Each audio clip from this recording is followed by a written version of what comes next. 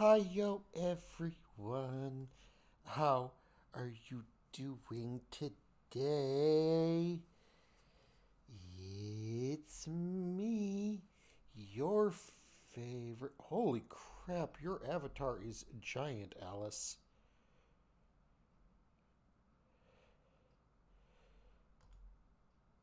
You're like 3 times as tall as Zodiac. Hello, everyone. I see Alice. I see. Ooh, Breadless is here. Breadless Sandwich is here today. Hello, Breadless. How are you? I see Palacious, and a Zodiac is hiding behind Alice. Hello, everyone. I hope you're all having a wonderful day today. So, we're going to get back into some murders.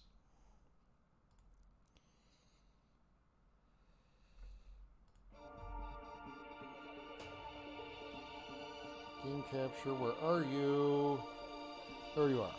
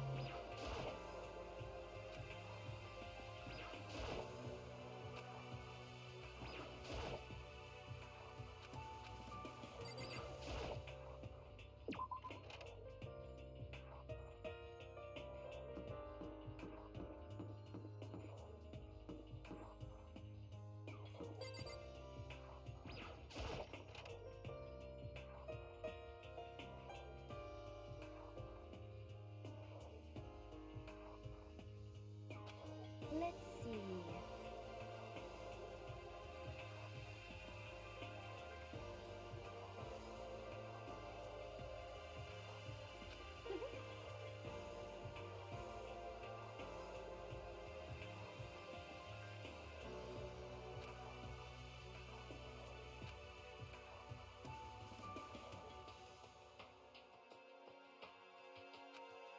Isn't it wonderful?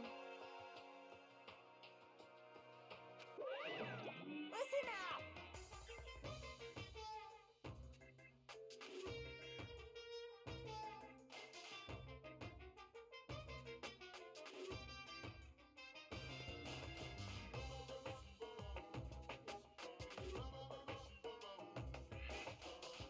It shouldn't be, but is it?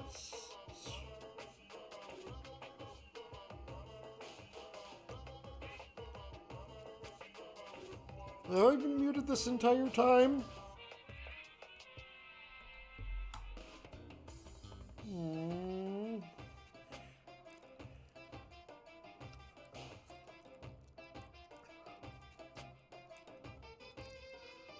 I'm sorry. So you didn't even hear me greet you guys. Wait, no. You definitely responded to me commenting that your avatar was big.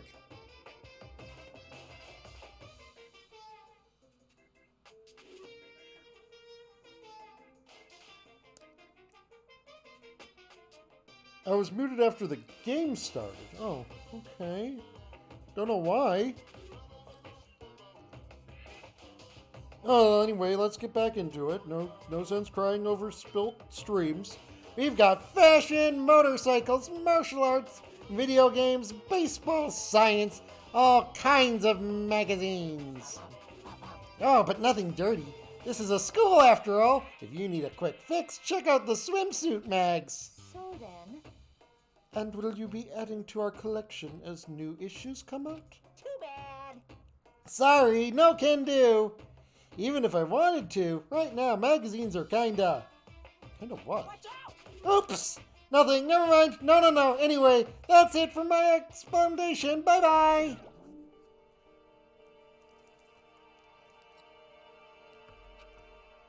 What he just said. Oh, what he just said. I know, right? It bothers me too. Most unfortunate. Life here would be that much nicer if you could add some new issues once in a while. How disappointing. Really? There's a copy of Othello here. I'm pretty bad at it, though.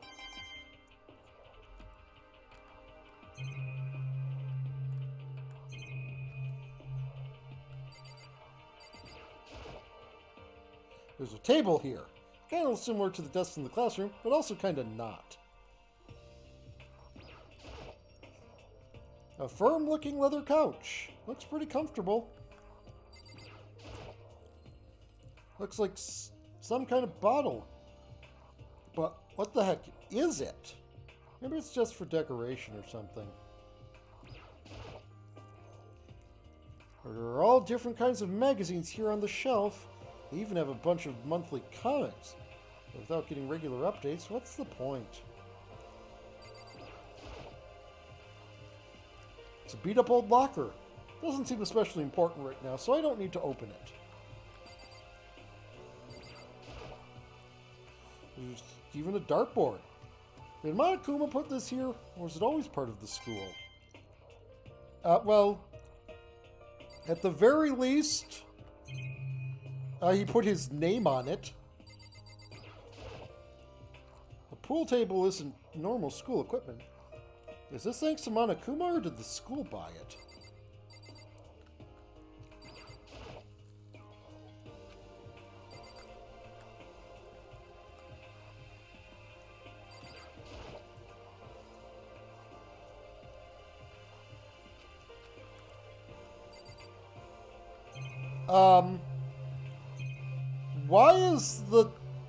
Why is that read Hopeful Peak rather than Hope Speak?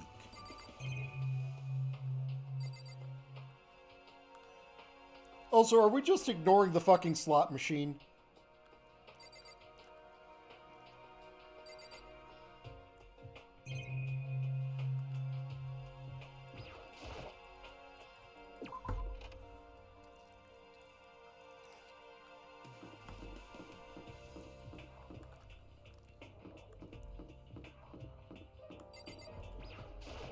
So this is what, an art room? Yeah, this is an art room. At first glance, this looks like any normal art room. Something about it seems off, or multiple somethings.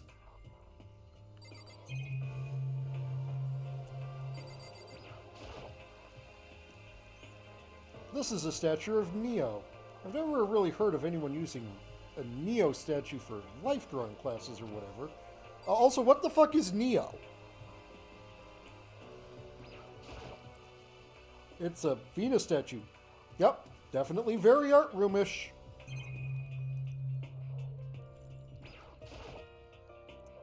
It's a locker. It doesn't seem like there's anything inside.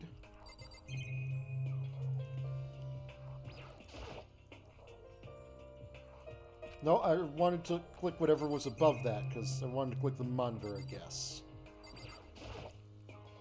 There are paintings lining the walls. Is this really art? It looks like a bunch of crappy graffiti to me.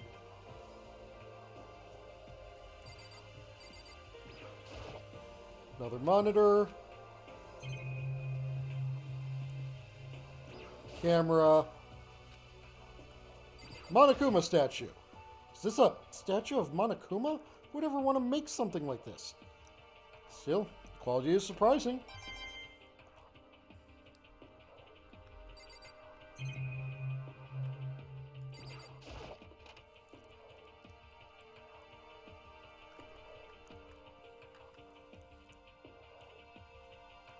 This is a repository that's attached to the art room. It's used to store different artsy things. There's something on the floor. Looks like a picture, but I stretched out my hand to pick it up. Almost as if on its own, my hand froze. What the? Huh? What I saw in that picture was Chihiro, Leon, and Mondo. And they were smiling? What is this?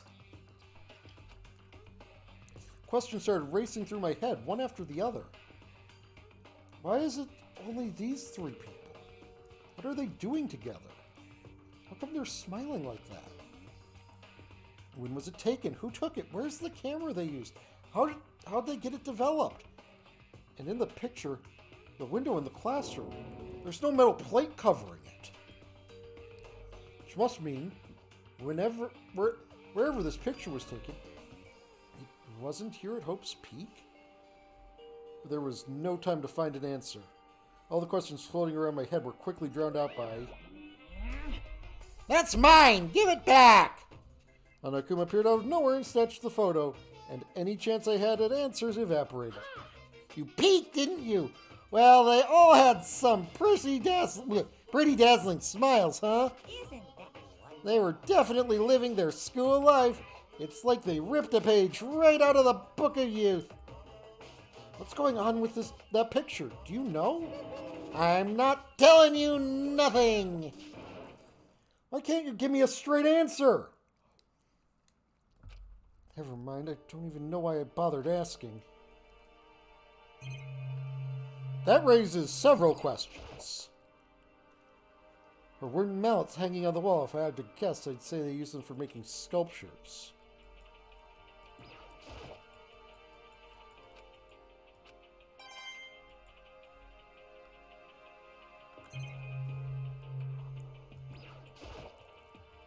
A dolly? I must use it to move all those statues around.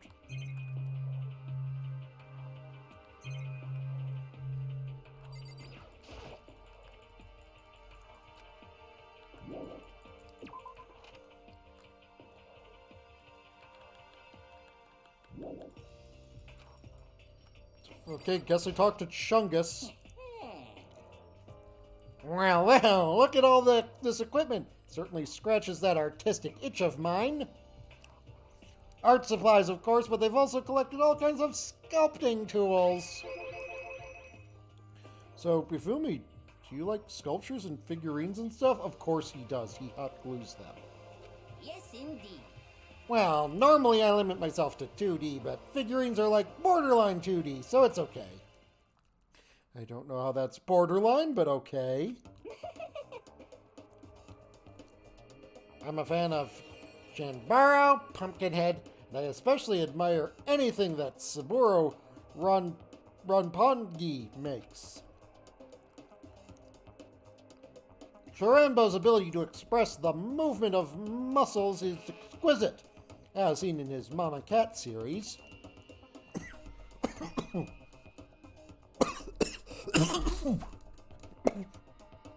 Sorry about that.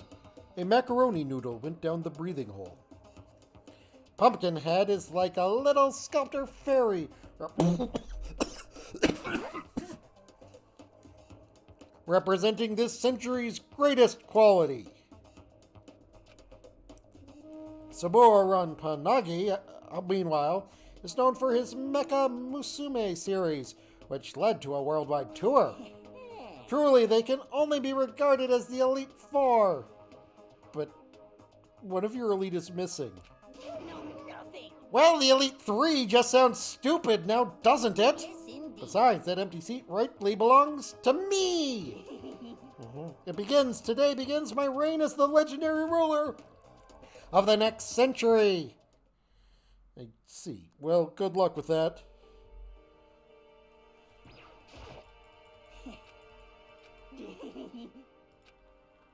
Can I leave now? Good, I can leave.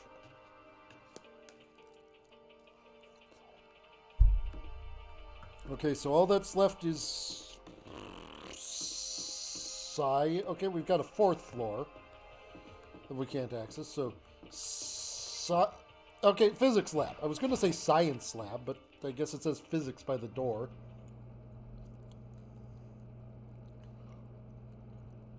This is the physics lab. It's like a classroom, more like some kind of research institute.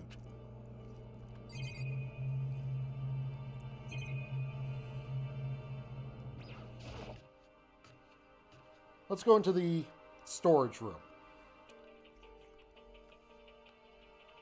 This is the equipment room. It's super disorganized and there's a strange chemical smell in the air. Aha! This place is so relaxing, so calming.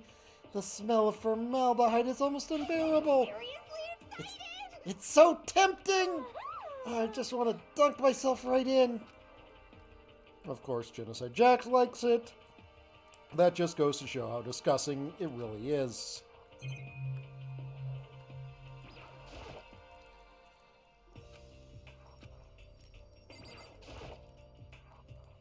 There's a bunch of files here, probably old lab files or research data.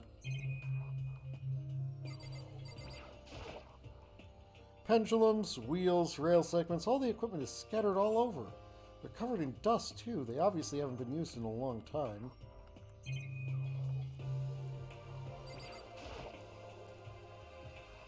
This is a tarp. There isn't anything strange about it. It seems perfectly ordinary to me. It's a tarp!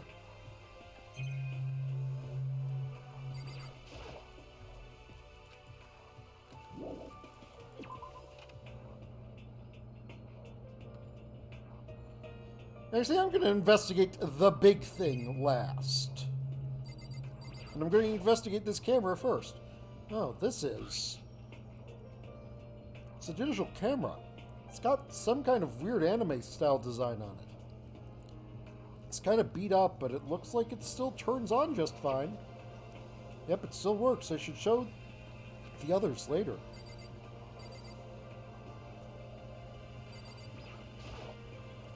This machine obviously has some kind of purpose, but I don't know anything about physics to begin with.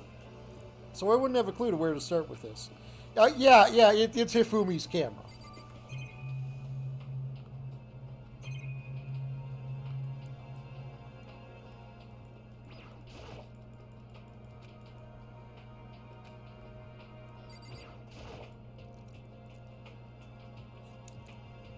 They must use these for physics experiments and stuff. There's materials, pulleys, steel plates, magnets, and all kind of stuff I don't even recognize.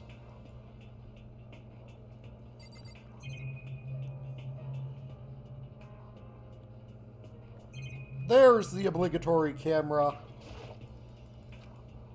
Okay, let's examine the big thing.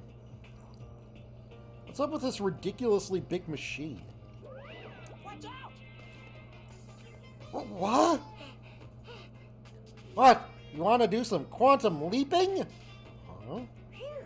That's a time machine. Pretty awesome, right? It was designed by a student right here at Hope's Peak. The ultimate physicist.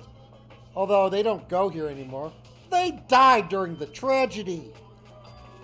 The time machine? Seriously? So I can go back in time? Okay, then let me get in there. If I can go back to the past, then I can... This time I'll stop Mondo for sure. Oh, sorry, not possible. This particular time machine can only go back 1 minute. Comes in handy when you, leave your pizza bagels in the microwave 1 minute too long. 1 minute? You sound disappointed. But actually, I was lying about the whole thing anyway. There's no such thing as time machines. What? Hey, Honestly, it's just an air purifier. Air purifier? In other words, It can produce clean air no matter where you're at. With that thing, you could even live on Mars.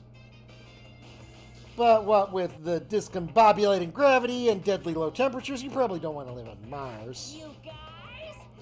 Anyway, this machine is the reason you guys have all this delicious air. So don't go messing with it. You break it and it's your butt. This huge thing is just an air purifier? More than that. Go out of your way to say something you know will hurt someone who's already suffering. God damn you.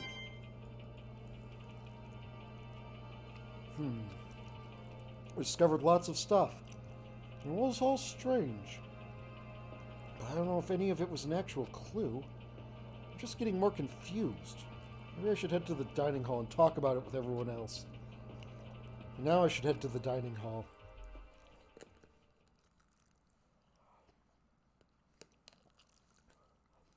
When I got back to the dining hall, the first thing I noticed was... Nina? I tried to talk with her, but her voice was immediately drowned out by the others as they rushed into the dining hall. Huh? I thought she was sick or something. Everyone rushed past me and crowded around Hina. Being surrounded by everyone like that, Hina looked really uncomfortable. Are you feeling better already? Yeah, I ate a few donuts, and that really helped a lot. You do love those donuts. But wasn't it your stomach that was hurting? Well, my stomachache kind of made me hungry, so, you know. I guess my memory's kind of fuzzy lately. They say that a goldfish will eat however much food you give it. Even if it's about to burst. Miss Asahina is pretty much the same, it looks like.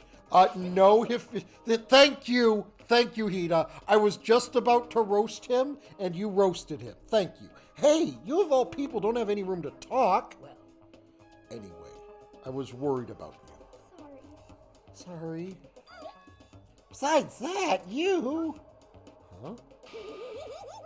Jeez, your knockers are huge! What the heck, did you convince them to double up on milk production? Bastard! Stay away from her, fiend. Anyway, first things first, we should talk about what we found, right, Taka? Right!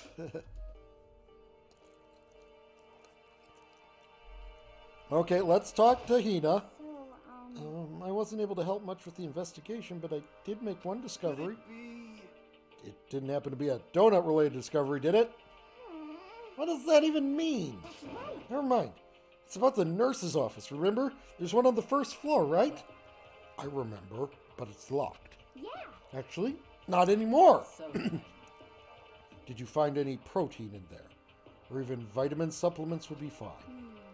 Did look, but no dice, just a bunch of headache medicine and over-the-counter stuff. I see. That's disappointing. It is disappointing. Like, the end of the world is already here. Not sure it's that disappointing. Oh, I just remembered, I saw Byakuya a little while ago. What? Where? Where was he? You're kind of scaring me. Where was he? He was in the locker room. He had a huge stack of books he must have got from the library. No. So that's where he was hiding. I won't let him get away from me.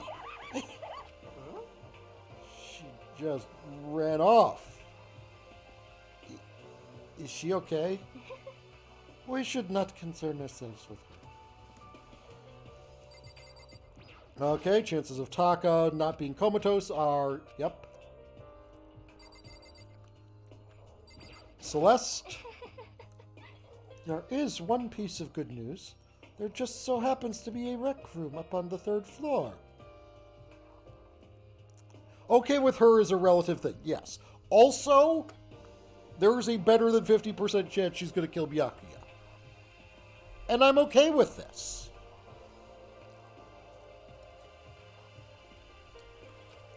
I have no doubt our student life here will be even more enjoyable because of it.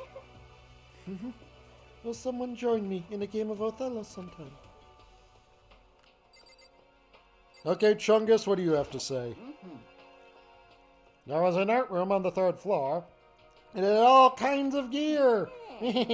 Now I'll be able to recreate all my favorite anime characters. If I can't watch all the anime, then I'll make all the anime. Characters, that reminds me of that thing I found. Yeah, the anime camera is his. Oh yeah, speaking of anime, that reminds me, I found something while I was looking around. Perhaps. A digital camera. That's what it seems like. Does it still work?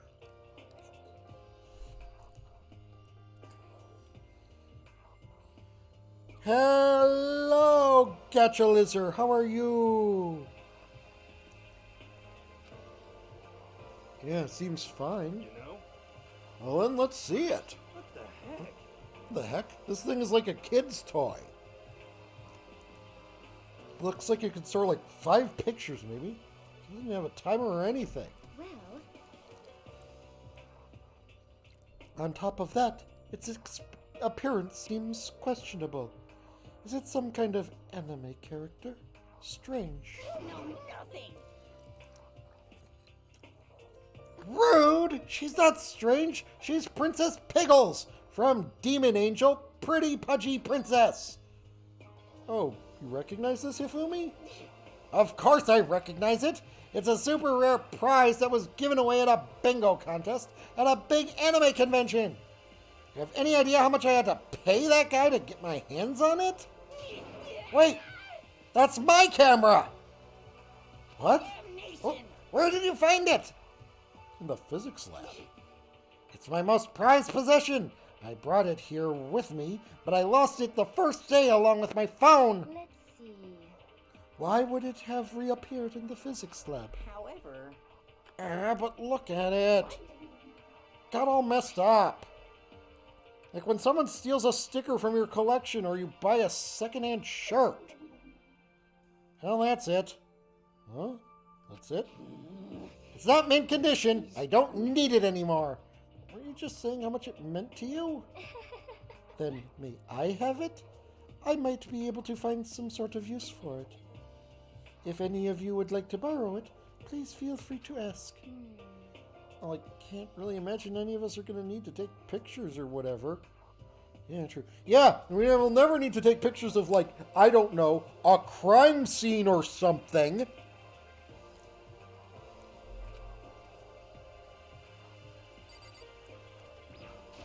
Okay, Kyoko, you're the useful person. Please be useful. There was a rather remarkable physics lab on the 3rd floor. In the middle of the room, there was a machine bigger than anything I've ever seen before. Yeah, apparently it's an air purifier. Huh? What's something like that doing there? Is the device really that big? I really don't get it.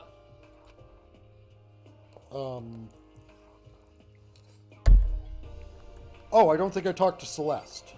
No, I did. She talked about the games room. Talk to Sakura? I searched the entire floor, but all the windows in the halls and the rooms were blocked off. Should I give us a rest already? For serious, give me back my bright blue skies! Just forget about it. Impossible. Make it sound like I dropped a nickel or something. Just to be sure, I went from one end to the other, testing each metal plate. None of them budged. so in the end,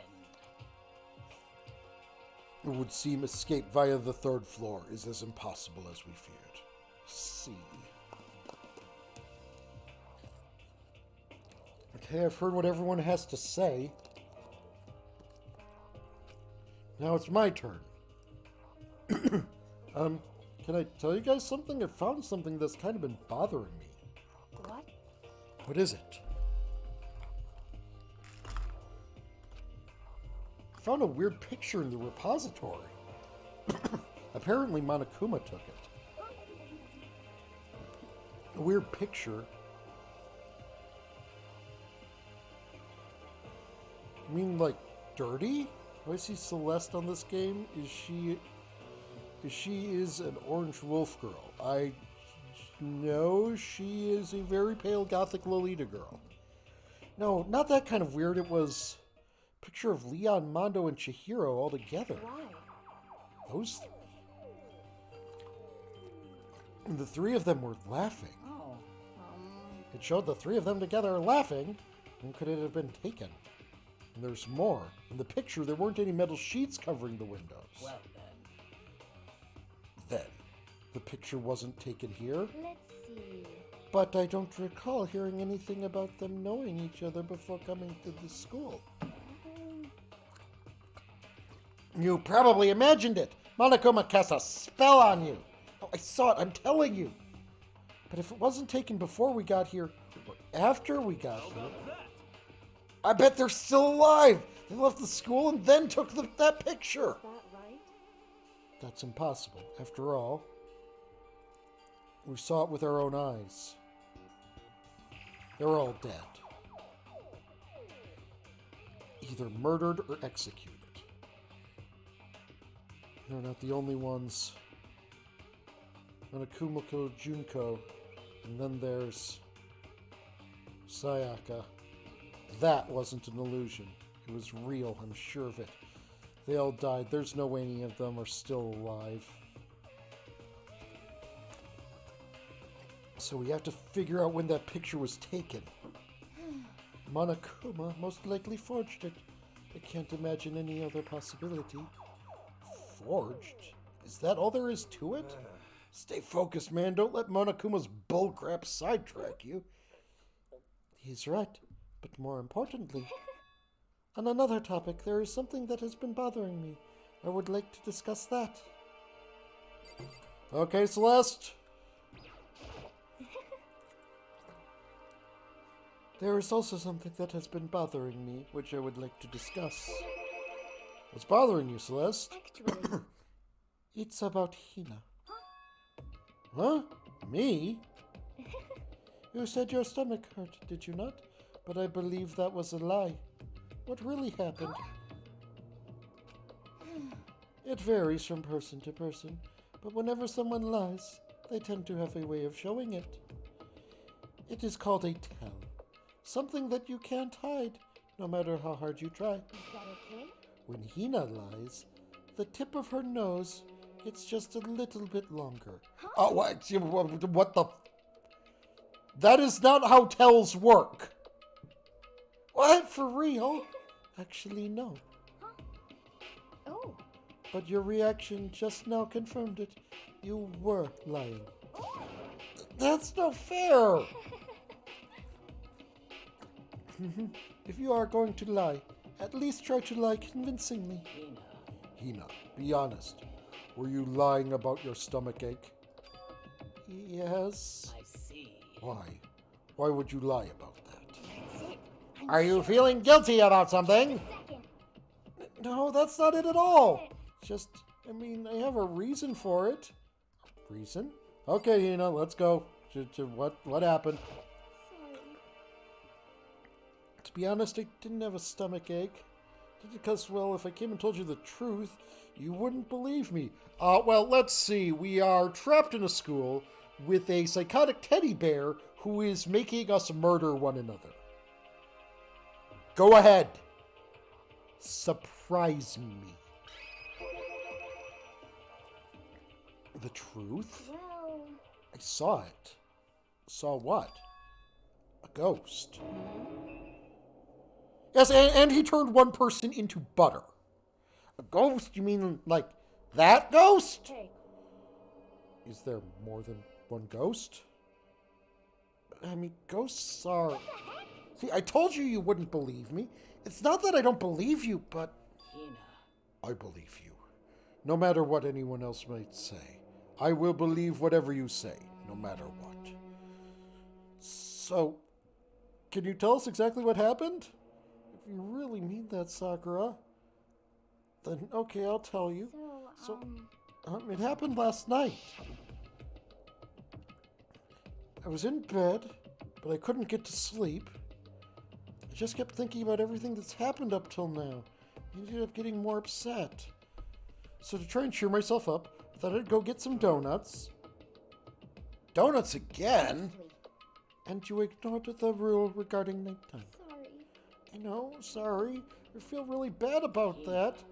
Anyway, please continue. But Well, I left my room and headed for the warehouse.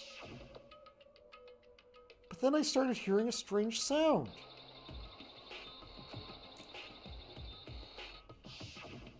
well, It was coming from the direction of the bathhouse, so I headed that way. The locker was halfway open, so I took a look inside. And I saw a human shape surrounded by a pale green light. There's no doubt who it was. It was Chihiro. Say what? Yeah!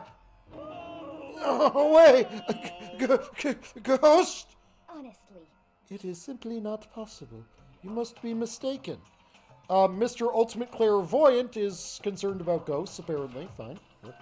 Just as in most cases of paranormal activity, it was born from your weakened mental state. Well, Then all we have to do is go see for ourselves, right? Let's just go to the bathhouse and see what Hina saw. It is a waste of time. Maybe, but there's no harm in it, right? If we don't find anything, that'll be the end of it. You guys try and see ghost? Is that really a good idea? It might put a curse on you. You can wait here if you want. I don't want to be alone. Take me with you. What are you going to do, Celeste? there is nothing to be done. I suppose I have no choice. How about it? How about you, Mr. Ishimaru? Are you gonna wait here? oh, I guess that's a yes.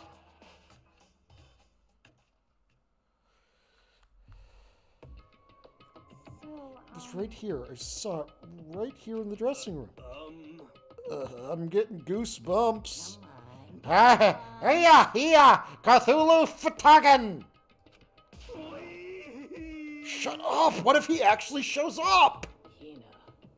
Hina, where was it you saw Chihiro's ghost?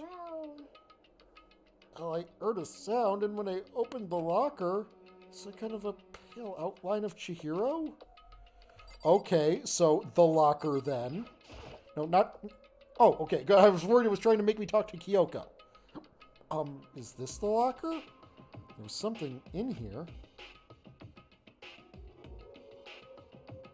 Huh? Inside the locker is a laptop? What's something like that doing here? hey, I remember seeing this. Oh, that's right. I saw it in the library before. It looks like a laptop. The laptop is pretty old and it's all covered in dust. so, It's broken. I tried pressing the power button earlier, but nothing happened. Broken, huh? Too bad. So, Chihiro did get his hands on the laptop and made it work, just like I suggested would be a thing.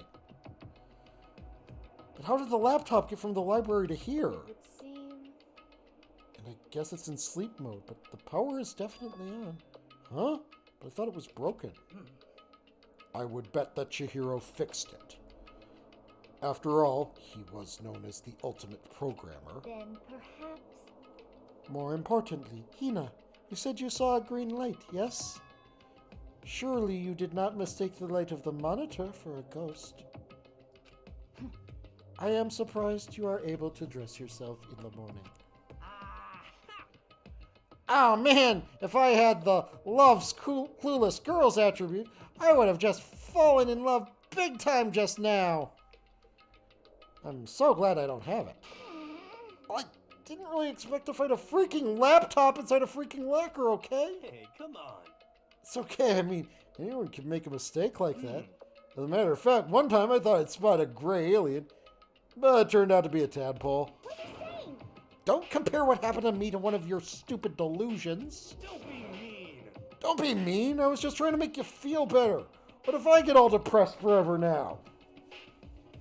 Listen, isn't this really strange? What's this laptop doing in In here? other words, Maybe someone hid it here. But If that's the case, we found it pretty easy. wrong. Whoever put it here, I don't think they were trying to hide it from us. Huh? What do you mean? Haven't you noticed?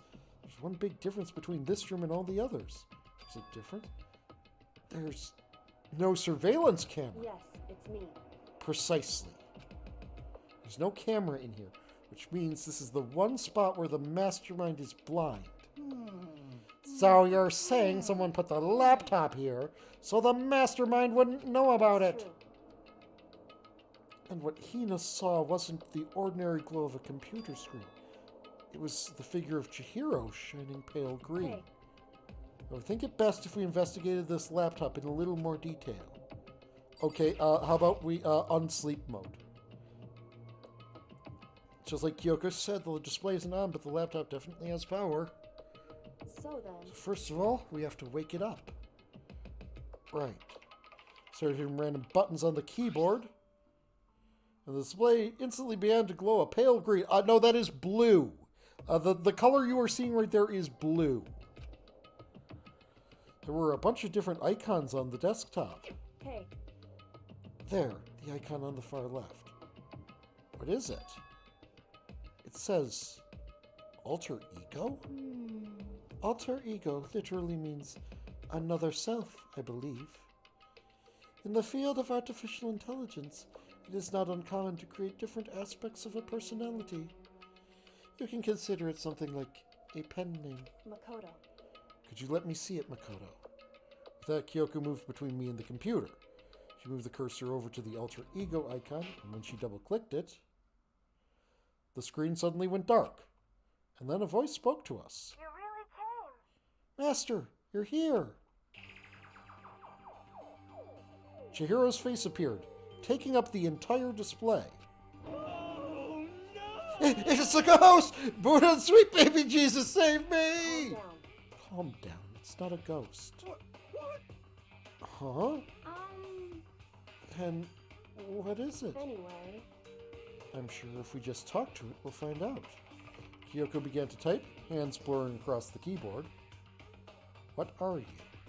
And then, hello. Nice to meet you. I'm Chihiro Fujisaki.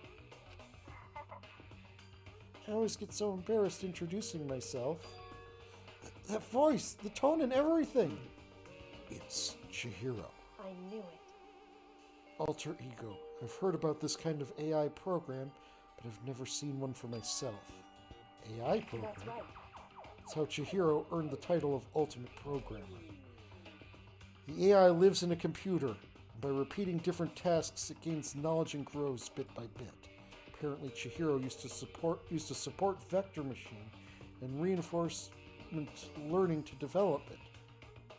Sure, those words. Eventually, he came up with a breakthrough in artificial intelligence design. Support Vector Machine? Reinforcement learning? It's true. To put it simply, it's a learning method for computers. If you want to know more, just Google it, okay? In other words, But if this AI continues to grow, it will become more than just a piece of software to help people. Some say that an AI like this might someday replace people. And that is why it is called alter ego? A fine choice, then, I must say. If it can create memories, have thoughts, and grow up, the process isn't much different from how humans work. Hello, last warrior. How are you? If you were to raise your own AI that way, it would make perfect sense to refer to it as your alter ego. I see. A second, perfect personality that can never forget or grow old. That's what Chihiro created. That's alter ego. Kyoko, how do you know so much about this? Are you okay with this? Anyway, so he fixed the broken laptop and put his own program on there. That is what this means, yes? Then he brought the machine to this dressing room where the mastermind would not be able to see it. But you know all this about master and whatnot. Yes, yes.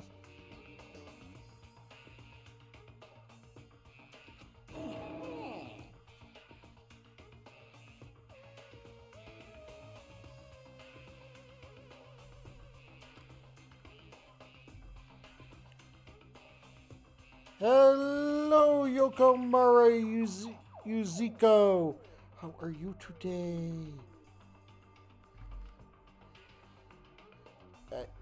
I believe I'm on fire! I thought you were only into 2D. This is the most excellent 2D possible! But he's a guy! Also a computer program! I feel as if... Oh, that aspect is no problem! That aspect? Anyway, let's talk to him a little more. They're typed away rhythmically. How much do you know about what's going on? Master only gave me a general idea. But I do know that things have become very grave. He found himself caught up in this without warning. Kyoko immediately shot out another question. Why are you here? Are you asking what Master had planned for me? Well, he wanted me to analyze the massive number of files stored on this laptop.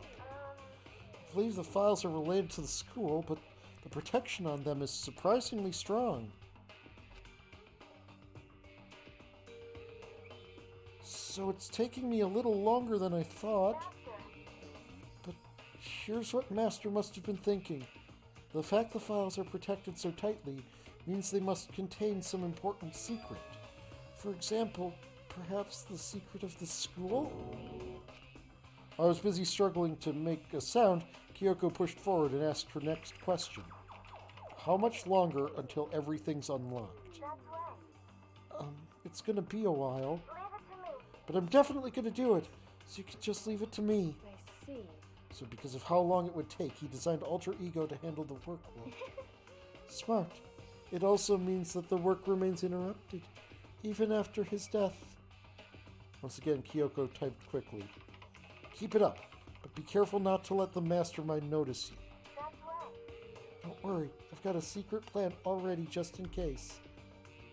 Actually, I can see what's going on using my built-in webcam, so if anyone suspicious shows up, I'll just scream for help real loud.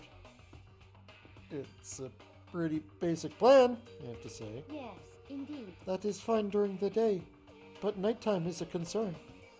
Huh? Why? Are you okay with this? Have you forgotten? All our rooms are completely soundproof. Once we close our doors, he can scream as loud as he wants, but we won't hear a thing.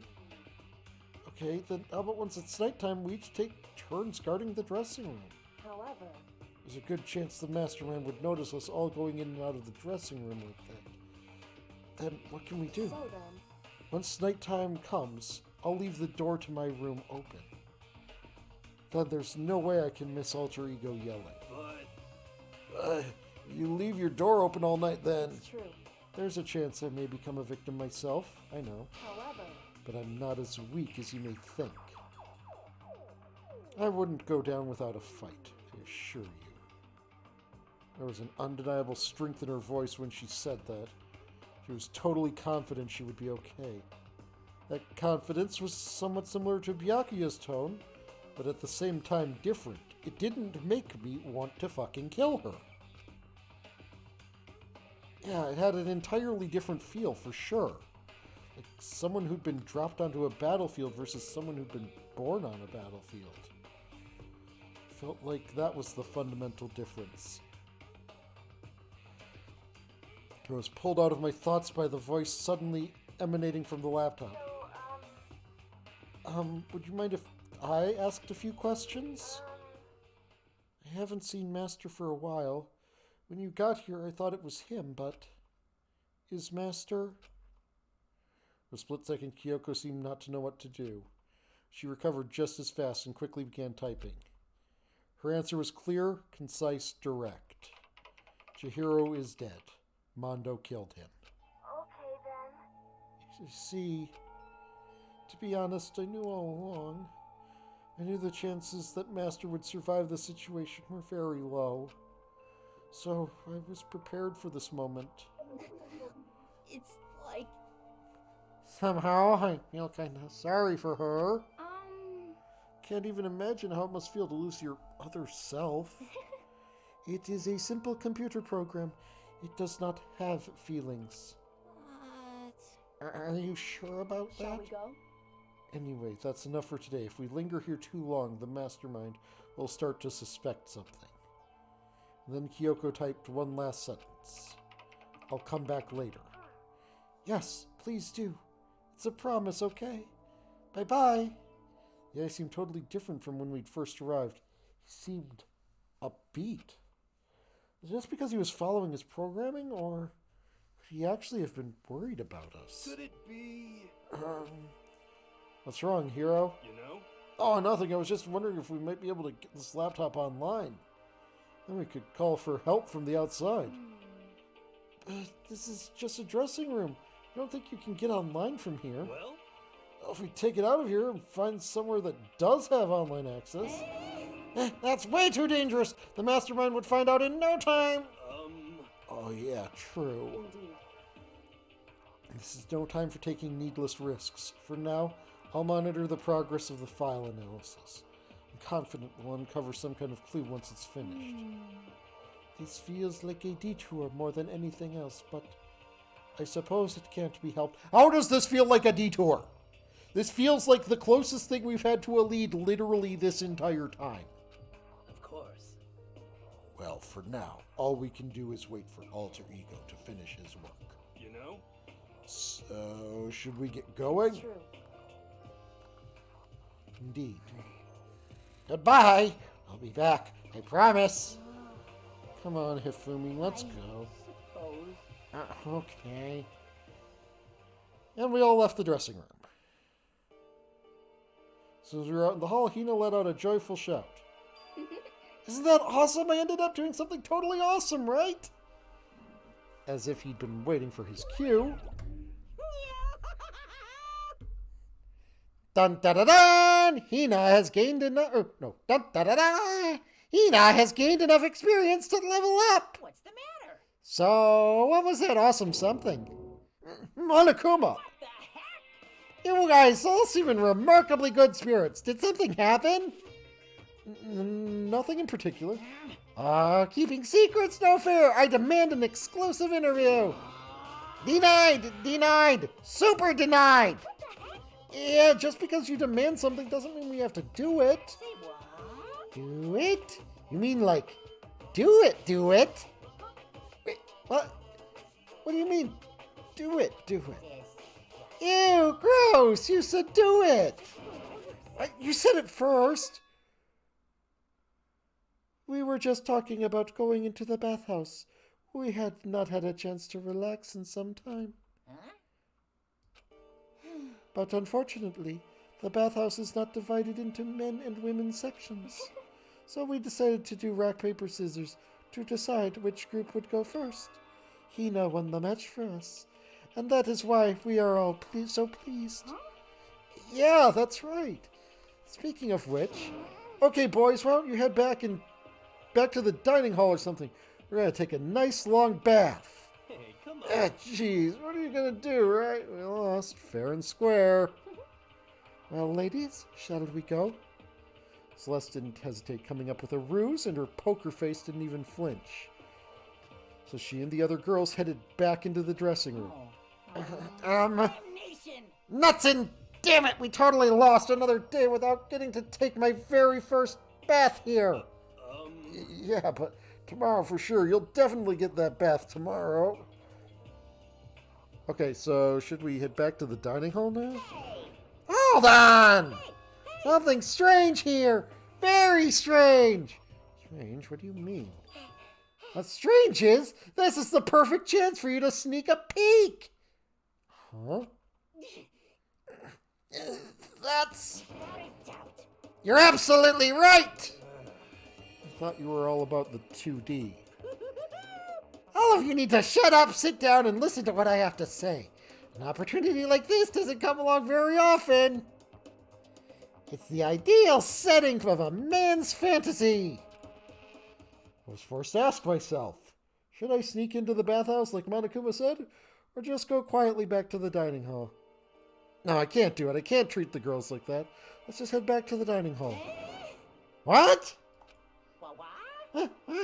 What about your man's fantasy?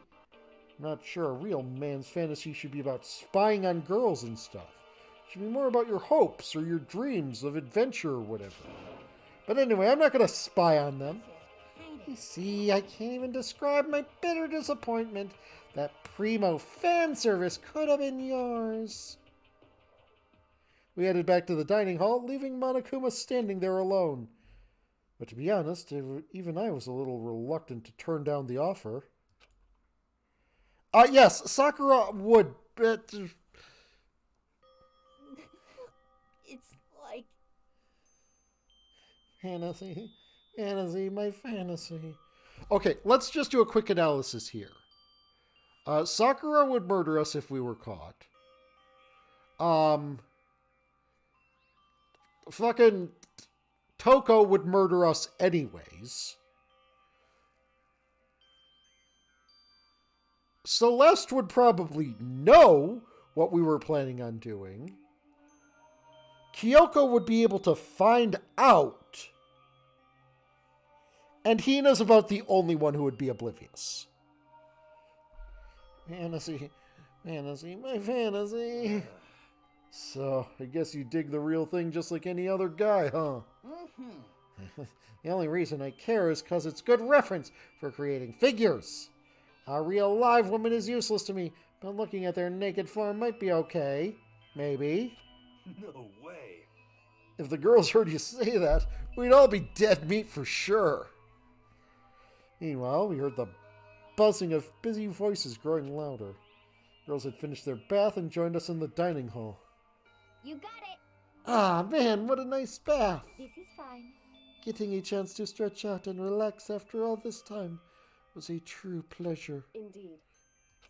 Of course. Normally, after a long bath, I like to make myself a nice protein coffee, but...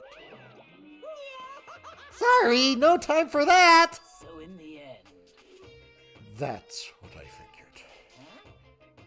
Actually, We were just saying in the bath how it was about time for you to get up to something. Because... After seeing how happy we all were, an evil little monster like you would never let that last for long. You're all terrible to me. my entire existence! Everyone's so cold and mean even after I got presents for all you. Presents? Well now. Have I got your attention? Let's head back to the gym where your presents await. See ya later! No questions, no dilly-dallying. Get a move on, and everything will become clear. Oh, What is it? What are you scheming this time? it would seem... He's probably going to repeat the same thing again, providing us with a motive to get things moving. Huh? Again? No. The tarp was in the tarp was in that storage room. I don't want to do this anymore. Me either. I'm like totally traumatized. However... It's okay. We have alter ego. I'm sure he'll find something that'll help us. So for now, Correct. you have to just endure it, come what may.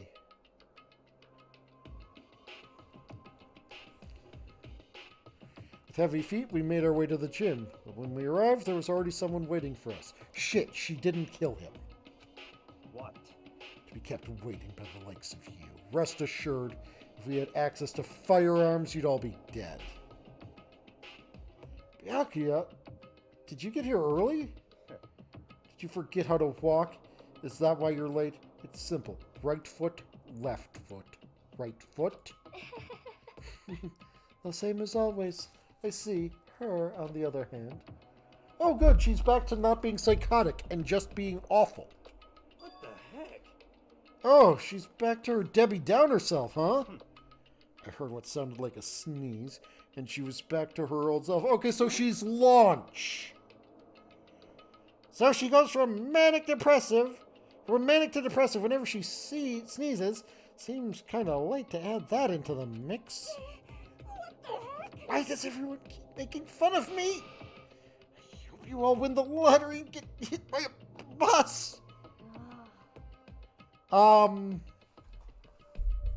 Just as long as I end up in, like, Konosuba or Overlord and not RE0, okay? So when you want to say something mean, then you can talk, huh? Well, Anyway, it looks like everyone's here, so then... which means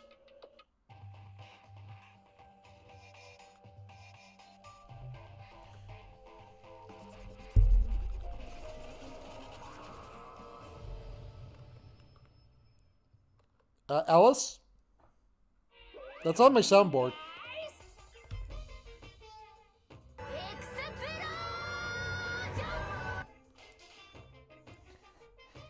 It looks like everyone's here. So then, let's get started. What? Come on, out with it. What kind of motive do you have prepared for us this time? However, Whatever you subject us to, we will not break. Yeah, that's right. We're not going to lose to you ever again. Come on. You don't have to get so defensive. Calm down. I've decided to change things up a bit this time. Up till now, I've been using the whoosh of the north wind to get you all moving.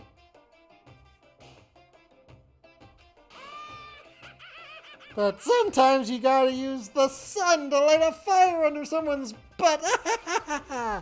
Without further ado, I give you this. $10 million. I've prepared this graduation present for whichever lucky student makes it out of here alive. What do you think? It's 10 million bucks. 10 million smackaroos.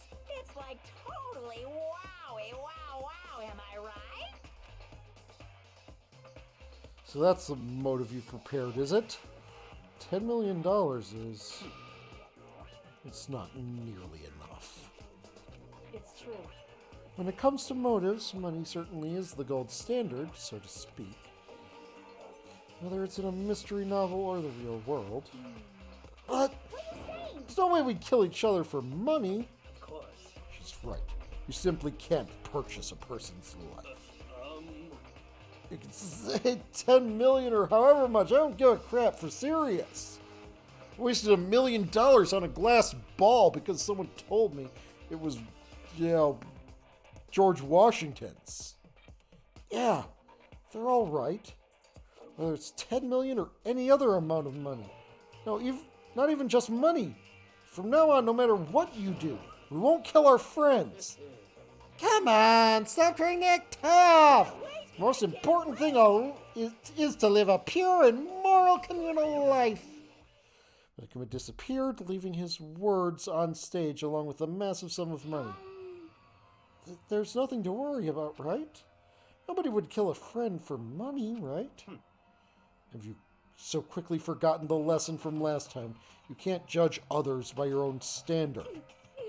Yeah, there may be someone here who's having money problems. Personally, I've earned over $1 million from my gambling efforts. My life is comfortable.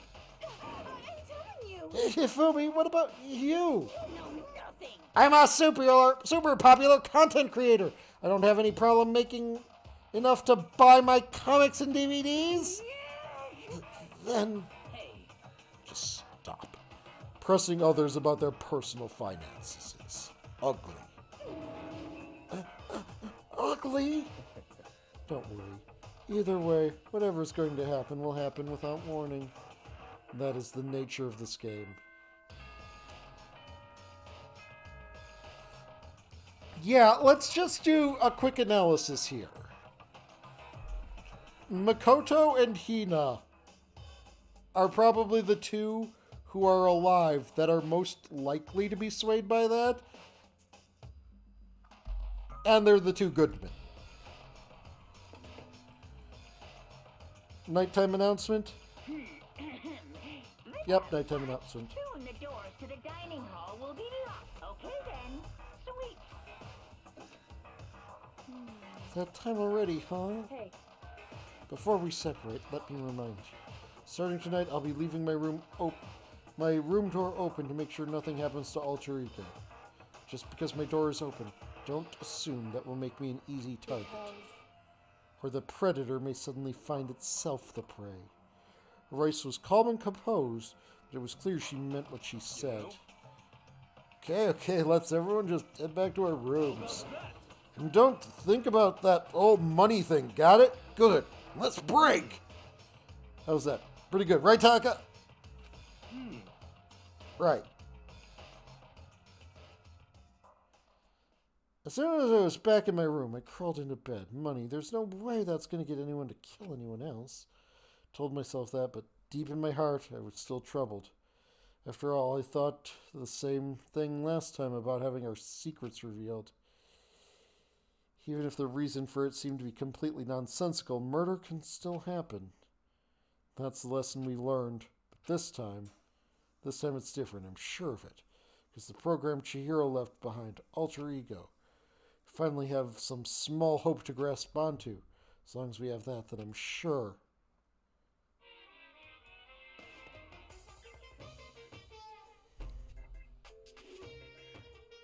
Little kids have it so easy. Because they just put Lil in front of their name and right off the bat everyone thinks they're cute. Well fine then. I want everyone to start calling me Lil Monokuma. See? Just by adding that, my cuteness goes up by at least 10%, right? Yeah, the world doesn't have nearly enough Lils. More Lils would lead to the salvation of the world. Just imagine, little arsonist, little war criminal, little destruction of the environment. Little hit and run, little death tax, little Great Depression. The darkest subjects can suddenly become brighter. Our dreams are expanding. Ding, ding. I am like 90% sure you could find them without any difficulty. Let me just test this theory. Monokuma plushie. Good morning, everyone. Amazon It is now search. 7 a.m. and nighttime is officially over. Time to rise and shine. Yep, they're $13. Get ready to greet another beautiful day. Well, then I guess I should head to the dining hall.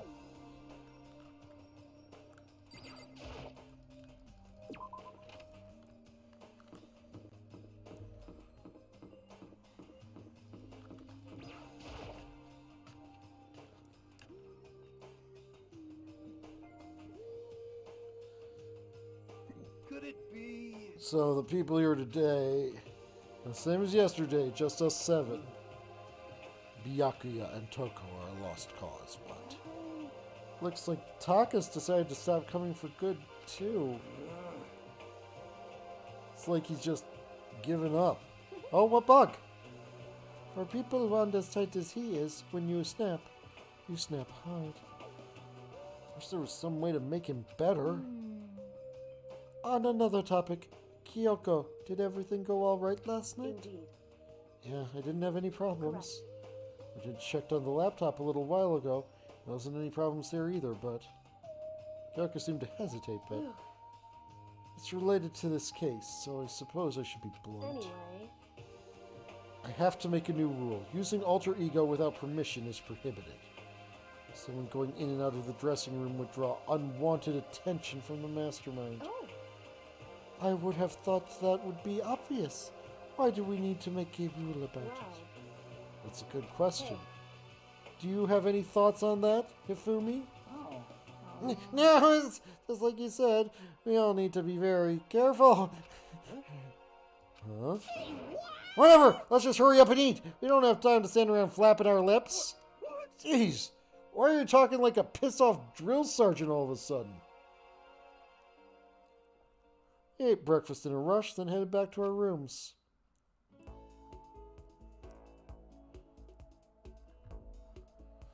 What should I do today? Free time. Okay.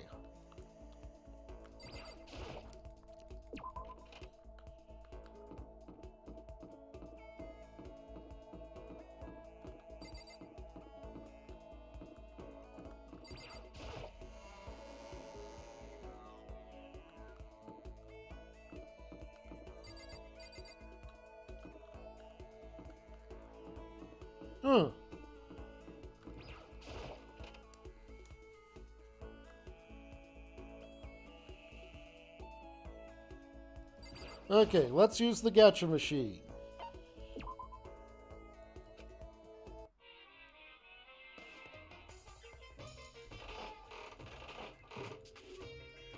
We have ourselves camera,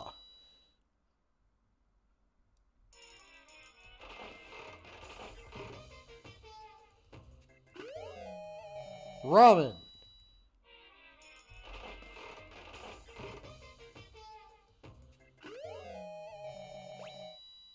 Shinto blessing.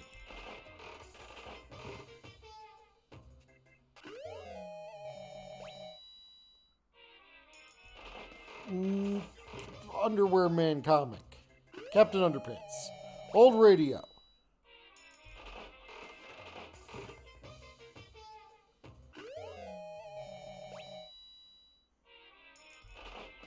Angel figure. That Shinto blessing again.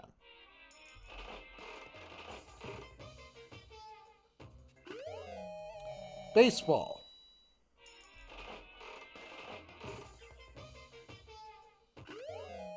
Glasses.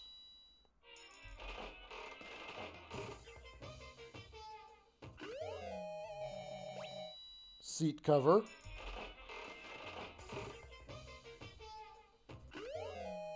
Salt.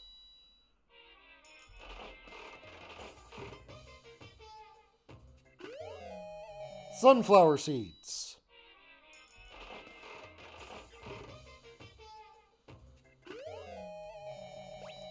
Gun.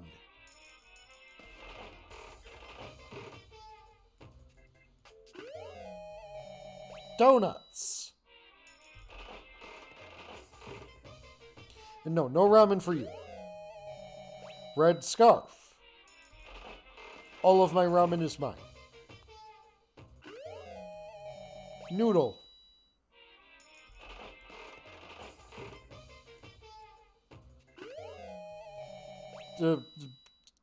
Ticket.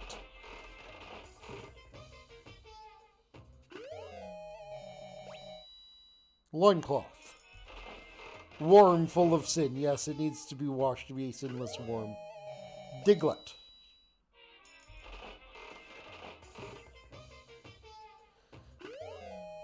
Ticket again. Lucky.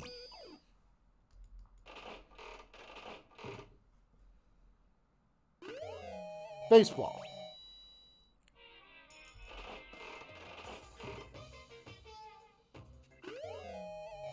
Flashlight.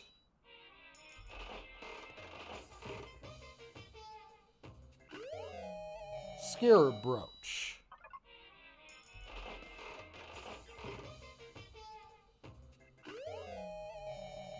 Radio.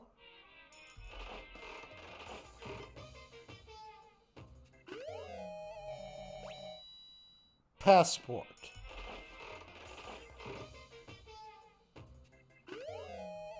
T-shirt.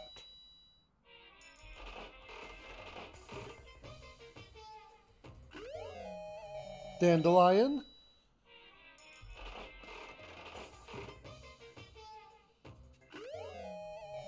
Ring.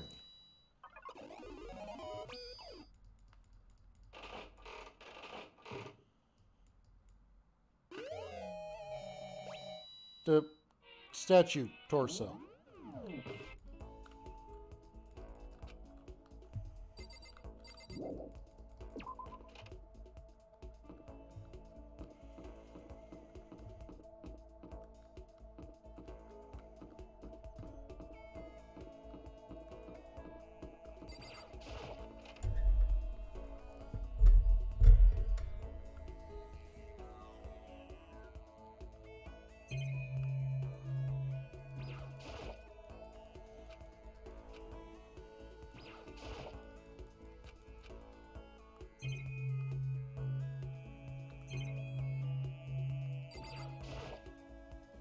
A refrigerator. They must just keep drugs and stuff cold.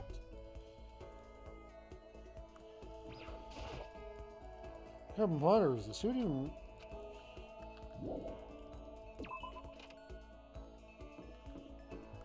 Yay, we get to do 3 more pulls on the gacha machine!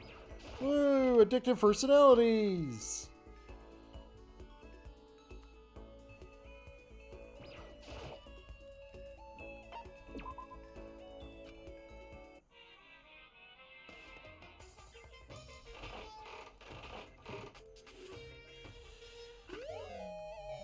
That torso again.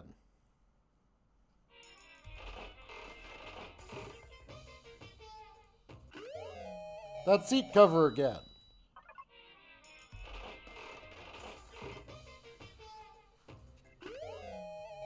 A fax machine.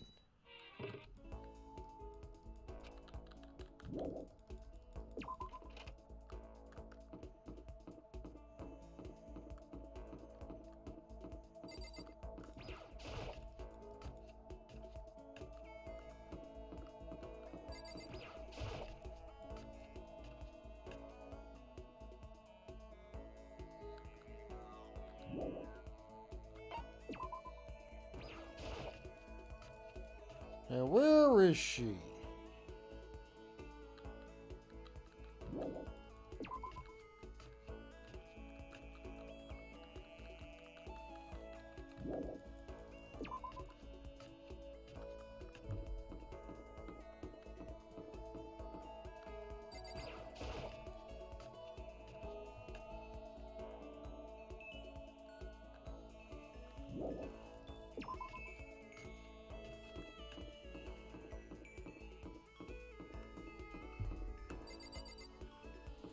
You know, that's actually kind of some impressive foresight. Her room is actually the closest room to the bathhouse, so she would be the one most able to hear it.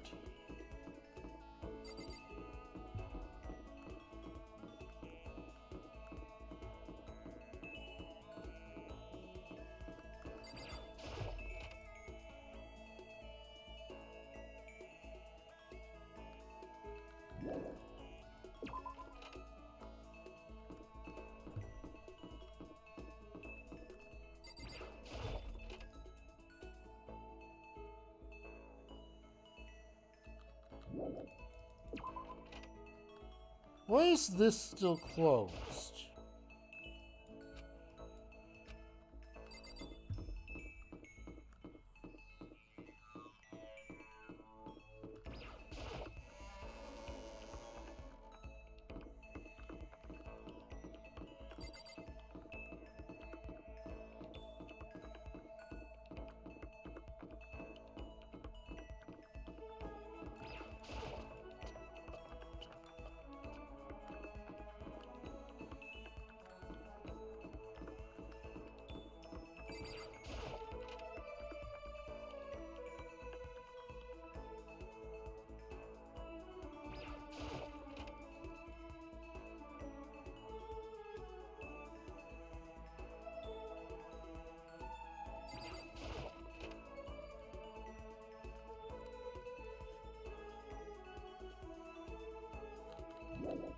And you'll know when I find them, right?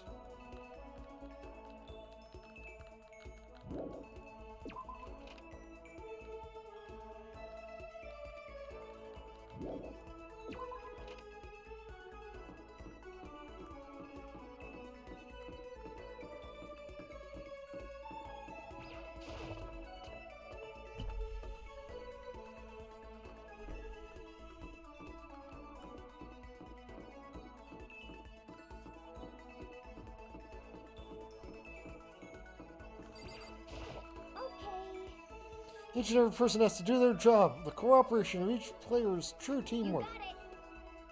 That's a quote from a famous rugby player, Uji Mitsuo.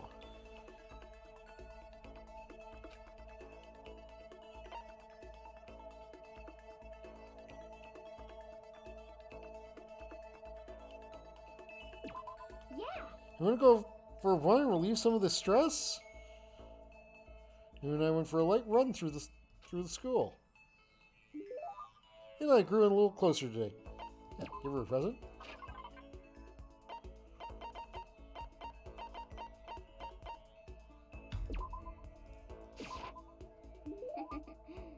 How thoughtful. This is why I like you, Makoto. I mean, not like, not that kind of like. Seeing you here so pleased with something I gave her makes me happy. Oh man, what's up? Okay. Getting totally fired up. What? How come? Come doesn't matter. Now I'm revved up. I need to get it out. Let's race. Don't think that's a good idea. I wouldn't stand a chance anyways. That's right. Really? Well, I don't mind a solo run. Hold on. You always seem so excited, What's Peter. your deal? Huh? You making fun of me? No. I'm just impressed. Really? Listen to this one guy. He was always like, Hina, you're like a super spaz. Super spaz? Yeah. Yeah, like he'd see me wearing shorts in winter and he'd say stuff like that. If you lose to the cold like that, it just means you weren't dedicated enough. Oh, you did stuff like that and didn't get sick? Getting sick is for the weak. If you're really dedicated, winter means even lighter clothes. It's all part of your training. Training, huh? Like, are you the type who gets sick easy? Actually, yeah. See, you're soft. You need more training. Okay, I've got the perfect remedy to keep someone like you fit as a fiddle. Huh? What kind of remedy? Yeah. Actually, I do this myself each morning. And yes, last worry, the game probably would be shorter than that. Because, chances are that's probably going to get us killed at some point. Actually, I do this myself every morning. You just strip down to your waist, then take a dry towel and start rubbing down your bare skin. I call it, what do I call it again? A way to keep healthy by stripping down and rubbing a towel across your skin? Let's take a shot at this. Something like towel treatment? You got it. Oh my god, yeah, that's it!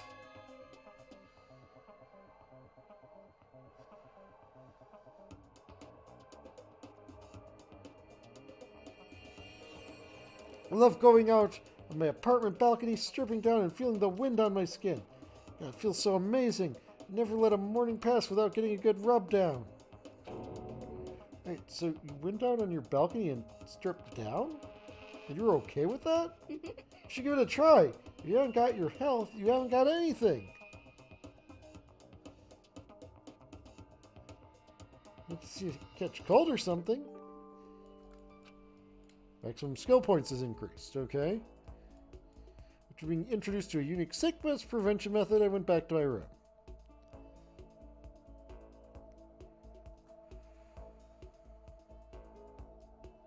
So I've got some time, what should I do? Ding dong! Oh, sounds like someone's here.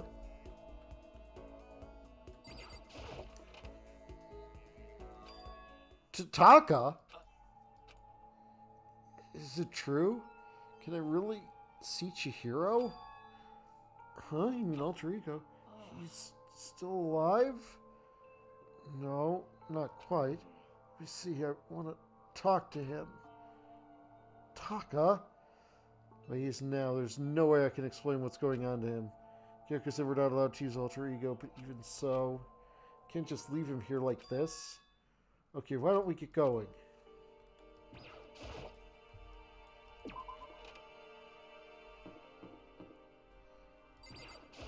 Just a second.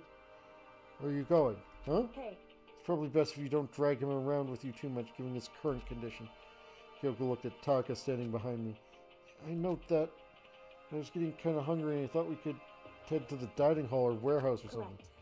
Well, then I guess that's okay. I thought I saw a brief flicker of doubt, but maybe it was just my imagination.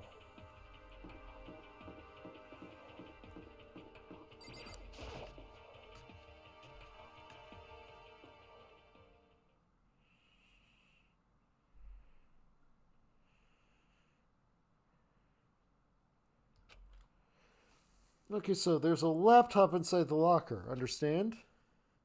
And on the laptop, there's a program called Alter Ego. How do I talk to him? Just tell me what you want to say and I'll type it for you. Do you hate Mondo? And since I couldn't stop him, do you hate me? It was clear he was forcing himself to get the words out from his mouth from the... Ah! Evie Snow, thank you for the bits! Also, hello, Evie Snow. How are you today? That is Minnie Snows. How are you? How are you, Evie Snow?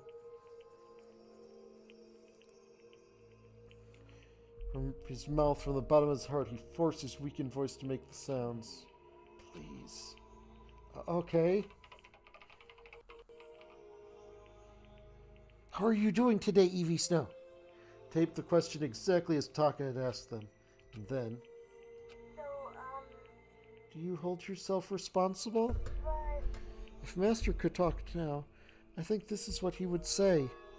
Please, live your life for the both of us. It's impossible for me now, but you can still survive and escape. All of you. I'm doing all right. A little bit of a headache, but I deal with those a lot. Hey, Taka. I was about to say more, but quickly closed my mouth. hey, The one asking those questions is Taka, right?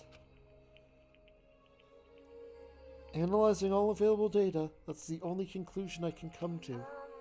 Master told me how close Taka and Mondo had become. So that must be why he feels responsible. The screen suddenly went dark. What happened next was... You're not letting yourself get crushed under the weight of that responsibility, are you? Man's only worth is as much as the load he can carry. You get it, right, bro? Hell, what am I saying? Of course you do. That's... so, I'm sorry if I startled you. That was my attempt at a simulation, using the data about Mondo that Master had given me. I figured if Taka was depressed, that's the kind of thing Mondo would have said to help him. You gonna just stand there, huh? Just wait for things to get better? Take your time and get all depressed. Take time to indulge your regrets.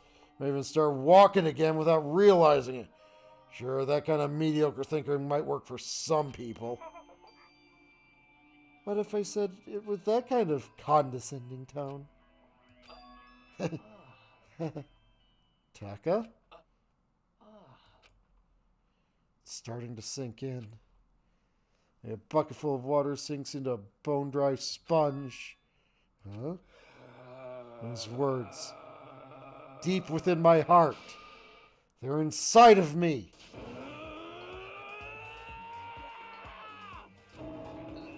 Taka? Who the fudge is Taka? Your eyes. Hey, don't worry about it. Guess I caused kind of a scene, huh? Shoot, man. Your voice?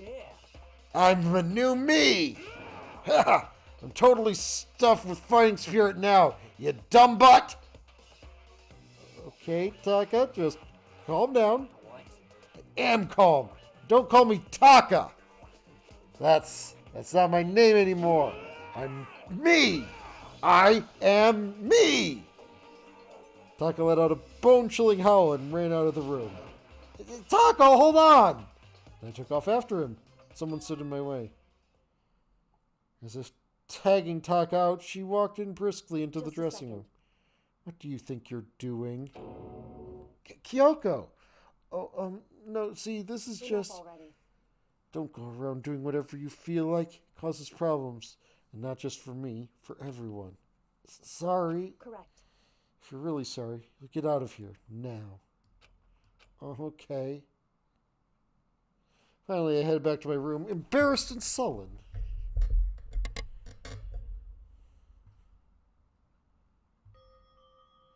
Still, what was with Taka's sudden freak out? Seriously worried about him.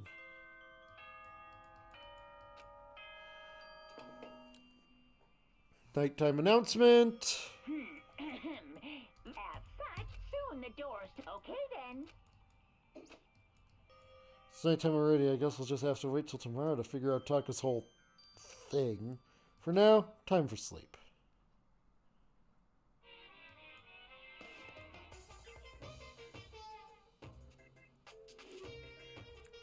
You want to know why I hate video games?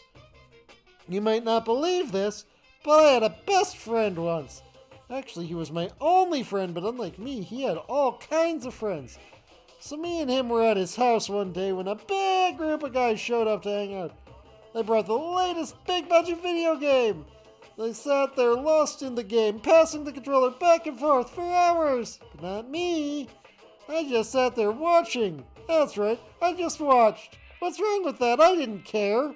Just by watching, I was able to nail down all the best strategies, even though I never actually played it. I don't plan on ever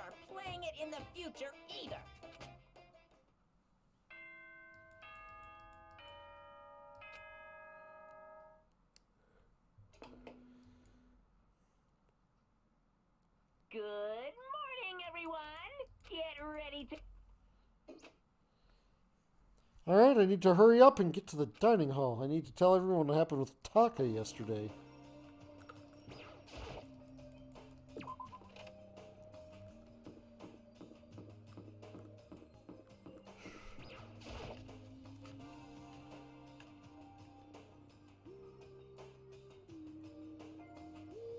You know?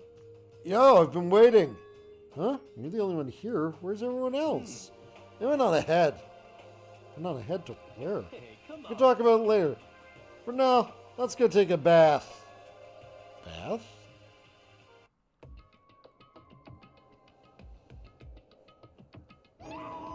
Ah, someone help! Fumi, what's going on? Dakota, save me! I've never asked you for anything, but I'm asking now! What happened? She's trying to kill me! Fumi pointed out. Huh? Kyoko's trying to kill you? Never said I was going to kill him. I simply asked him a question, like why he made the same mistake twice. Same mistake? What did he do? He snuck into the dressing room in the middle of the night and accessed Alter Ego without permission. And when I caught him last night, he was hugging the laptop and breathing strangely. What were you doing? Maybe she threatened to put him on a diet, maybe. I thought I made myself clear yesterday, but since being subtle didn't work, I suppose I have to clarify myself further. Please don't kill me. I'm not going to kill you, merely instruct you. Very sad. What? Just want to hear him explain himself. Hifumi, could you tell me what happened? Well, I was just talking. Which was prohibited, was it not? I mean, you see, talking to her was just so much fun, and I just... Oh, okay, time out. I can't believe I'm about to ask this, but... Hifumi, you're not gonna tell us you fell in love or something, are you?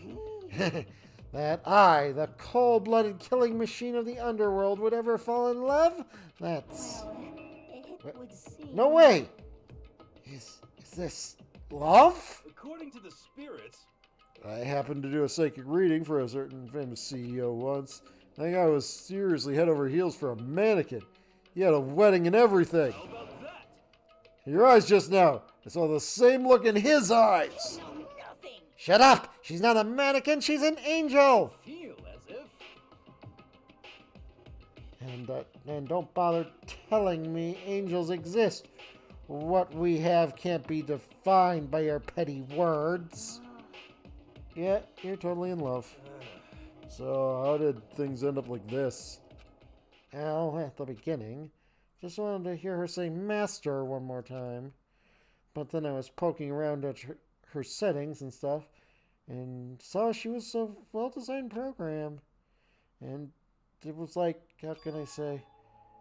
It was the first time I was ever able to talk like that with a normal girl. She's definitely not a normal girl. Even when all we did was talk about my hobbies and stuff, she wasn't annoyed or disgusted or anything.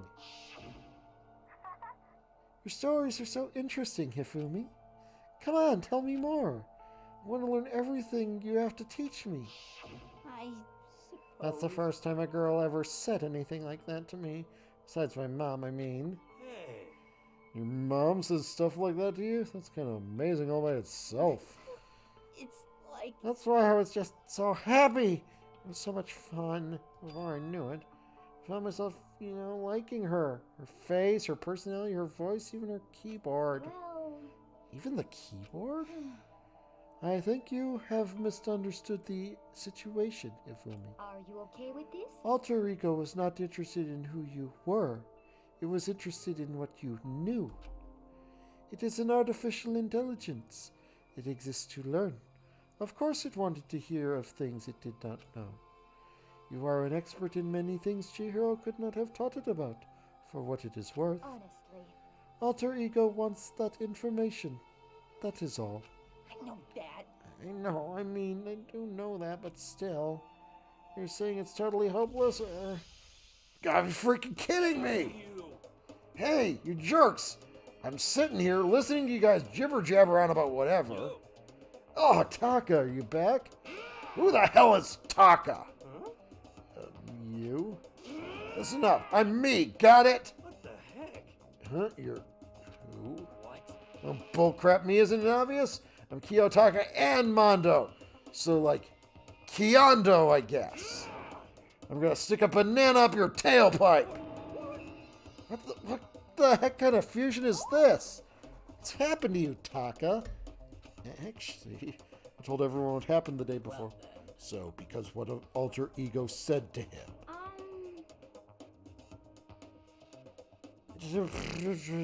Fusion dance with the dead guy's more like it. Are you sure it's alter ego's fault? Maybe Mondo's ghost showed up and possessed him. There's no such thing. What the? Ah! Varian, thank you for the sub. Welcome, Varian. Let me just go ahead and already do this because you're going to redeem it anyways. Boom. What are you all whining about? Come on! God, you're really cheesing me off. Hey, Fumi! Okay, now Alice wants to be yoked into the stratosphere. Shoom! Yeah? I know what you're thinking, but bro belongs to me. Huh? Alter ego. He's an exact copy of the one who gave me my soul back. Okay, I'll eat Varian again. Not gonna let anyone else have him ever again. Fudging idiot. I'm afraid I can't allow that. What? So it would seem. I can't withdraw. Mr. Ishimaru, since I have this opportunity, let me say this right now. Destiny has bound me and her together in the guardian knot of true love. Well, me and him have been melded together in the white-hot heat of friendship. Come on, you guys. Moron, talk down to me and I'll ram my fist into all four of your vital points. Well, I punch at the speed of sound. I don't have any arm hair, so there's no drag. Knock it off, both of you. This doesn't belong to any one person. Chihiro left him to all of us. We can use him to finally gain access to vital clues. Kyoko's right. If anyone dares disturb our peace any further, they'll have to deal with me. Anyway. Until Alter Ego has finished his work, don't do anything weird. Have I made myself clear? I can't hear you. I suppose. Yes? Yeah. Got it. So then. Okay then, let's get out of here. We can't afford to linger too long. Are you sure it's okay to let them off with a warning? Indeed. Yes, I have a plan. It'll be fine. After watching Ifumi and Taka leave dejected, we all went back to our rooms. Still morning, but because of everything that's happened, I'm already tired. Maybe I just have to pull myself together. What should I do with the rest of my day?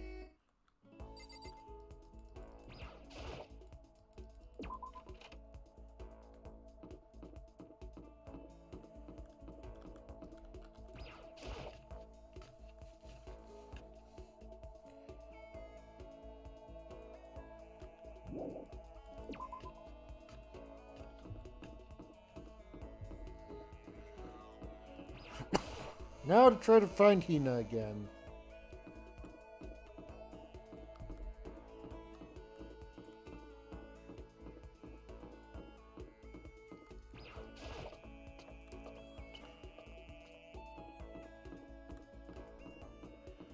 Is she gonna be in the same place again?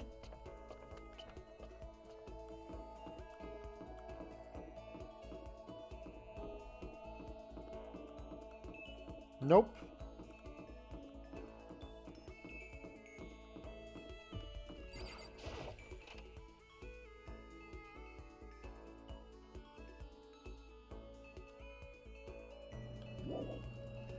Why did I look for her in the physics lab? Why would she possibly have been there?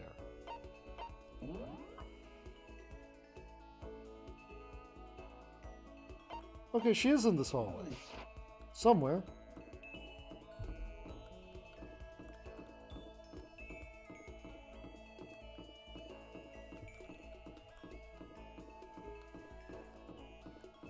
This is a Sakura's in here somewhere.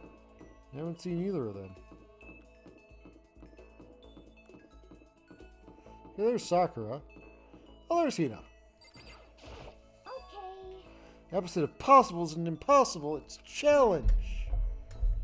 That's a quote from a famous baseball player, Jackie Robinson. And we have to remember, this is just a challenge. We can't give up. Or should I talk to Hina for a walk? Yep. Okay, you want to go for a walk? I don't care where to. Although no matter where we go, we're still stuck in this stupid school. And I walked aimlessly around the school. You know, you're going closer today.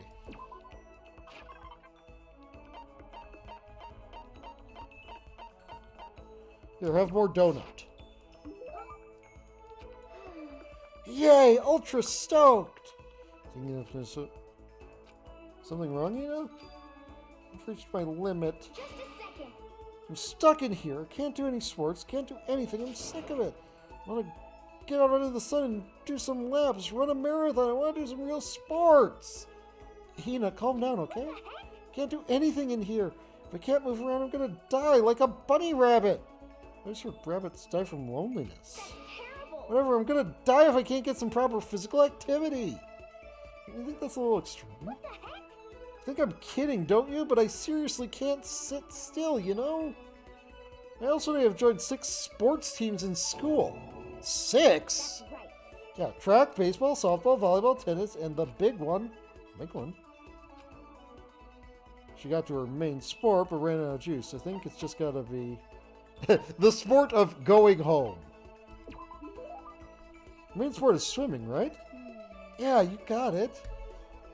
I don't even care what stroke it is. Just get me in the pool under the blue sky. Isn't it hard to do that many sports, even for you? If I can't move, I'll just shrivel up and die. I need a challenge. More and more new stuff to try. Challenge? What I really love about sports isn't winning, you know? It's about it's having to fight and struggle. And give it all you got to reach the top. It's that excitement, that fear you might suffer a heartbreaking loss. When you finally reach the goal, it's just lonely. It's lonely at the top, you know? Never really got into sports, so I couldn't really relate to what she was talking about. I could tell that the reason he was so amazing was how hard she could fight and struggle. So that's why I want to push myself as hard as possible when it comes to swimming. I want to aim for the very highest mountaintop. The highest mountaintop? I'm talking about the gold medal, of course. Aim for the gold, even if it means a super gold spaz. She just called herself. Okay, but if that's what you want, isn't that all the more reason? If you have a goal, why are you standing around making excuses? Excuses? Just a second. Hey, when did I ever make any excuses? Sure, maybe we're stuck in here right now with no way out. If you really want to make an effort, shouldn't you try to see what you can do in here? That's a challenge. You just made an official challenge. Yeah, totally. But I think you're right. If I want to get that gold medal, I have to make every effort I can. I want to become a genius of effort. I bet Ian Thorpe said something like that. Yeah, I can't go around making excuses just because we're stuck in here. Alright, I think I'm going to do some push-ups in my room. Maybe around 1,000 or something. Almost before she was done talking, Hina took off like a bat out of hell. She recovered exactly as fast and strong as I would have expected. Maximum number of skill points is increased again. Yippee, woohoo. So you're all done. I went back to my room for a little while.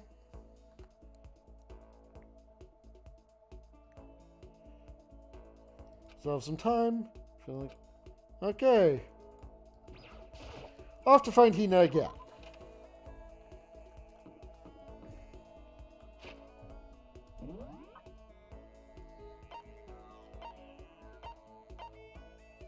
Dining hall. Thank you for the follow. My name is Celestial Ludenberg. Oh, I see why you followed. See why you found the stream.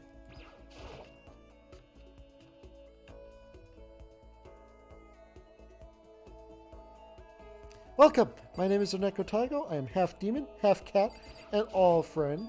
And you already know what we're playing because your name is...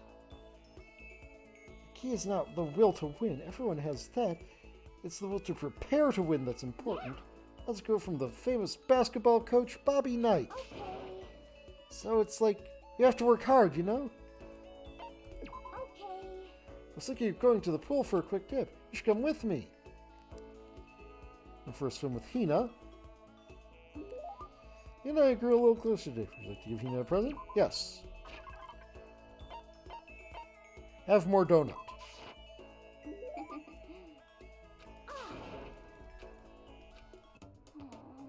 Hey Makoto, I'm so tired.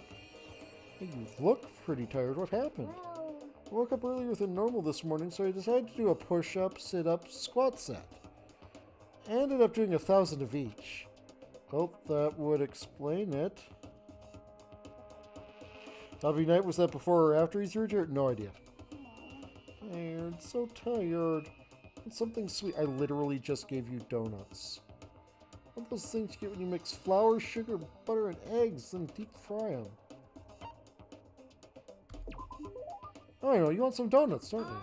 Don't tell anyone, but there's actually a bunch of frozen donuts in the warehouse. Throw this in the microwave for a few seconds and just imagine the warm chewiness of that donut. You know what I'm saying? You know what I'm saying, right? You eat the crap out of that, right? You really do love donuts, huh? just a second. Is there anyone who doesn't? Who on earth, no, who in the whole universe can say they hate donuts?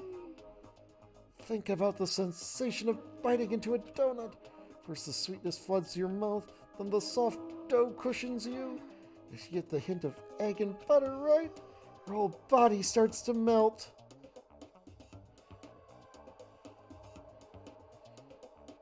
You feel like you're falling into the center of the donut itself. When people talk about the donut effective, that's what they're talking about. What? It's absolutely not true. I can't take it anymore. I'm drooling like Niagara Falls over here. Get out of my way, Makoto, or I got an uppercut with your name on it. I'm not in the way. Wait for me, god of donuts! Almost before she was done talking, Hina took off like a bad idea. Whenever I'm around her, I feel like I'm soaking in the essence of human vitality. The maximum number of skill points keeps increasing. Do I get skills from spending time with her? Ever?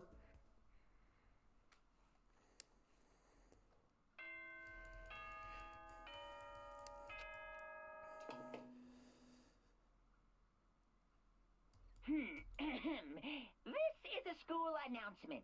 It is now 10 p.m. As such, it's soon the doors. Okay then. So I guess it's time for bed today.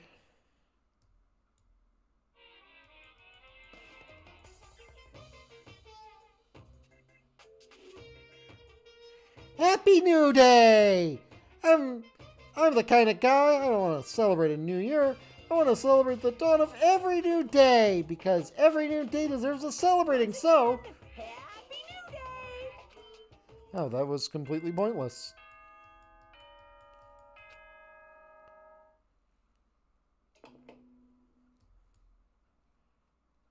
Good morning, everyone. Get ready.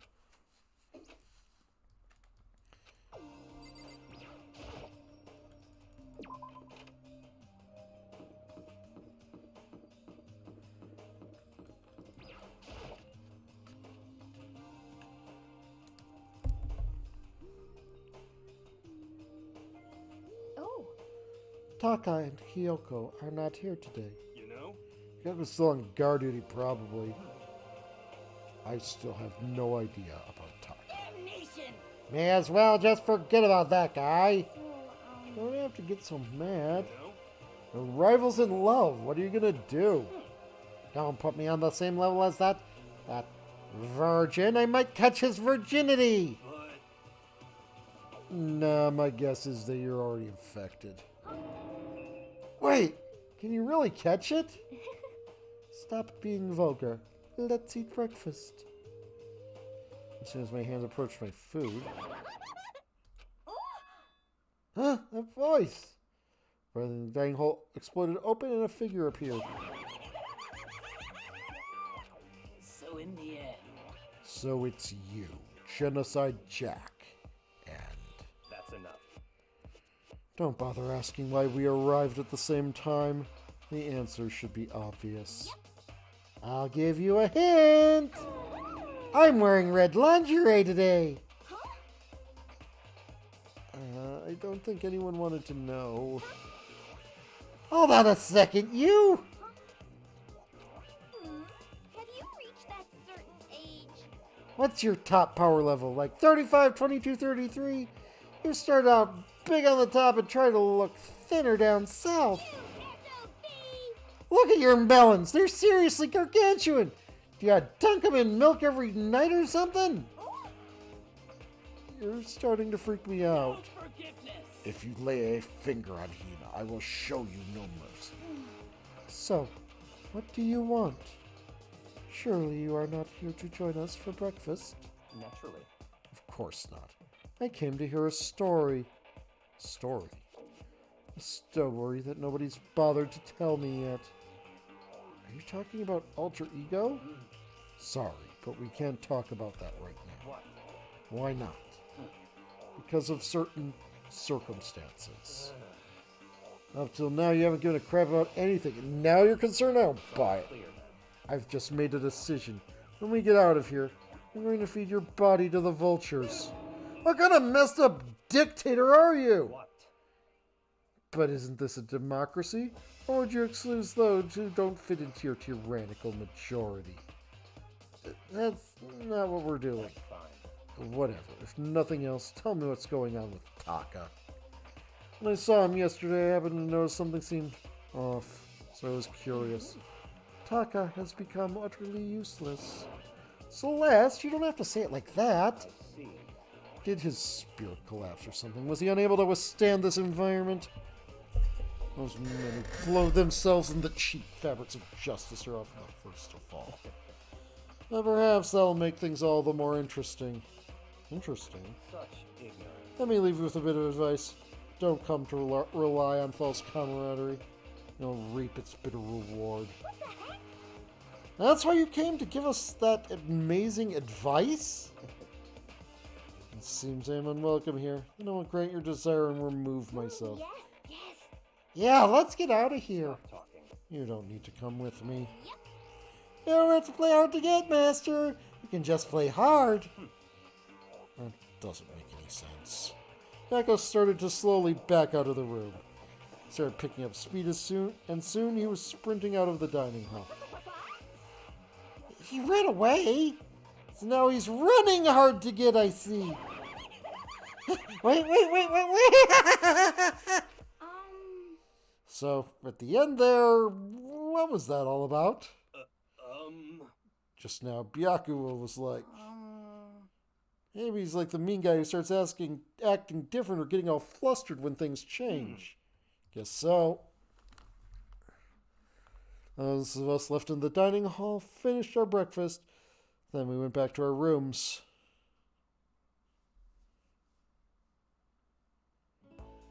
What to do today?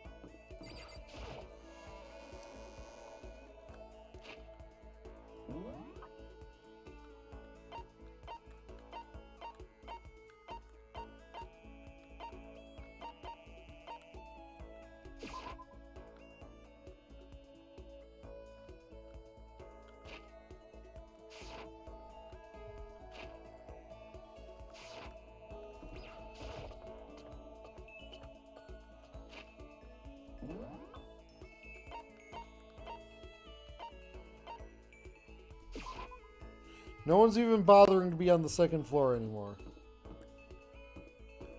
Wait. I'm also bad at navigating maps.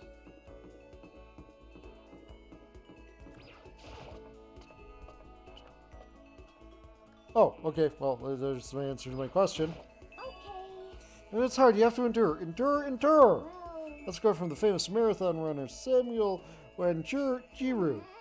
A person's endurance has a limit. yeah. I think we need a change of pace. When I think change of pace, I can only think of 50 laps in the pool. I changed my pace with Hina in the pool.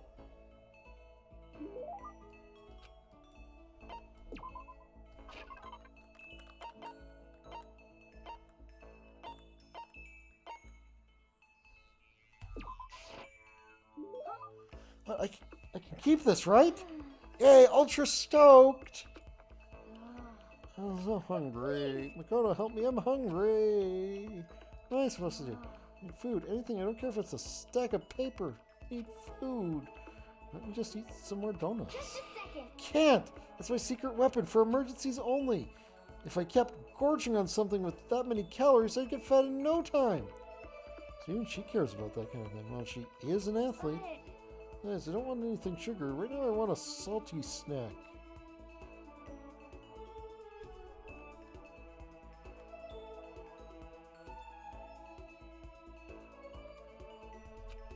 Like potato chips? Like ramen! How's that a snack? Wrong. Huh? How is it not? I've been doing my feminine voices, they're terrible. Speaking of which, what's your favorite kind of ramen? Show you, without a doubt. Got it. Ah, good choice. Definitely the most refreshing option. What about you, Hina? You're worried about calories and all, so. Okay. I'm a porktastic tonkotsu girl through and through. Or you don't care about calories at all. The key element of any tonkotsu ramen is the butter and the extra fat. So you're okay with all that oil? Talking about it just made me even hungrier. Maybe it's time. Maybe I can make it to the dining hall. You sure though? I mean, a bowl of ramen has way more calories than a donut. Who says stuff like that? Are you a real man or aren't ya? What, are you afraid? Afraid of ramen? You're pathetic, Makoto. I'm ashamed to know you. Are you still Hina? Just a second. Shut up. Get out of my way. I'm going to show you what a real man looks like. Or you're going to stand in my way and suffer the fist-based consequences. No, I have no intention of getting in your way. Then don't! If I don't do this now, when am I ever going to get another chance? Crying out like a starving raven, Hina ran off at a dangerous clip towards the kitchen. When it comes to food, Hina is terrifying. Okay, got the skill Extraordinary Focus. Excellent, I can actually get skills from this. Learned my lesson and went back to my room.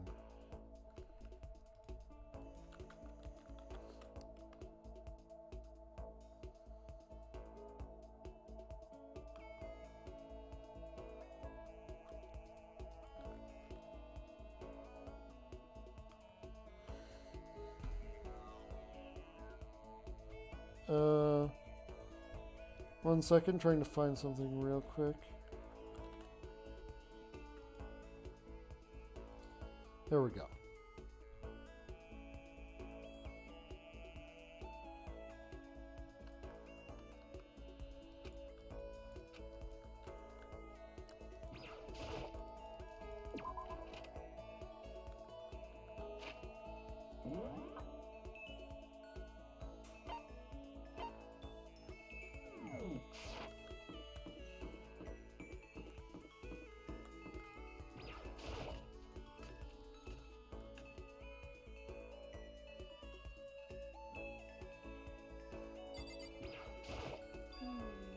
A person's ability is measured by the power they display at the point where pressure is applied. Yeah. Let's go for a quote from the famous baseball player Kenji Jojima. Yeah, totally. You know what it means is you can only really see how strong a person is when they're under pressure. Wonder how strong it can really be. You got it. Hey, let's go to the pool. Swim time! But don't stare, okay? I don't actually have a swimsuit, just a shirt. And when it gets wet, it's kind of embarrassing. Though I wasn't embarrassed before, but now I kind of am. I wonder how come. Also, I gave you a swimsuit. I literally gave you a swimsuit as the last present.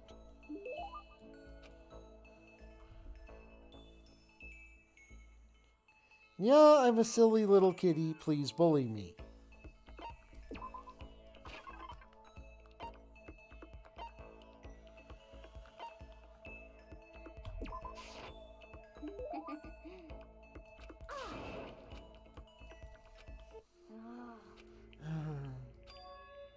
This sucks. What happened to her? She seems way more depressed than usual. Hey, Hina, what's wrong? Oh, well, I tried to convince myself I was imagining it, but I totally wasn't imagining it. Imagining what? I'm sick of this. I got fat. I'm so fat. Fat from every angle. I hate this. Hate it. May as well just accept and embrace my new big, fatty attitude. But what if I just keep getting fatter and fatter and it never stops? I'm sick of this. I'm just getting disgustingly, morbidly obese and then nobody wants to marry me. Which makes me depressed and I get even fatter. Eventually I can't even stand up on my own.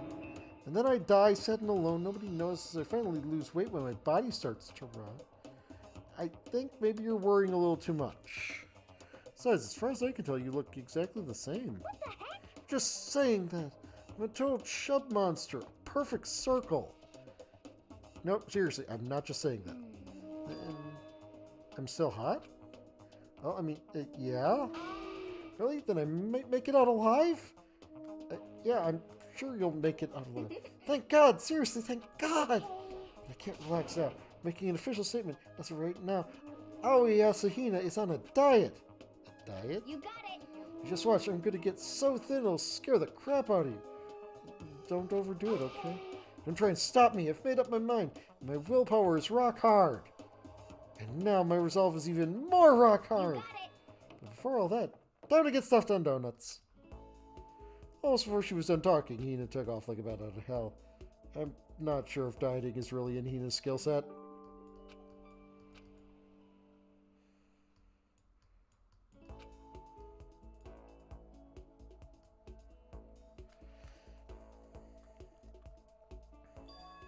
Huh? There's something by the door.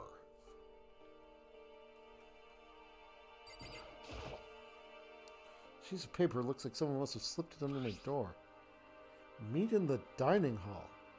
The handwriting is really good.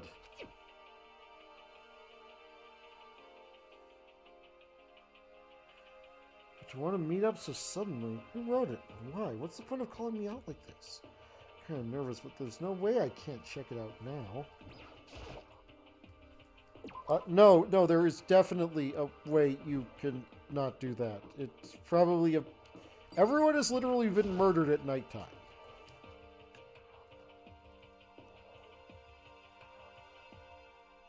Yo, Oh, Makoto! Here, then the letter I found in my room? you know? Yep, I wrote it. Handwriting is really nice. I was always thought if you had bad penmanship, a ghost would come and haunt you. Who taught you that? Why did you want to meet with me? Oh, this is what Kyoko asked me. Kyoko? Actually, I'm just an errand boy on this. Anyway, what do you say to a late night bath session? Huh? you know? Okay, let's do it. So he lost here, grabbed me by the shoulder and pulled me close and whispered into my ear, Serious. act so the mastermind won't notice everyone's waiting in the bathhouse. What? And did Alter Ego finish his search?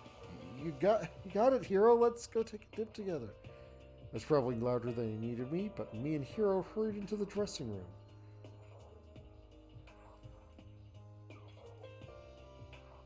Oh, look, Byakuya's even here today. He got to the dressing room, an angry voice echoed out. F you! Hey, you! How long are you gonna keep us waiting? Naka's irritated voice pierced the air as he stared pointedly at his wristwatch. It's almost 10 o'clock, you know that? Bedtime for all the good little girls and boys. Shut up! What'd you say? You want me to make you cry, little girl? Taka, he seems to be even worse than I'd heard. Well, maybe it's a good thing. Maybe he's finally started to grow a personality. What? You got a lot of poop falling out of your mouth of yours. You know that? How rude. A little maggot like you has no right to speak that way to our heaven-sent master. Are you back to your normal gloomy self? I can hardly keep track at this point. Shut up! Hey, come on. Well, anyway, everyone's here, right? My messenger duty is complete. Hey. You wanted us all to meet here, right, Kyoko? So what are we doing here? How about that? Isn't it obvious? Got something to do with alter ego, right? That's right. Yeah, totally. Did he finally find a clue? What is it? A way out? The mastermind's true identity? It's gone. Gone? Came here earlier to check up on things. And that's when I discovered alter ego, the laptop, has disappeared. What? No way. You're kidding, right? Oh. She's gone. F You you. can't be fudging serious. What'd you do with him? Was it the mastermind? Did they finally notice what we were up to? Wrong. I told alter ego to yell if anyone he didn't recognize appeared. If it was the mastermind, I'm sure he would have alerted us. Well, Maybe we just missed it? however, I was in the laundry room right next door all day. There's no way I wouldn't have heard it. But even if it wasn't the mastermind, then the solution to this particular mystery is obvious. It could only have been him. Mr. Ishimaru, you stole her, didn't you? What? I'm the ultimate moral compass. I would never do something like that. Don't think it counts when you say it about yourself like that.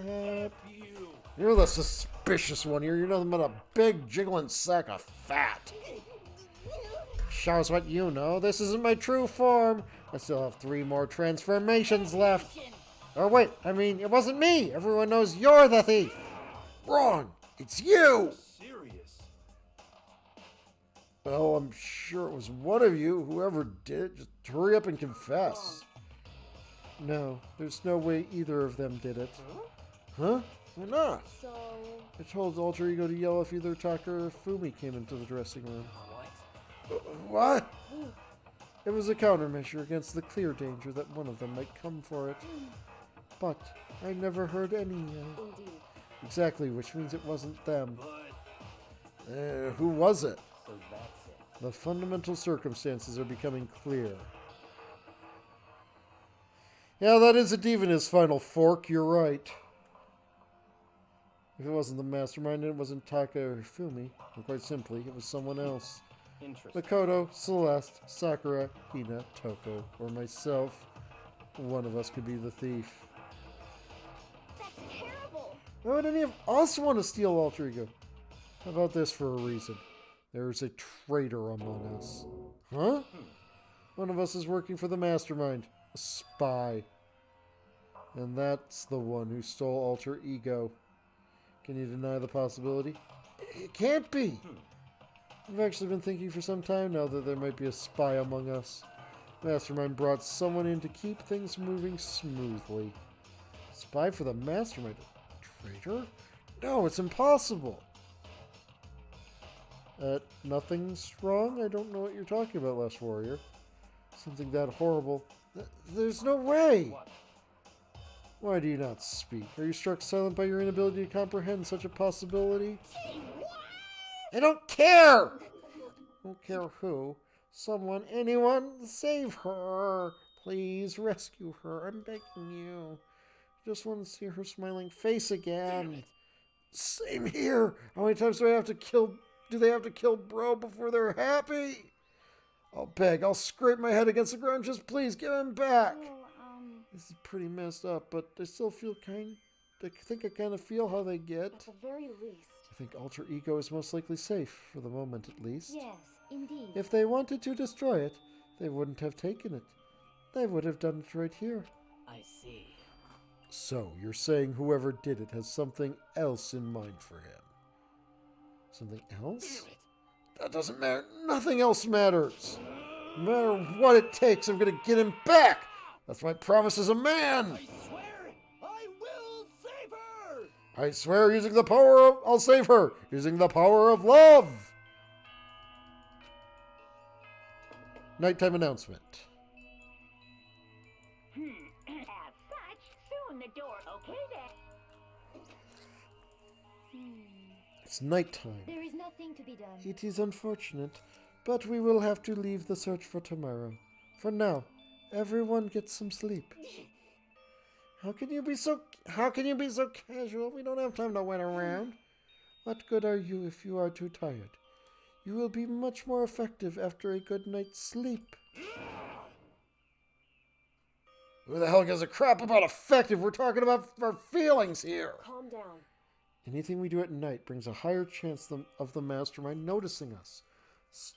Celeste is right. We should begin our investigation tomorrow morning.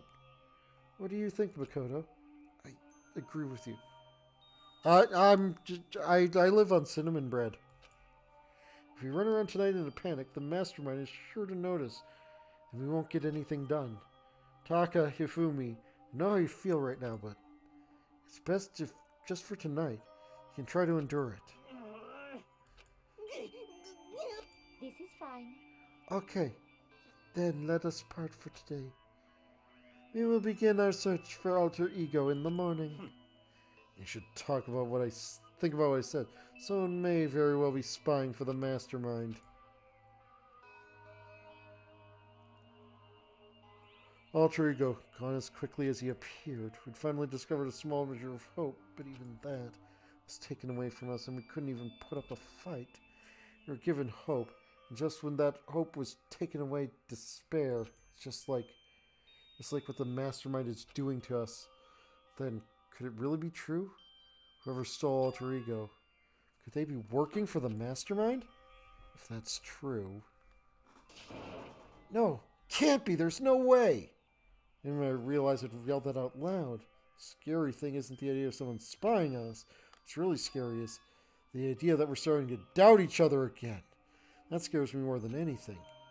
Damn it. I threw myself into bed trying to shake off all those unsettling thoughts. Stretch? Okay, stretchy time. Stretchy.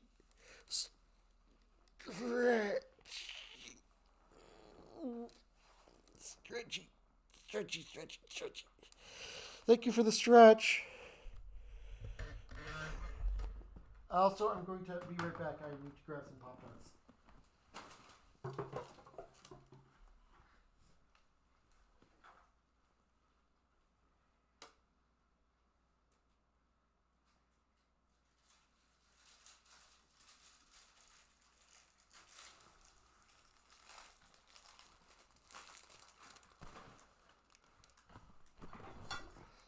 There we go. I have Pop-Tarts. They're cinnamon roll flavored Pop-Tarts. And I didn't choose to be half succubus. That's just what my mom was.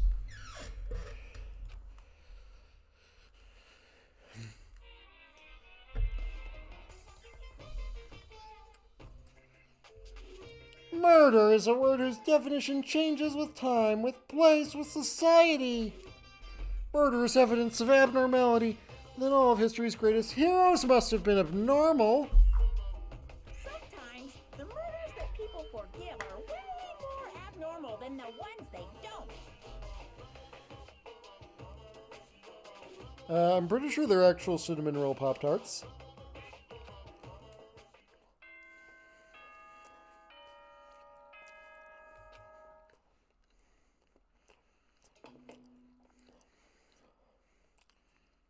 Good morning, everyone. It is now 7 a.m. and nighttime is oh, get ready to... Ooh, yeah. Pets and cinnamon rolls. Says yes. I had myself in surprisingly high spirits and hurried to the dining hall. When I found out what was waiting for me,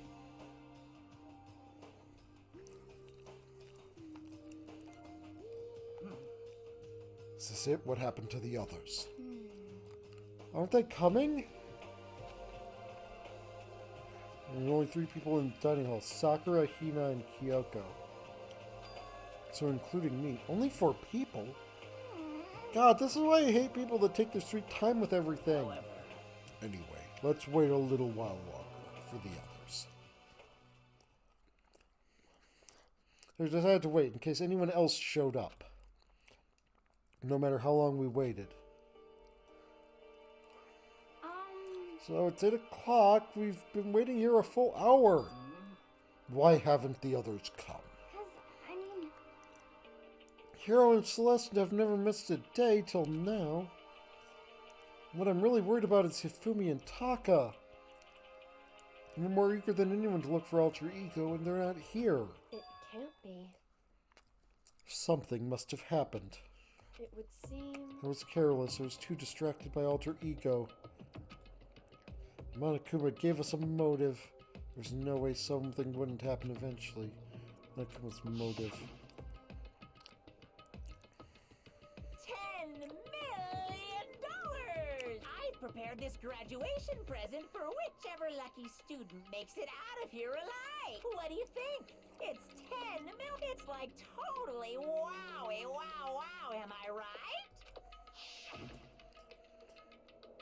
Don't tell me someone did something for money. That's what I wanted to say, but I didn't bother. I already understood. I understood and hated that I did. I can never really know another person completely. Anything can happen here, and you can't consider it strange. Hey. Not really. You need to go look for the people who never showed up. Okay, let's go track them down. Now another word we left out. Hey. We can cover more ground if we split up. Sakura, you go check the dorms. Make sure to check all of our rooms. Makoto, you check the first floor of the school. Meanwhile, I'll check the second. Okay. Okay, then I guess I'll check the third floor. Anyway. Don't take any risks. If anything happens, call for help right away. Alright. I really hope nothing happens. So do I. Well then. Okay, let's go. Anxiety was written across each of our faces as we went our separate ways. Without hesitating, I rushed to the first floor of the school. Okay, we need to look around the first floor.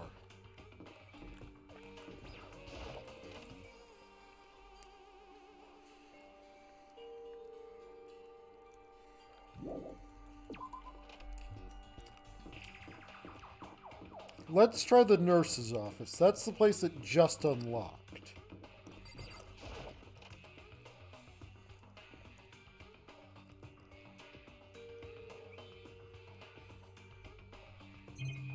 Nope, looks normal enough.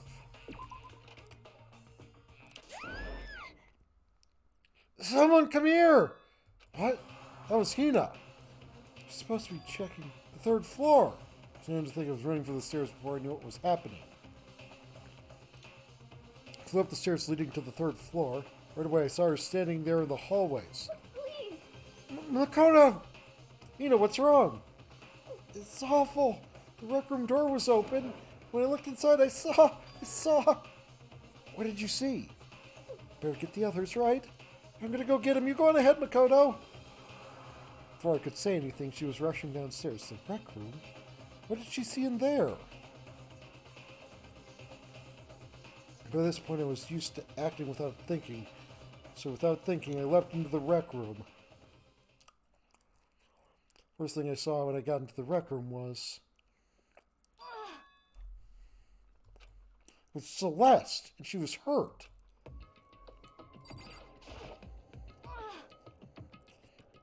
Makoto! Celeste, what happened? I was stupid. I got attacked. Attacked by who? I am not sure. Some sort of strange man. Strange man? A suspicious person whose existence is so unusual, I can't help but call him strange. Without a doubt, it was some sort of strange, suspicious individual. And that man attacked me with the hammer on the ground there. Oh, that hammer. What is this? Some kind of wooden hammer or something? Pretty strange design. There's something written on the head. Justice Hammer 1? This is the hammer he attacked me with. I barely managed to avoid the blow, but I stumbled and fell. I now curse my lack of daily exercise. So you were attacked with this. Justice Hammer 1. Makoto, Celeste! Okay. I found Sakura. What? Celeste, what on earth happened here? Apparently she was attacked by some kind of strange man. A strange man? Tell us everything you remember, Celeste. Be as detailed as you can. It all happened earlier this morning. I woke up a little before 7 a.m. Nighttime was not yet over. But I knew it was about to end, so I decided it would be okay if I decided to take a little stroll around the first floor. I understand now that was a mistake. Anyway, that is where I first saw the strange man. I was immediately wary of him. He was obviously suspicious, so I decided to follow after him in secret. As I followed, I saw him go into the rec room. I tried to peek through the gap in the door, which is when he noticed me, and that's when you were attacked. It happened just after 7 a.m., just after nighttime had ended. So it happened just around 7 o'clock. Then, that was just about an hour ago, right when we were all meeting in the dining hall. The attack caused me to lose consciousness, which would mean I was unconscious for about an hour. But Well, I'm just glad you weren't hurt too badly. That is because I begged and groveled for my life. You did? as for me, I told him I would do anything if he spared me. I offered to lick his boots, whatever it took. I see. So you're willing to throw away all your pride. indeed.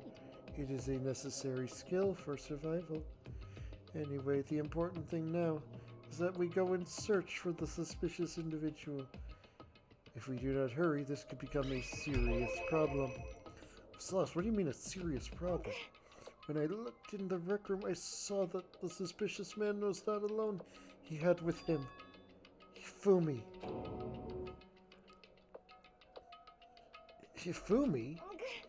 After he attacked me, he dragged Hifumi away. What? You mean Hifumi was kidnapped? Shouldn't we start looking for him then? Listen, Celeste, did anything in particular stand out about this strange guy? Anything stand out? Well, rather than trying to explain, it would probably be faster if I simply showed you. Show us? Indeed. This is Hifumi's hand-me-down. This digital camera. You don't mean... Actually, I was able to photograph the suspicious individual without him realizing it. Seriously? Let's see it. I would tell you to not be shocked, but I fear it would do you no good. That strange comment in mind. We all looked at the camera.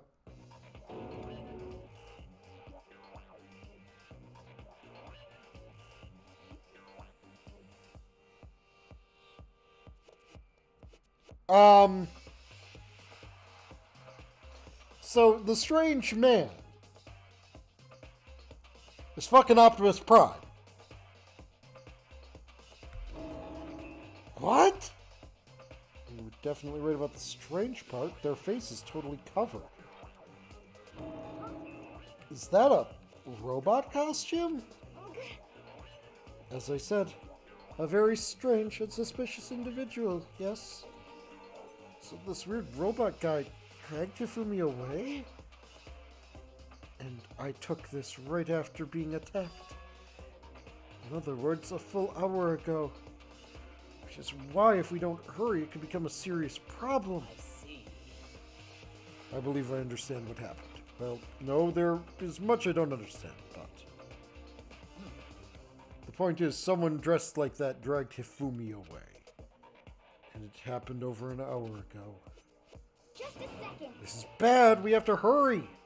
Celeste, do you know where this mysterious man went? Let's see. They left the rec room, they headed left. I see. That's true. They were headed towards the stairs leading down to the second floor. He must be down there, right?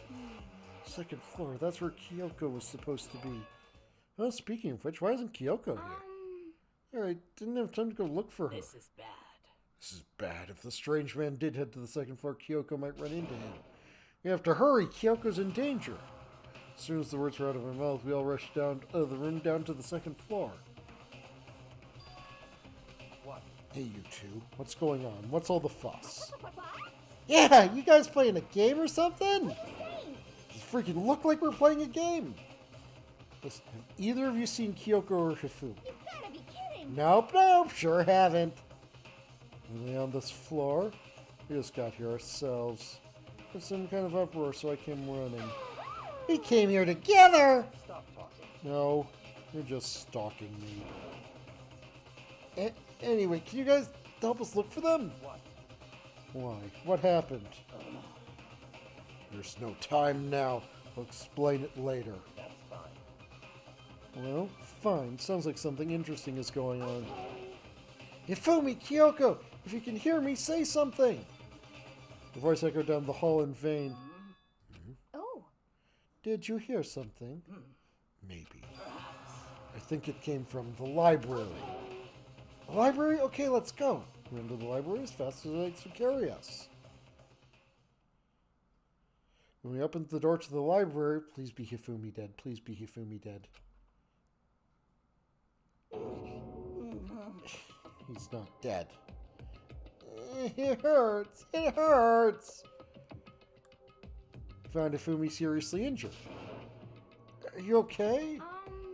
I'm glad to see you're still alive. Super bad though. Look at all the blood. What? How did you get hurt? That guy hit me. What guy? Robo Justice. That's what I decided to call him just now. What did you say? What are you talking about? It's a hammer just like the one Celeste was attacked with in the rec room, but this one, Justice Hammer 2? Top of that one, this one's actually a little bigger than the first one. He attacked me with that hammer, knocked me right on the head with it. well, Remember that big? I'm surprised you're still okay. I'm not okay. Look at all this blood. Protein helps heal wounds, you know. Would you like some? I have never heard such a thing. Are you sure it isn't just you? That guy was Robo Justice. This Robo Justice you are referring to is this, is it not? What the hell am I looking at? This is the one that attacked Celeste and Hifumi. Isn't that right, Hifumi? Yeah, that's him. Unforgivable! That's him. I'm sure of it. Robo Justice! It can't be. Robo Justice, huh? Damn. This just keeps getting stranger. It's him! A robot of justice, huh? Now things really are starting to get exciting. What kind of special moves does it have? Can it fly? Can it combine? What? Why is he here? are you okay with this? Let us not concern ourselves with him. What we need to do now is get Hifumi to the nurse's office right away. Whatever else we do, he needs to be treated as soon as possible. Yeah. Right, let's go. Thanks, everyone. Moved Hifumi to the nurse's office on the first floor so we could take care of his injuries. How you feeling, Hifumi? You want me to take a look at you? I'm okay. I think it stopped bleeding. I'm still kind of dizzy, though. So then, Perhaps you should rest here a while. I Suppose. Yeah, good idea. well then. The rest of us should get back to looking for that mysterious sailor. yes, indeed. Indeed, before another victim appears. The Justice Hammers seem to be increasing in size. First one, and now two. So, in other words, If there is a Justice Hammer 3, we can only assume it's even bigger than the first two. If you got hit with anything bigger than that, you'd be dead for sure. Tell us what happened to you, Hifumi. Well, I woke up early this morning and started looking for Alter Ego ahead of everyone else. I went to the third floor, and that's where the strange costumed man attacked me. That must be what I witnessed at around 7 this morning.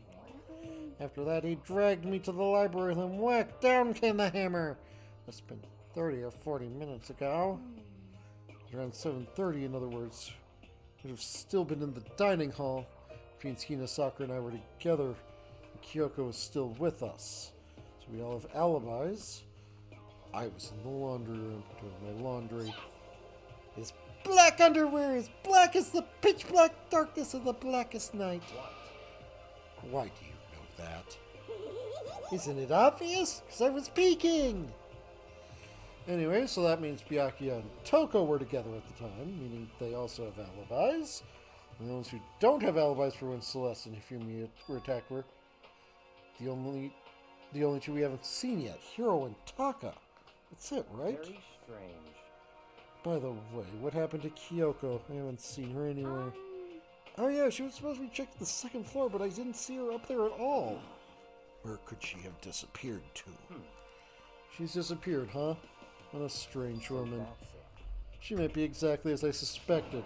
Hold on! Kyoko was with us in the dining hall when Celeste and Hifumi were attacked, so... I'm not talking about who attacked them. Huh? In other words, I'm referring to what we talked about last night. Who the mastermind spy might be. You're saying Kyoko is working with the mastermind? That's not possible! Isn't it? This woman, who seems to be almost eager to handle dead bodies, hasn't revealed her true identity. hey, Save the discussion for later. Right now, we need to focus on finding the suspicious individual. Yeah, if we don't hurry, there's only going to be more victims. That might be why Kyoko and Taka and Hiro haven't shown up yet. She's right. We have to do something about that mystery man first. Don't worry about me. I'll catch up with you guys after I rest a bit. Understood. Take care of yourself. well then. Okay, let's go. So whoever is running around, why are they wearing that weird costume? Don't bother looking for a reason from a deviant. What to do? So, what are we gonna do? Split up and look around? Our opponent is very dangerous. We don't know what they're capable of, even here. What? What's wrong? I saw a shadow. Something moving around at the top of the stairs. Really? Up to the second floor, then. You bastard, you won't get away from me. Miel shot towards the stairs. He must be around here somewhere. Let's split up and corner him. But don't take any chances. As soon as you find him, call out and I'll come running. Okay, but what should we yell? Just a second. Anything, it doesn't matter. So Then is... Huh? Okay. what are you saying? Huh? Or Doya, or whatever you want. Just yell loud enough that we can hear you. Doya? I've never heard such a reaction.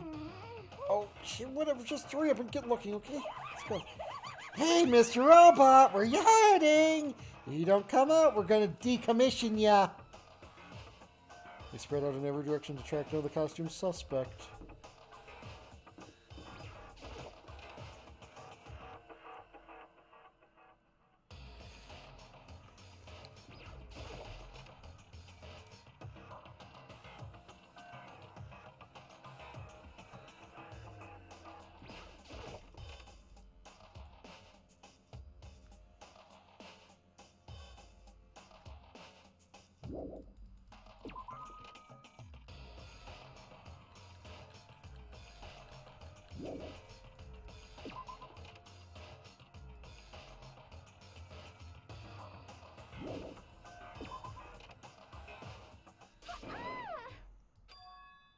That strange cry.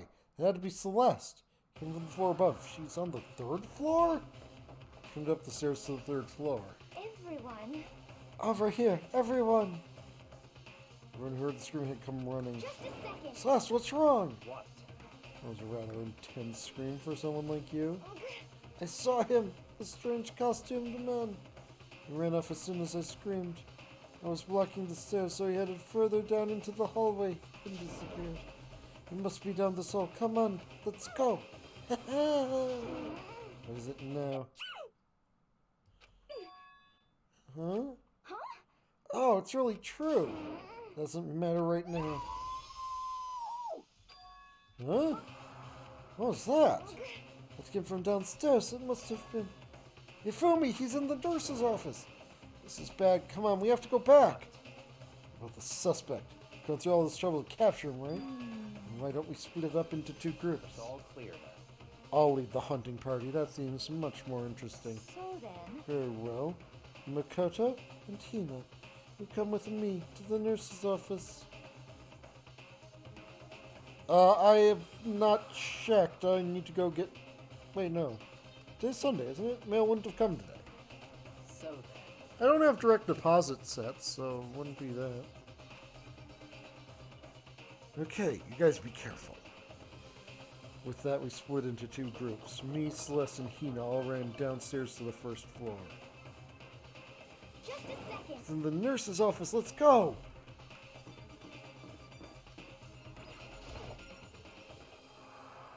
Stormed into the nurse's office, and what greeted us was a world of dripping crimson.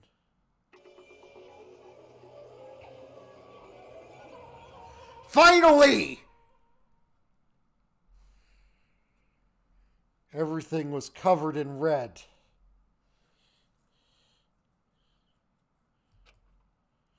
And in the center of all this red was Hifumi? No! What the... It looks like something very bad has happened. I certainly was not expecting this.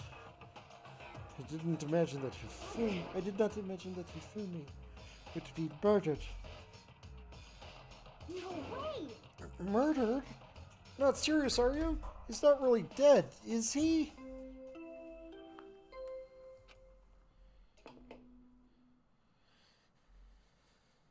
A body has been discovered.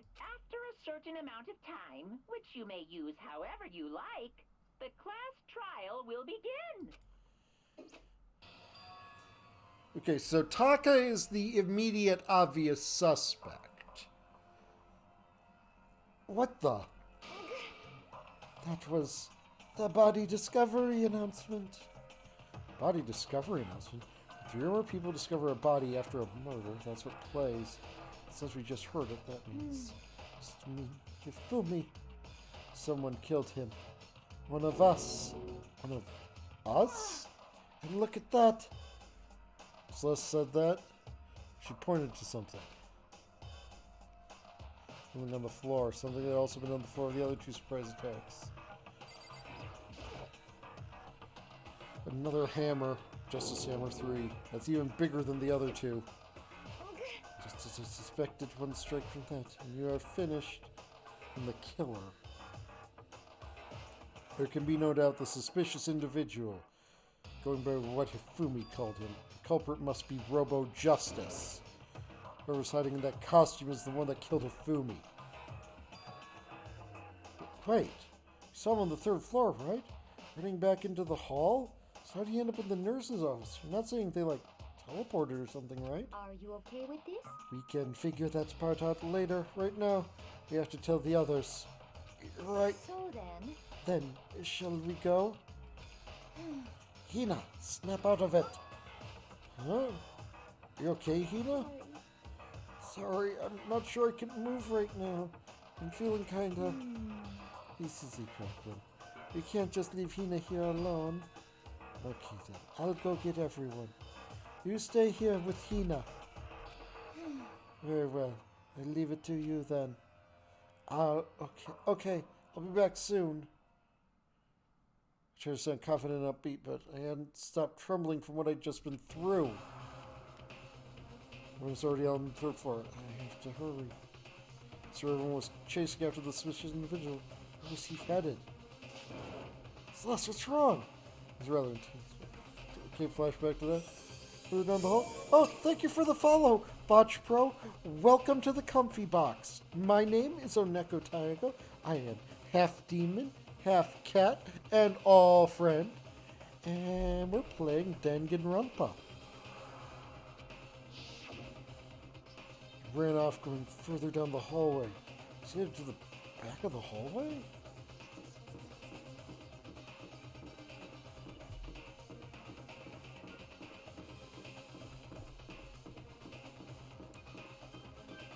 hope you enjoy it here. Murders aren't really the most comfy thing, but you know, we can cross that bridge if we come to it.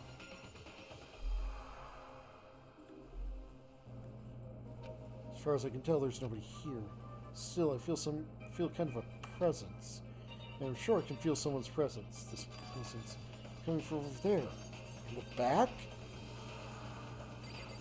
Oh, yes, that's true. I leapt through the doorway. When I did, I found another nightmare. It was the second nightmare of the day. Was waiting there to greet me. Okay, well, there goes the prime suspect. There, in a pool of his own blood, was Taka, dead.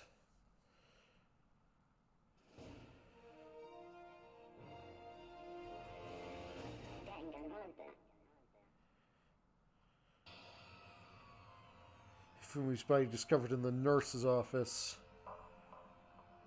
Taka's body discovered in the equipment room. I was witness to two nightmares, one right after the other. No, they weren't nightmares. This is harsh reality. True nightmare is this reality, the reality I have to face every day. But still, why is this happening?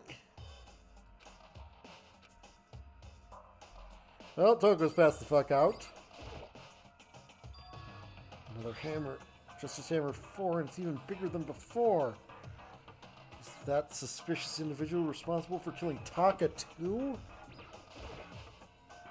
Taka. Yeah, why did this happen?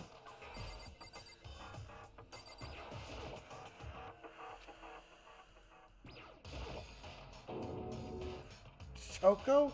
Don't tell me. Toko too? Relax, she just passed out when she saw the blood. Blood? Well, that's right. When Toko is the Toko, she has a fear of blood, huh?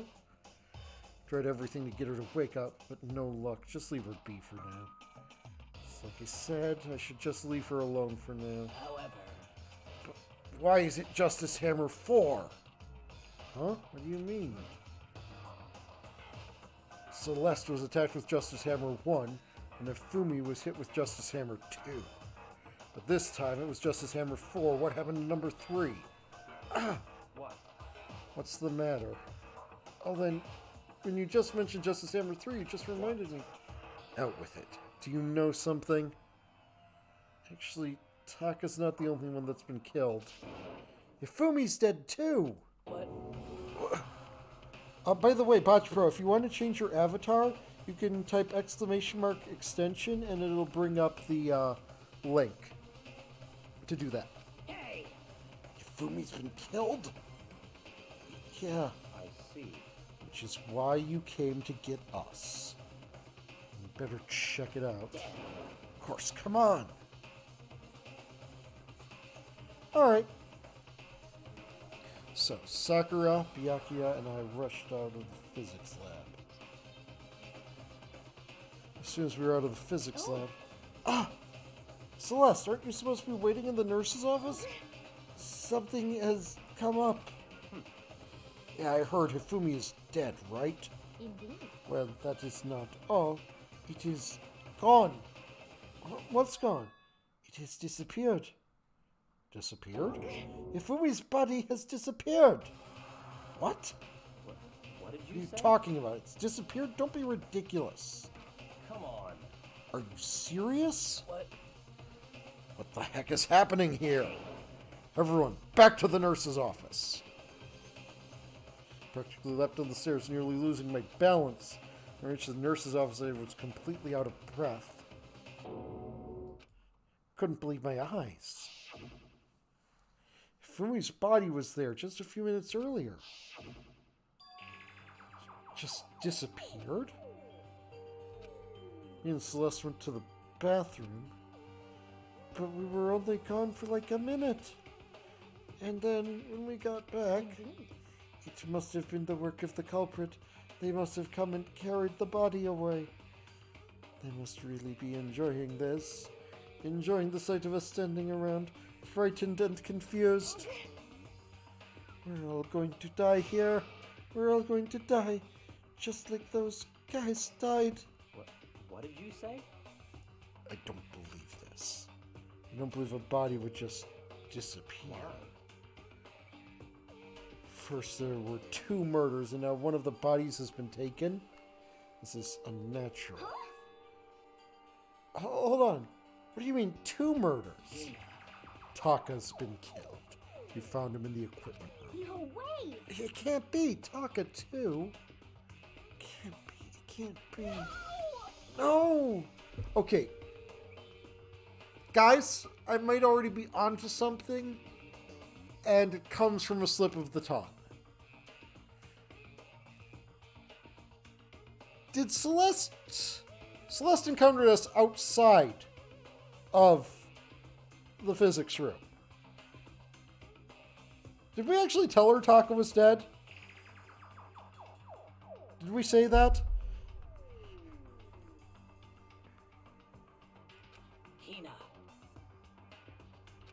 Hina, calm down.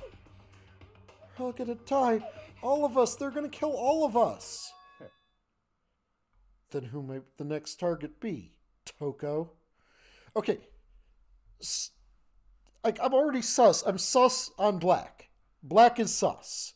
Because Black knew that White was killed because she said those guys.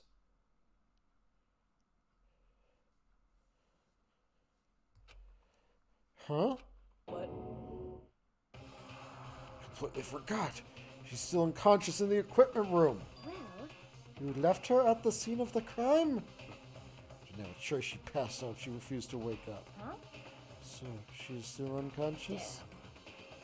Wait, so you knew she was still up there and said nothing? Why? Annoying little insect that clings to me wherever I go. I'd be better off without her. Bastard!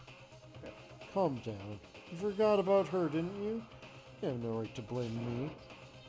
Everyone stop fighting! Right now, we need to hurry back! Can't take this anymore. I don't want anyone else to die. Byakuya, if something happened to Toko, I'll never forgive you! Shut out of the nurse's office and bolted up the stairs, heading back to the 3rd floor. We were back to the equipment room at full speed, and when we got there...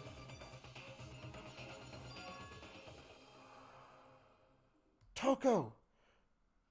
Thank God you're okay. But right away I noticed there's something very different here. It was gone. Taka's body, which should have been right there, disappeared. This can't be happening. Are we hallucinating all this or something? Oh, it's not a hallucination. I know I saw it before. What I'm seeing now isn't what I saw before. Huh? What? Are you saying that Taka disappeared too? Stop talking. Stop saying disappeared. Didn't just vanish into thin air. Obviously, whoever did it has hidden the body. Why would they do that? Couldn't possibly begin to imagine. Anyway, our costume suspect is clearly continuing his crime spree. Gotta hurry up and catch him before he kills all of us. Possible. Oh, I don't think you have to worry about that. Huh? Think about it. Who could possibly have been responsible for killing and hiding these dead bodies? When Ifumi's death cry went up, everyone here was together on the 3rd floor. It is so. After that, we split up into 2 groups. And now, this time, we all came here as a group from the nurse's office. In other words, the only ones who could have done this are Hiro and Kyoko, who are still missing. Hold on a second. Kyoko has an alibi for when Celeste and Hifumi were attacked. There's no question that she was in the dining hall with us. You seem very adamant about defending her. Perhaps you are in love. That's not it at all. Fine. Well, anyway, yes, I do accept Kyoko's alibi, Let's see. which means the suspicious individual we're looking for can be none other than Hiro. Which further means there'll be no more murders. The regulations are very clear about that. And Hero's alibi is the idea of all his hair fitting in that outfit. You're not wrong. That's right. The rule says you can only kill a maximum of 2 people. That's right. As long as that rule is in place, there will not be a third murder. If they were to break that rule, I'd mince you without a second thought, mince you, grind you, turn you into paste. By the way, did you know that fish paste can also refer to shellfish, like shrimp or crabs? Indeed. Let's see. So, since 2 people have been killed, there is no possibility of any more. Perhaps. You knew from the beginning, didn't you, Byakuya? Which means you knew Toko was never in danger. I still meant it when I said we'd be better off without her, though. In other words, Anyway, with that in mind, we can now relax and search for the 2 missing bodies. The 2 missing bodies. 2 people have been killed, and their bodies have been hidden. And then without an alibi, the only one who could have done it is Hero. But is he really the killer? Oh, Kyoko. She's not involved in the case. Where did she go? what? Hey, Makoto, what's the matter? Oh, it's nothing. Whatever. We need to find those bodies, or a little narrative here can't move forward. So then, Very well. Let us split up and begin searching. but There is no need to be afraid. No more murders will take place during this case. I know that. I think I do, but... You're still nervous. I'll come with you. Okay. Thank you. No need to thank me. Then let's get moving. Yell out if you find anything. Byakuya left the equipment room, followed by the others. I have to try and find the other 2 missing bodies.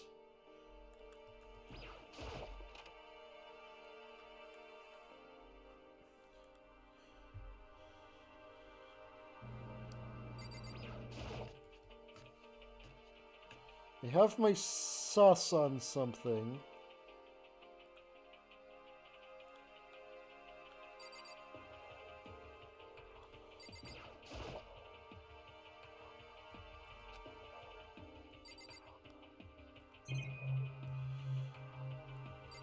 Okay, this body was clearly dragged. You can see that there are drag marks.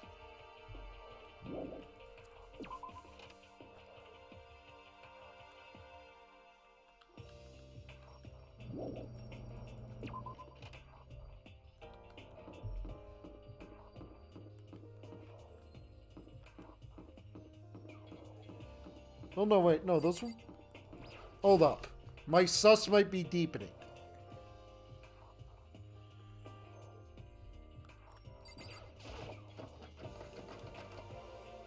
There was a dolly in here. I remember there being a dolly in here. The door must be locked.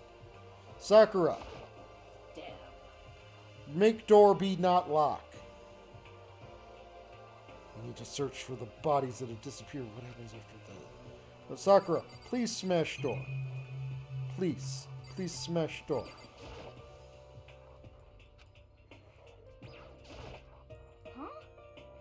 Where could 2 bodies have disappeared to? Literally the locked room behind you.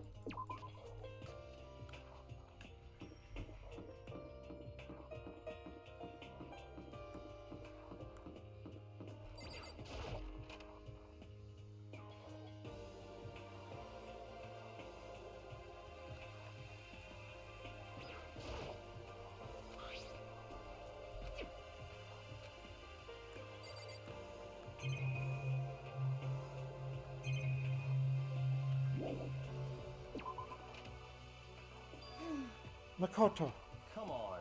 you're just standing there. We need to get to the repository. I mean, indeed. I found them. Ifumi and Taka's bodies have both been hidden in the repository. We're told Hina and Sakura will go on ahead. Their bodies were in the repository? You mean the room that I said they were in, and I wanted Fiona there to smash down the door?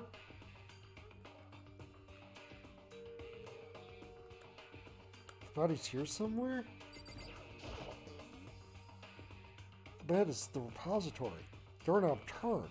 Guess it's unlocked. I have no choice but to go inside. And when I entered, I saw...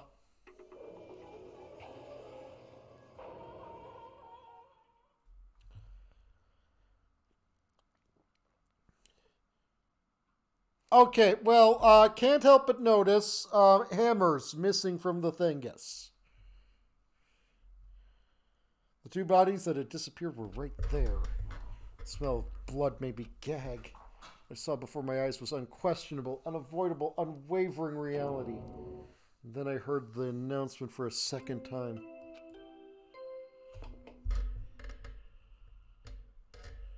A body has been discovered after a certain amount of time, which you may use however. And here we are! Without further ado, let me give you all the next Monokuma file! I was going to hand them out when you found the bodies the first time, but I thought something might happen. It was really hard to resist, but turns out I was right! Just hand it over all. Punishment is waiting for you. Now make sure to investigate with all your mental might. Prepare for the class trial! See ya later. Well then, now that we've found all the bodies, all that's left is to uncover the culprit. What the heck? Hold on! How can you be so calm? I mean, they're dead, you know? Terrible. Dead, gone forever. They're never coming back. Awful. This is all just too awful. Ina suddenly burst into tears. He clutched at Hifumi's lifeless body. Who would do this? Why? Oh, it's actually the voice actor. Why? Large wet tears fell from her eyes. The tears landed on Hifumi's cheek. If this were some make-believe, world of make-believe, that might have been when Hifumi opened his eyes. But this wasn't a movie.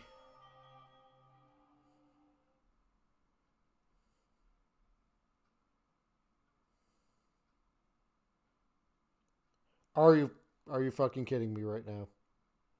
Are you? Is he not dead? This wasn't... He's alive again? Where am I? Cold. So cold. Is winter coming? Hifumi, wake up! Huh? That's right. I remember now. Hope's Peak. Come on, you gotta wake up! I remember everything before I met you all. I met you all. His memories are all blending together. He has nothing useful to offer us. The light, it's reaching out to me like the tail of a comet. Hey, Hifumi! Who was it? Who attacked you? Who tried to kill you? Who killed me? That's right. I remember their name. Yasuhiro.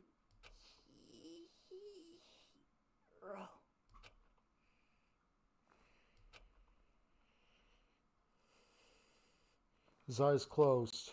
They never opened again. Death for a second time. Absolute, undeniable death. No matter how many of Hina's tears splashed his face, there was no second miracle. Reality set in again. This isn't some stereotypical fantasy world. Tears can't restore a person's vitality. Honestly. You have no tears, do you? No blood in your veins. No calcium in your bones. At least you have your meat. Stop talking. You're just angry.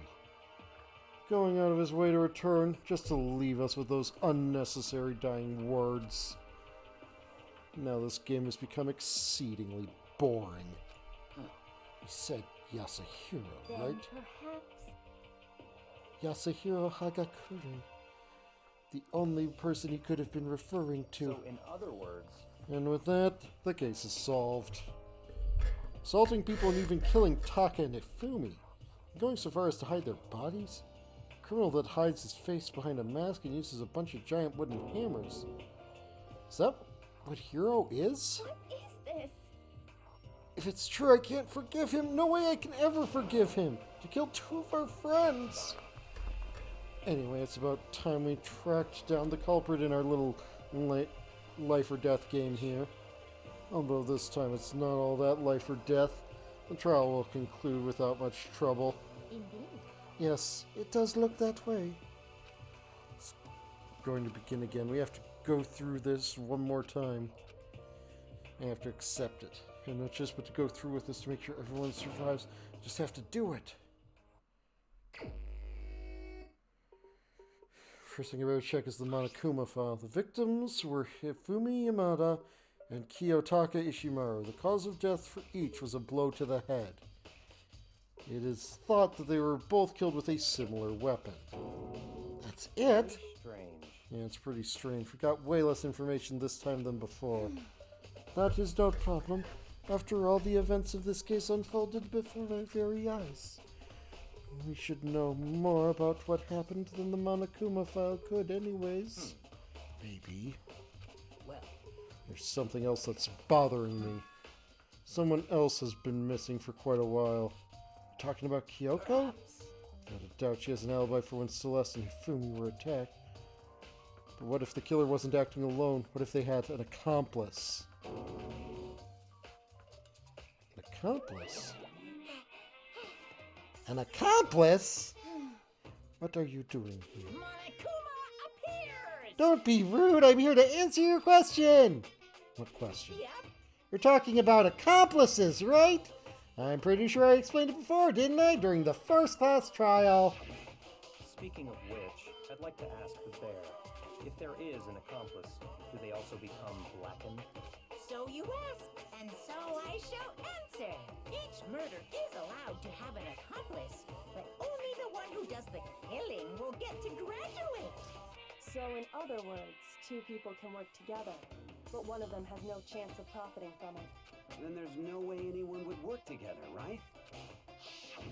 In other words, So basically, you can be an accomplice if you want, but there's no gratification in it. So you're saying nobody worked together this time, either? hey, Sorry, can't answer that. It would obstruct the free exchange of information between you guys. I just want to make sure you don't forget, no matter how much you might assist in a murder, only one blackened can graduate. An accomplice gets nothing. In other words, Then we only need to figure out who that one blackened is that did the killing, right? Just like normal? well, Okay, let me take this opportunity to clarify the whole shebang. In this class trial, what you need to determine is dream! the one true blackened who devised the murder plot and put it into action. A true blackened, so just one person. That's enough explainifying. Now it's down to the final battle between all of you and the blackened. Good luck to all the contestants. So there can only be one blackened. An accomplice wouldn't benefit. I can't see any way Kyoko would be connected to this case after all. You may be right. I'm going to be right back. I need to use the restroom.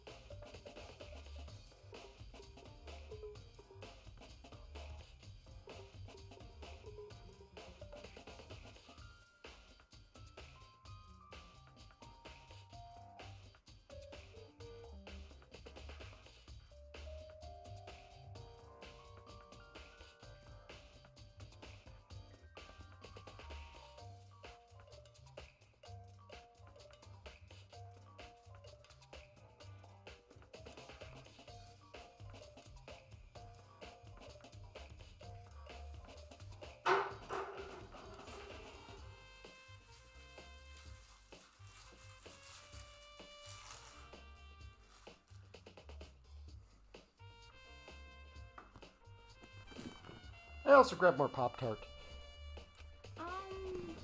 That's true then. Kyoko, where are you?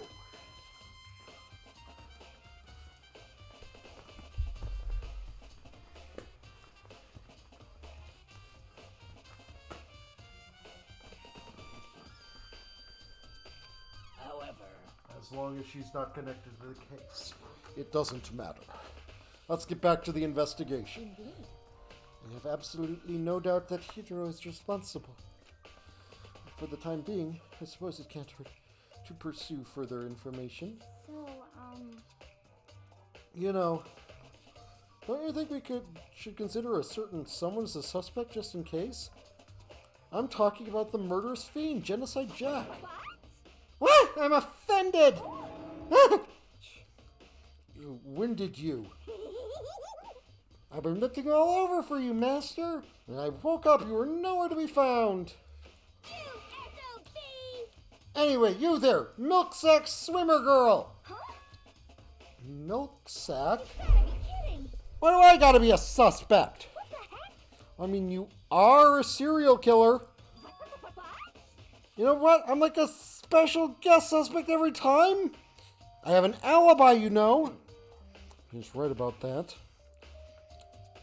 When we heard Ifumi scream, she was with me. And when the bodies disappeared, she was still lying unconscious in the equipment room. Plus, Taka's body aside, I can't imagine any way she would have been able to move Hifumi's body. Yep. Besides, I calculate every move I make. I'm not going to kill someone when everyone knows what I look like. They don't call me the murderous fiend for nothing. What are you saying? That's not the kind of thing you should be bragging about. Let's see. On another topic, should we post a guard by the bodies like before? We can't have them disappearing again. So then, Hina and I can handle that. You don't mind, do you, Hina? Sure, it'd be totally useless on the investigation anyways. it's all clear now. And that's that. Let's begin. This whole thing is so strange. All but one of us has an alibi, so figuring out who did it should be obvious, right? But maybe it's just me, but I don't think it's going to be as straightforward as it seems.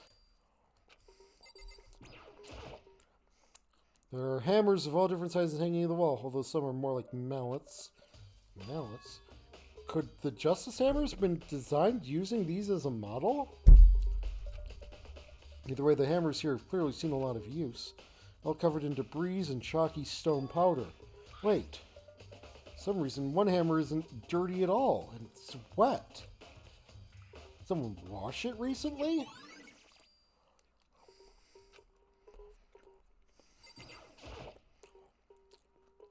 Taka will never move again. Burning the Monokuma file was a blow to the head from Justice Hammer 4 near his body in the equipment room. Is that what was used to kill him? There's a tarp laid out under his body. Did the killer use this to move Taka's body? That way there would be no blood left behind when the body was moved.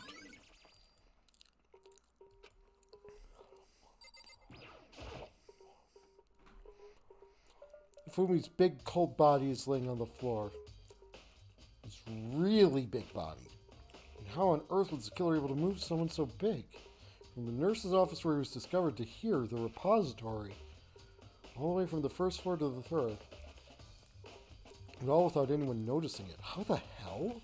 It's no good. Just don't get it. I'll think about it later. For now I have to finish investigating Hifumi himself. If I remember correctly, Fumi's fatal injury was also a blow to the head.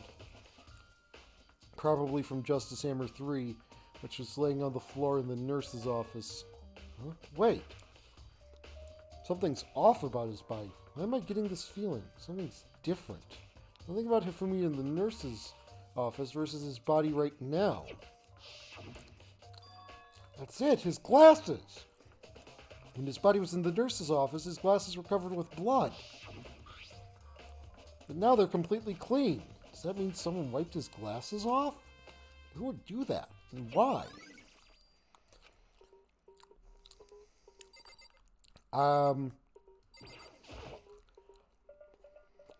The dolly, it doesn't have a handle. Saw this in the art room before. I guess it's used to move the statues around. It's kind of awkward. If you bend down, it's not too hard to use. Oh, but wait. Wasn't it in the equipment room when we found Taka's body? That's what I was thinking. And look at the wheel. There's a blood stain on it. So there's blood on the wheel of the dolly that was moved from the equipment room to the repository. What's the explanation for that?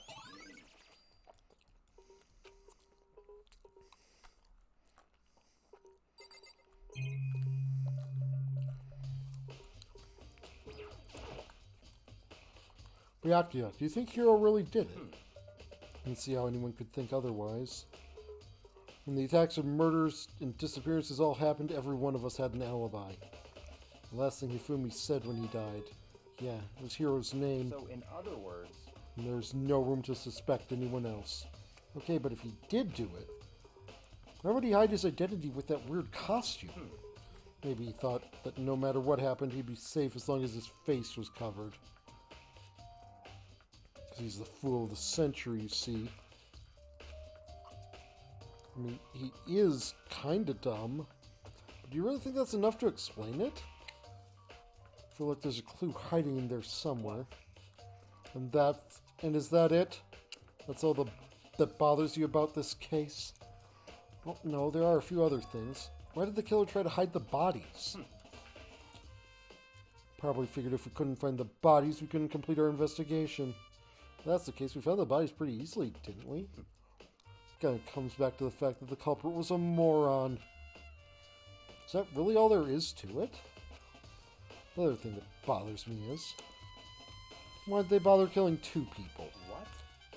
What? Because the rules say if you can kill someone and get away with it, you graduate, right? So if you're the killer, your number 1 priority is not getting caught. But killing 2 people means more clues, more chances you'll get found out. I see. Hold on, perhaps. I see, so that's what that means. Is everything okay? That's enough. Don't talk to me as if we're friends. Oh, what's with the attitude? But you have my appreciation. Goodbye. Thanks, you. I might have some fun with this after all. Those mysterious words hung in the air as he left the repository. Talked as if he'd figured something out. If he did, would it have killed him to tell me what it was?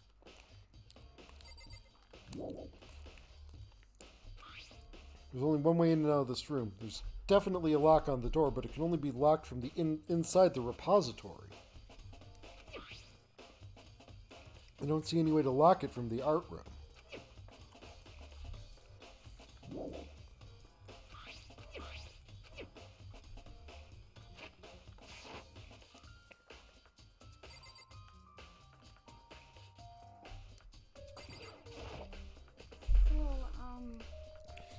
Hey, Makoto, I've been thinking about something. It's about the repository. Huh? What is it? After Hifumi and Taka's bodies disappeared, we split up to look around, right? Really scared, so me and Sakura stuck together. Came right here to the repository, to look around. When we got here, the repository was locked. We couldn't get inside. It was locked? Yes, you know that, Makoto. You tried the handle yourself, remember? Came here as soon as the search started, so there's no way someone could have beat us here. So if that's true, who locked it? Why is it unlocked now? I wonder the same thing. It was locked when the search for the bodies began, but now it's wide open. There must be some secret lurking in there. Probably have to leave this area to figure it out. Yeah. Or it can only be locked from the inside of the repository, which makes me wonder. He and Sakura both confirmed the door was locked after the search for the bodies began. And the door is designed so that it can only be locked from inside the repository. In other words, when Hina checked it, someone had already gone in the repository and locked the door. When they were done, they unlocked it and left, which is why it's unlocked now. So that certain someone, Hina claims there's no way someone could have beaten them to the repository. Was it the killer who's still roaming free, or was it one of the victims? There's gotta be a clue around here somewhere. Maybe I should check somewhere else. There are some places I already know about. First, the nurse's office, where Hifumi was found, then the equipment room where Taka was found. Also, the place where Celeste was attacked.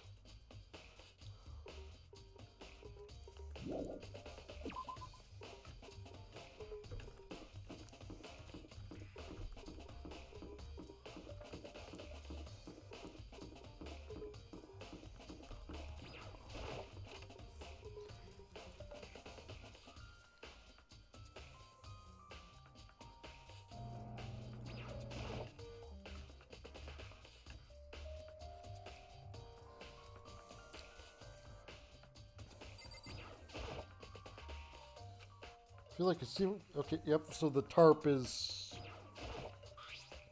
some kind of mark going through the pool of blood in the middle of the room. I'm going to about the dolly in the repository. There was blood on the tarp. Could that blood have come from here? And Taka's body was moved from the equipment room to the repository using this dolly. Both rooms are on the 3rd floor, so that should definitely have been possible. If the dolly was used to move Taka's body, what about Hifumi? Hifumi's body was in the nurse's office on the 1st floor. Even with a dolly, there'd be no way to get it up to the 3rd floor. That's still a total mystery. Just as Hammer 4, the weapon used to kill Taka. The body was moved, but the murder weapon was just left here.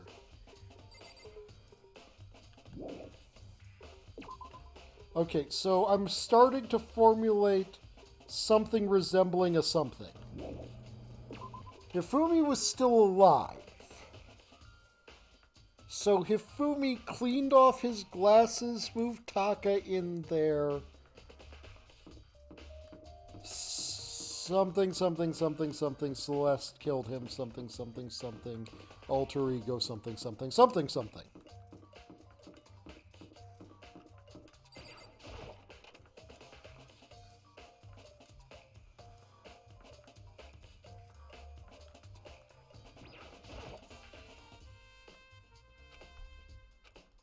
That is...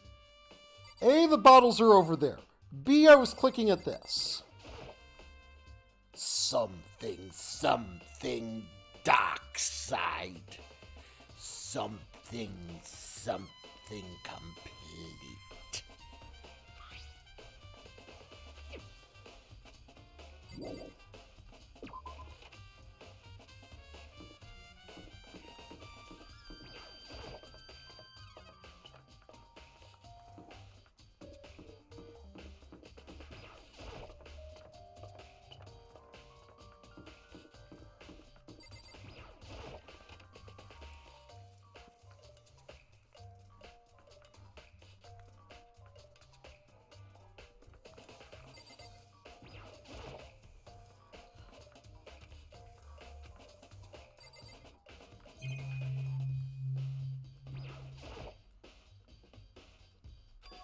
Wait, there's something inside.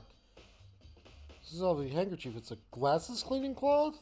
It's got some kind of cartoon character, right? But it's covered in blood. Okay, so that's... Oh. Ah, did you find something? Yeah, there was a cleaning cloth in the trash can. A cleaning cloth. And it's all bloody. Whoever that belonged to must have used it to wipe up some blood. But who would do something like that? I haven't the slightest idea. Me either, but I think it might be important.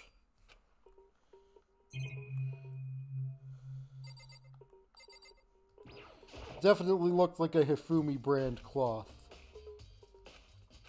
There's a bunch of blood packets in here. For blood transfusion, I guess. Doesn't help me though, I'm not a vampire. I had to hold the fucking phone. Hifumi was never attacked.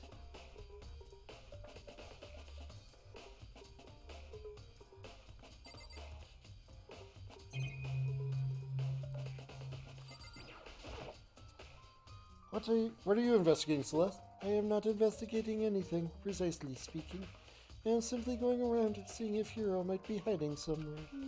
What about you? I'm just checking this and that. One thing I might have thought someone could have moved Hifumi's body. Let's see. How Hifumi was moved, eh? It disappeared. You were supposed to be in the nurse's office, right? Yes, indeed. Correct. Hino is not feeling well, so I stayed behind to look after her. But she seemed to be getting worse, so I took her to the bathroom. And when you got back, the body was gone?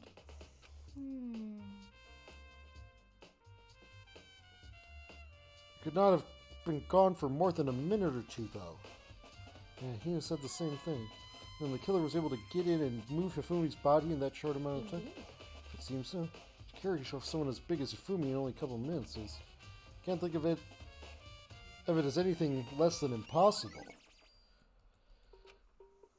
You see, okay.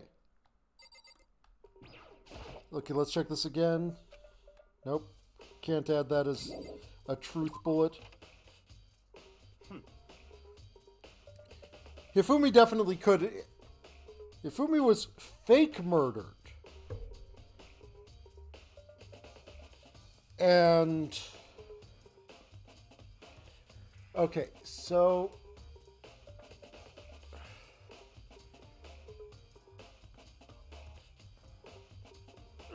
Okay, how's this picture work in my head? Hifumi was fake murdered. When they left, he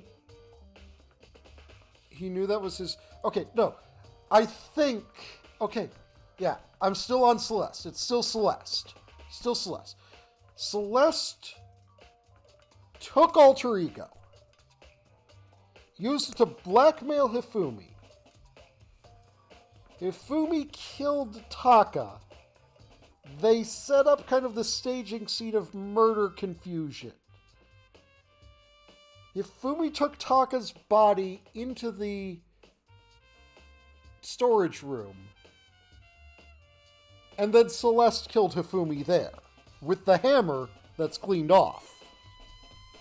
This is where you were. I've been looking for you. I have? I want to thank you for what you did. Not that you meant to, but you ended up making this little game of ours very interesting indeed. You should go to Hero's room.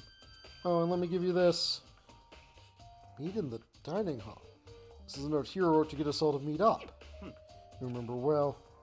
Well, the penmanship was pretty remarkable, so it left an impression. It's all clear now. Anyway, this makes it clear, right? This is a trap. What is... Things grow ever more exciting. What are you talking? I already repaid my debt. I don't owe you any more explanation. Goodbye.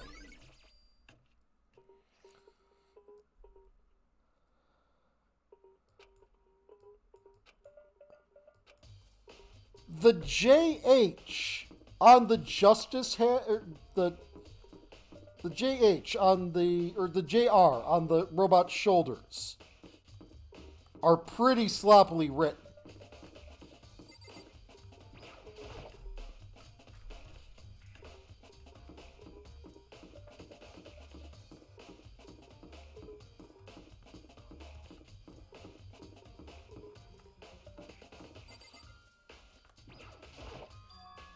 Door is unlocked.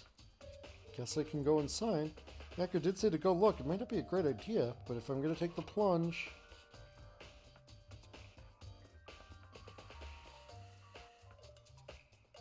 This is Hero's room. There's all kinds of weird stuff in here.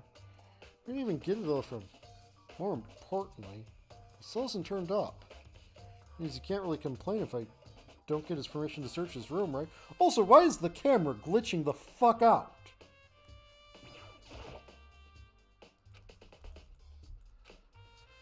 There's no point in worrying about it other than the fact that it's trying to transcend the 12th dimension.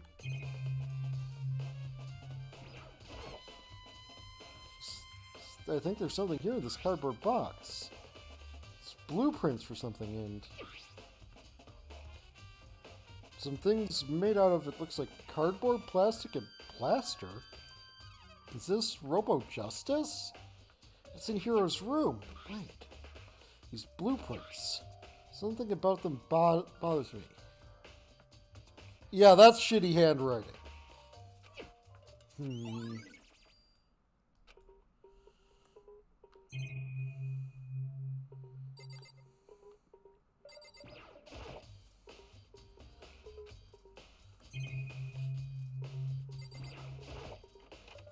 So once we check the bathroom, there's nothing here. It's pretty grungy though. How does a bathroom even get this dirty? Mars, Monokuma Pier Zone.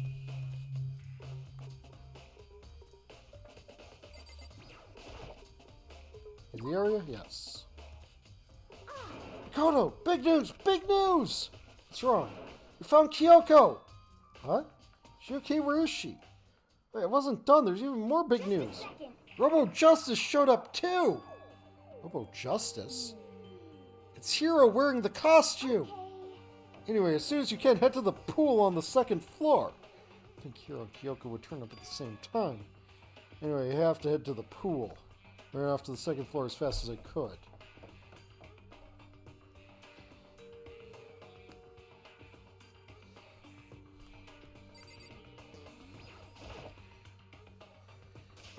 Kyoko, and... I mean, Oh man, I have had the worst day. Hero? Hero? oh, hey, Makoto. Yeah, duh, who else would I be? That's a good question. Huh? What? Why do I look like this? Did someone come along and remodel me while I was sleeping? Was it the Illuminati? Did the Illuminati come along and remodel me in my sleep? Kyoko, what the fuck is happening here? Found Hero. He was jammed into the pool room locker. Looks like he was fast asleep, so I kicked him and he woke up. Don't be mean. I still can't believe you kicked me! Could have been a little more gentle about it, like, I don't know, caress my face or something. That's creepy. Anyway, Kyoko, where have you been all this time?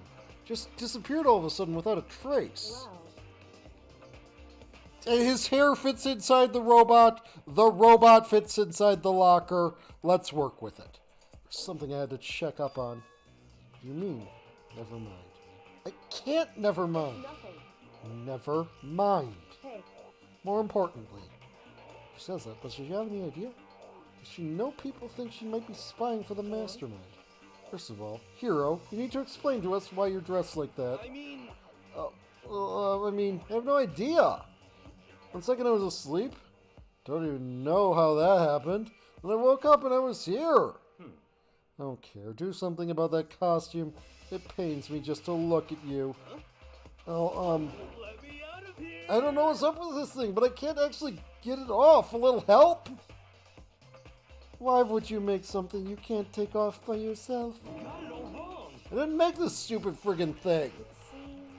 There's a clasp on the back that's keeping you from getting it off.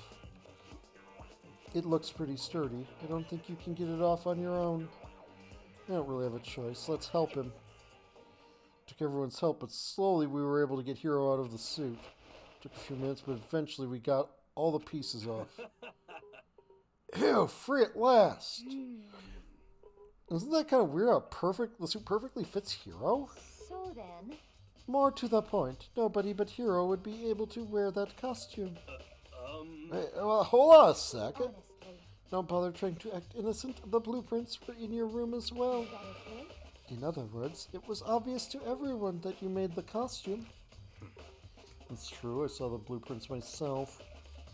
Yeah, me too. Could it be? And it's obvious the one who put on the costume on and went around attacking everyone Terrible! was Hero! Shall we tie him up and gag him? Just the worst. Good idea. We wouldn't want him killing anyone else. Tie me up? Yeah, she...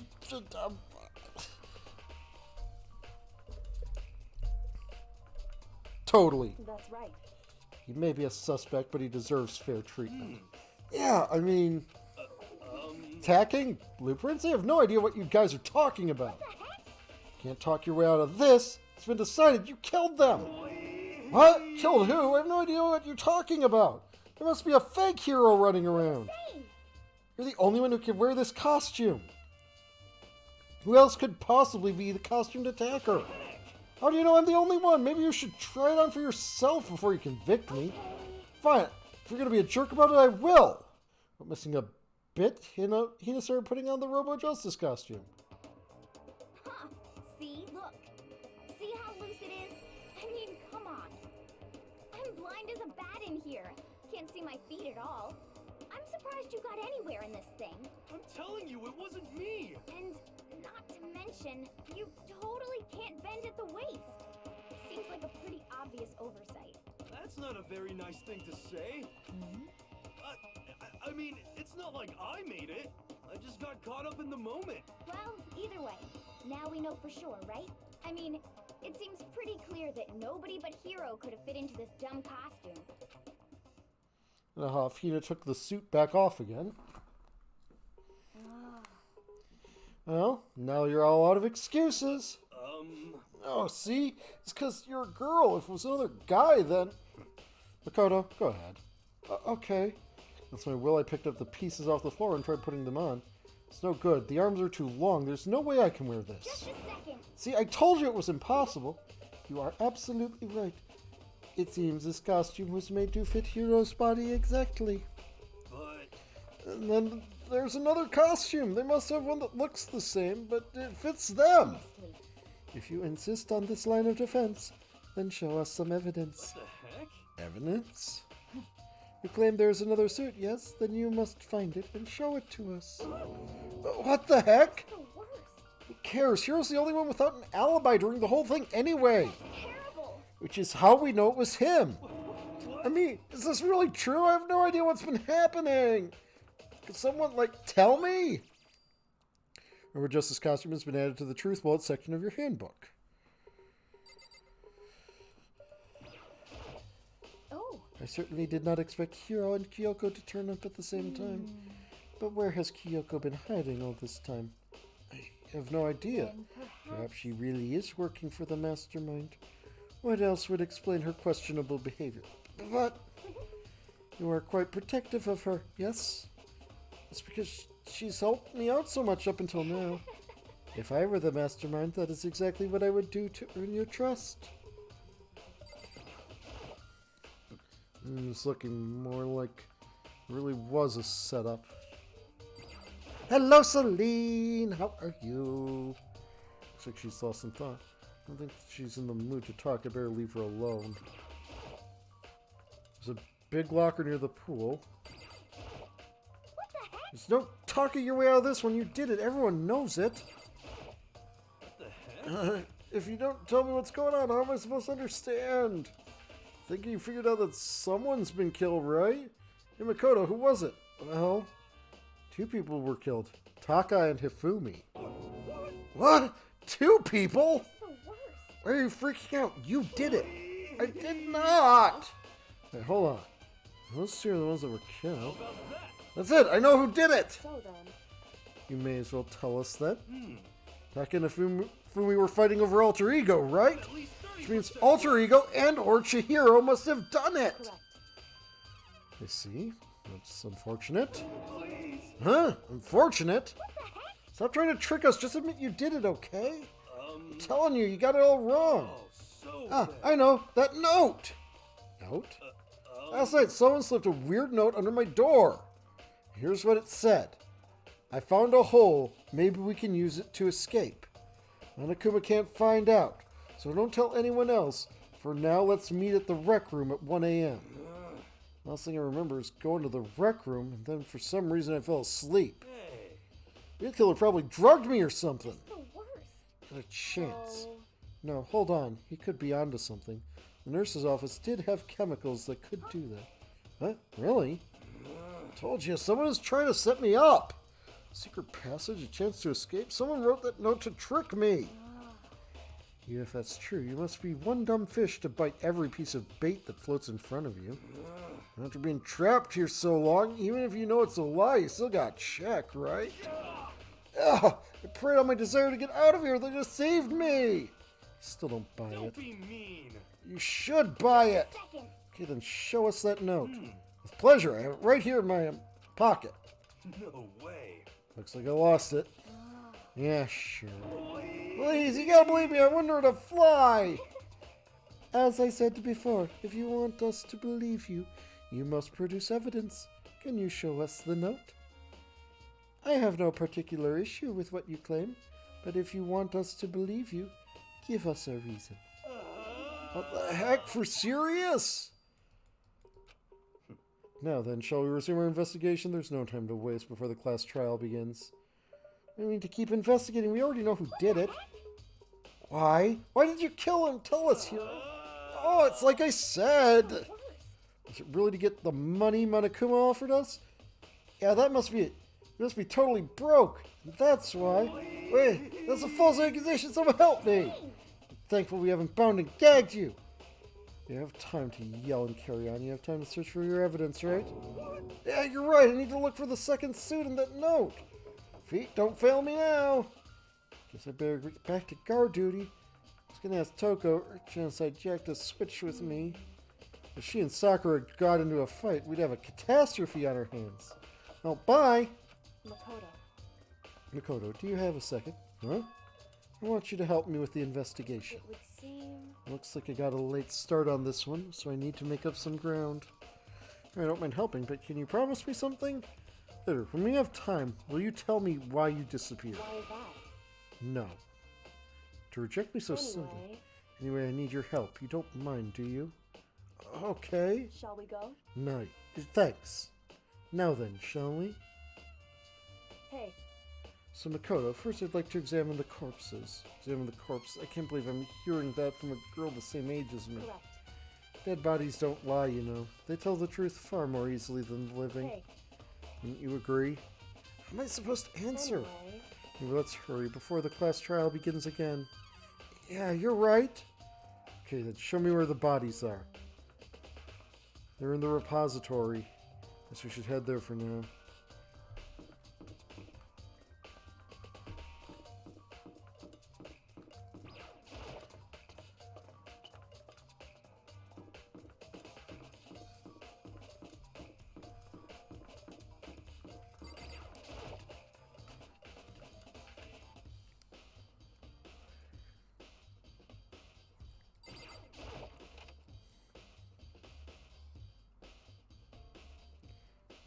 Fumi and Taka. For a moment, Kyoko seemed to go rigid. Only for a moment. so then, Well then, let's get started. Crouched down next to Taka without hesitation and began poking and prodding the I bodies. knew it. Duncan was Fowl was right. They were killed using similar weapons. Her movements were so smooth. She was so calm. Seeing how comfortable she was actually made me feel a little more comfortable. I see. Kodo, I found something. Hey. Did? Remember the wristwatch Taka always wore on his left hand? He did? Whew. You're so oblivious to the people around you. Do you dislike other people that much? No, that's not it. No, he said before he had a watch. So then, Take a look. It's broken. You can see the hands aren't moving, right? It most likely broke when he had encounter with his assailant. Notice it's frozen at just past 6 o'clock. Does that mean the watch was broken sometime just after 6? that's right. But last night, Taka's watch definitely wasn't broken. Hey, you! How long are you gonna keep us waiting? Taka's irritated voice pierced the air as he started pointing at his wristwatch. Almost 10 o'clock, you know that? Bedtime for all the good little boys and girls. In other words, To have worked at 10 last night, it couldn't have been broken at 6 p.m. Meaning it must have happened at 6 this morning. however, That's not all. Look at Taka's left hand. Appears to be gripping something. You're right, there's something white in there. Makoto, Can you try and pry it out? Me? because Rigor mortis has already set in. Boys are better suited for this kind of manual labor, right? Okay. She doesn't want to grab Taka's cold hand. And his cold hand was nearly enough to cause my heart to stop beating. After some effort, I was finally able to free the object from his tightly clenched fist. A piece of paper? hey, Is that all he had in his hand? Yeah, that's it. A little scrap of paper doesn't seem like much of a clue, does it? is that right? I wonder about that. Kyoko then turned to Hifumi's body. So then, Let's check Hifumi's body now. Perhaps he's left us a few clues of his own. Kiyotaka, scrap of paper.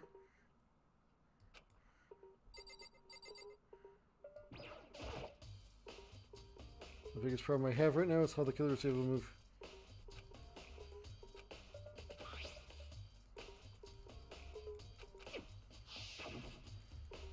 We're just going through this again. Okay, I thought I needed to.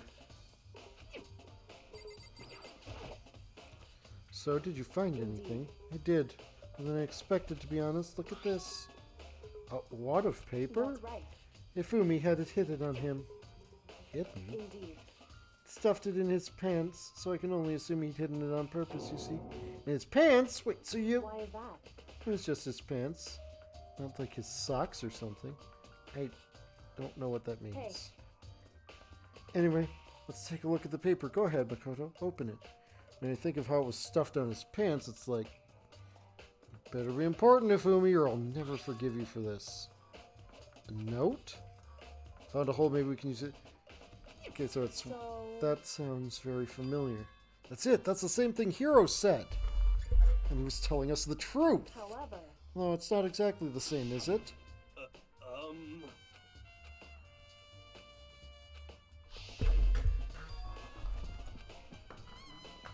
Hero told us the note said to meet at 1 a.m. I need to find where I've left my slippers because my feet are freezing.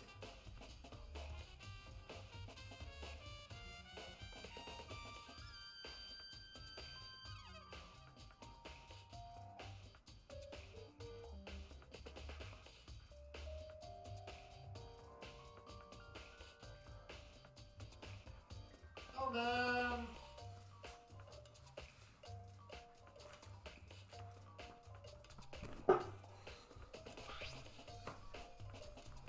But the note they wrote to Fumi asked him to meet at 6 a.m. is that right? Hold on. Just because Hifumi had the note doesn't mean it was meant for him. Huh? So, Part of it has been torn off, right? I think there's some likely meaning here. Some meaning to this part of being read? Makoto, you could use 2 brain cells and just try to match the corner with the thing that Taka had. And carefully. Hey. How would they have been clutching that scrap of paper so tightly? I have no idea. so then, What if it wasn't just a scrap of paper when he was holding it? What if it was something more important? And how would something important like that become a mere scrap of paper? That's what you need to answer. hey, While we're at it, I should tell you one other thing. 2 victims this time definitely had their e-handbooks on them. So their e-handbooks have nothing to do with how the murders were carried out. Not that there was any reason to think they were connected to the killings in the first place. So you're saying I don't have to think about the handbooks this time, right? is that right? You didn't have to think about them at all. I wouldn't have gone out of my way to mention it.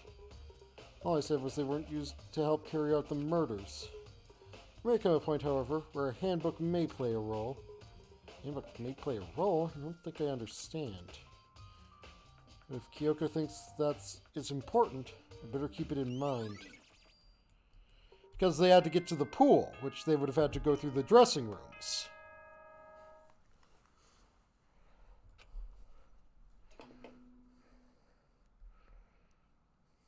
Are you excited? Are you pumped? It's time for the class trial to begin! Like the bright burst of fireworks, like the flash of a soul clashing with life and death. Why are you scared, Last Warrior? And so, with no further ado, Oh, everyone please meet at the usual spot. Make your way to the red door on the first floor of the school. It would seem... it's unfortunate, but I suppose this is where our investigation comes to an end. You have to figure out the rest yourself and come to the proper conclusion. Yeah, right. Shall we go? You better get going. Okay.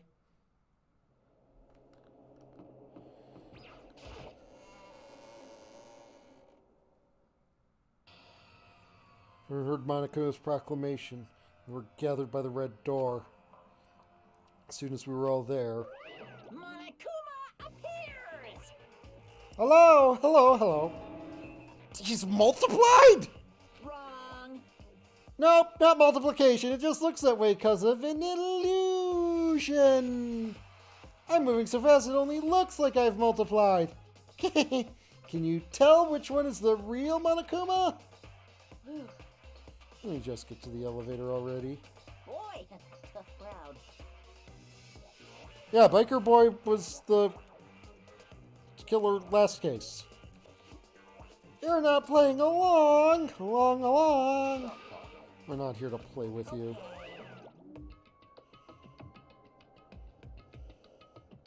Okay, fine.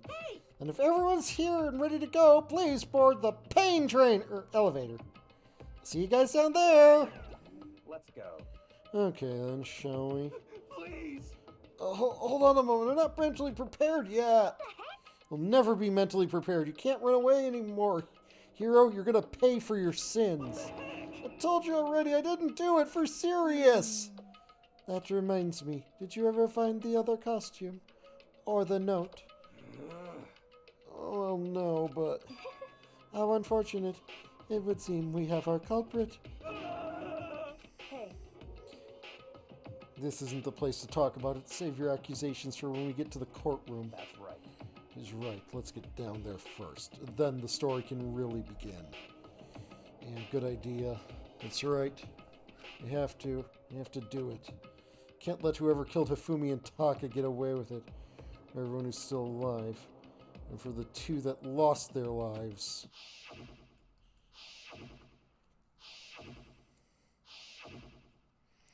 One who killed Hifumi and Taka, the one who killed two of our friends. The killer is someone right here.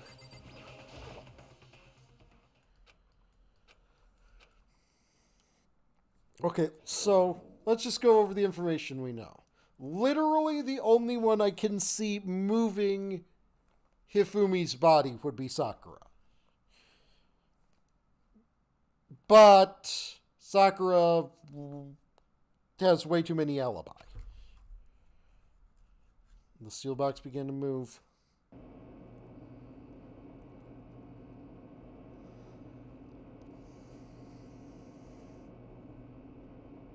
The clunking of the elevator kept us company as we fell further and further down. There was no going back. Until we settled this, we couldn't go anywhere. Not sure how long it was before the elevator finally came to a stop. The elevator doors slid open. I'm not accusing Sakura. I'm saying that Sakura is, aside from Hifumi having still been alive at that point, literally the only one capable of lifting Big Chungus.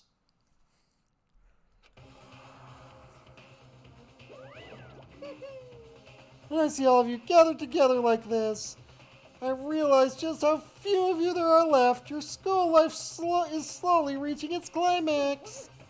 Only because of you. Why are you making us do such cruel things to each other? What? Do you really hate me so much? But I'm so cute. Stop goofing around and begin the trial. Don't rush me. Of course I'm gonna start it. I would never be like, stay tuned for the action-packed class trial after this commercial break. I'd never hold out on you like that. Okay, let's begin. Get to your assigned seats. And so the curtain opened once again. Deadly, deadly, deadly, deadly, deadly class trial.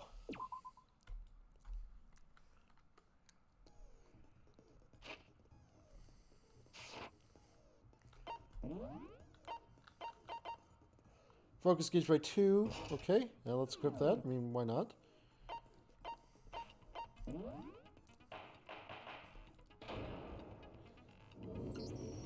Let's begin with a basic explanation of the class. If you can figure out who, then I'll punish everyone big now. We already know who did it.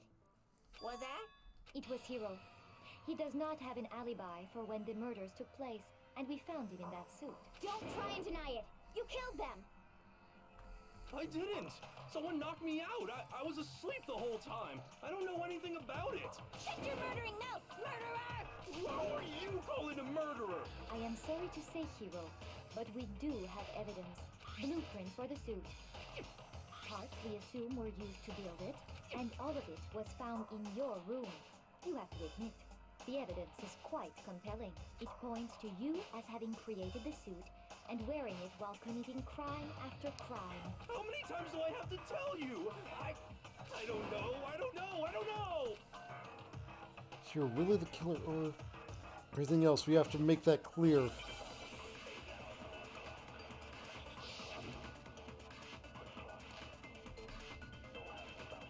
Everything we found in your room. The blueprints, the suit parts, they are all proof enough that you are the culprit. I don't know anything about that stuff. It's not true. It's a conspiracy. Hiro, why? Why did you kill them? No! Just hold on a second. Yeah, okay, I was thinking it might be the blueprints. Everything we found in your room. The blueprints, the suit parts, they are all proof enough that you are the culprit. I don't know anything about that stuff. It's not true. It's a conspiracy. Hero, why? Why did you kill them? No! Just hold on a second. I know, I tried to shoot the word blueprints, but Everything we found in your room. The blueprints, the suit parts, they are all... No, it's wrong.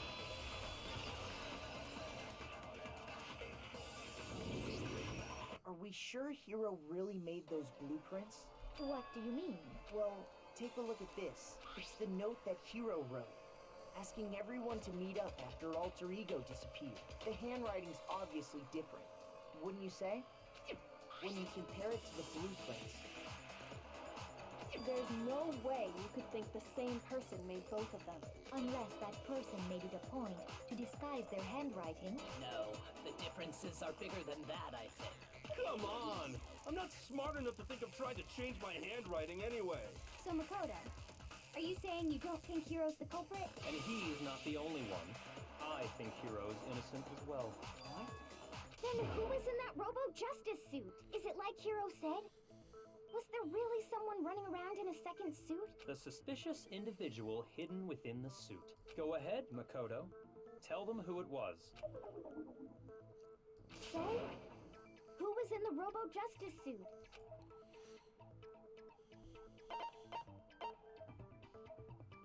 it's the Illuminati. I got it! Other than Hero, I can't think of anyone else it could have been. Obviously, he was the one in that particular suit. And we never found any kind of second suit. Then there can be no doubt. Hero is the prime suspect. That doesn't make any sense. You just said Hero didn't do it. It makes perfect sense. Hero was the suspicious individual in the suit, but he's not the culprit. So what you're saying is... That's right. The culprit in this case has nothing to do with being in the Robo-Justice suit. What? Now that's a bold assumption. And what reason do you have to make such a statement? You do have a reason, yes? Of course. But before we get to that, there's something else we need to clarify first. So let's get that out of the way. Hey, stop trying to boss us around. All things have a proper order. So what is it? What needs to be clarified? We must clarify the method of transportation for Taka's lifeless body. Well, that's easy. It It's would the seem that dolly. his corpse was moved using certain particular items. The Makoto, top. can you tell us what they were?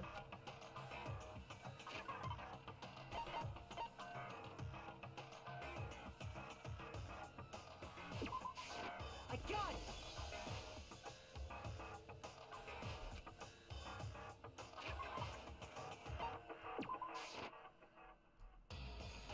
Oh, I thought that would be removed from the list. I got it! They were a dolly and a tarp, right? What's with that attitude? So, let's see if I can explain. Taka's body disappeared from the equipment room. And then we rediscovered it in the repository. And when we found it for the second time, it was wrapped in a blue tarp, right? It was the same tarp that up until then was stored in the equipment room. So the killer must have seen it there and decided to use it when they moved Taka's body. That way, they wouldn't leave any bloodstains while they were moving it. Okay, that explains the tarp. And the dolly? Same thing. I'm sure the dolly was in the equipment room when we first found Taka's body there.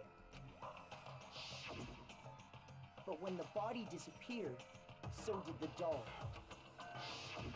Later, when Taka's body reappeared in the repository, so did the dolly. In other words, you think they used the dolly to move the body. Am I right? But are you sure you are not mistaken? Huh? Are you absolutely positive the dolly was in the equipment room when we found Taka's body? That dolly was made specifically for moving large objects between the repository and the art room. It would be very strange indeed to discover it had made its way to the equipment room.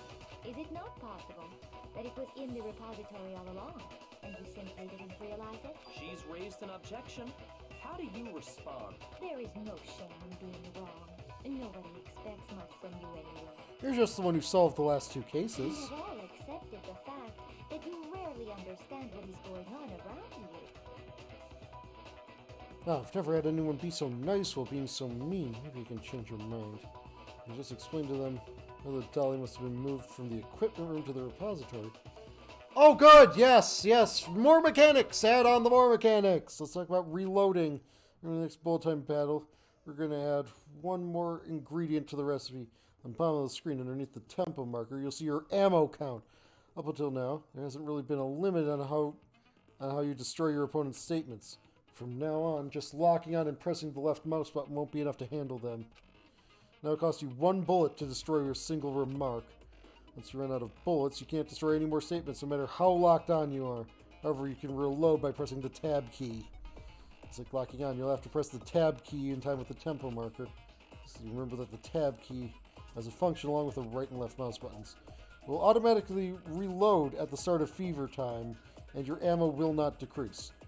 Oh, but if your action difficulty is set to gentle, you won't have to reload at all. In which case, you can ignore everything I just said. Well, good luck and have fun.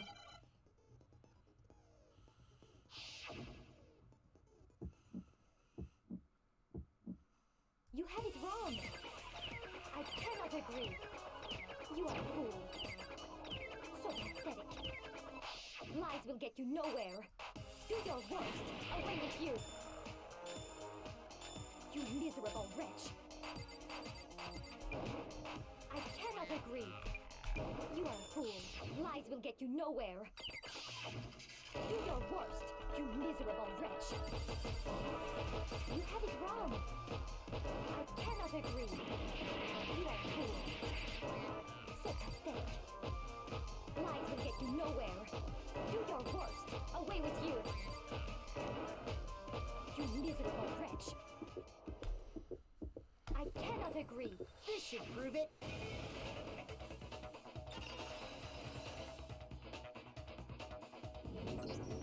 If you're asking for proof that the dolly moved, I have it right here.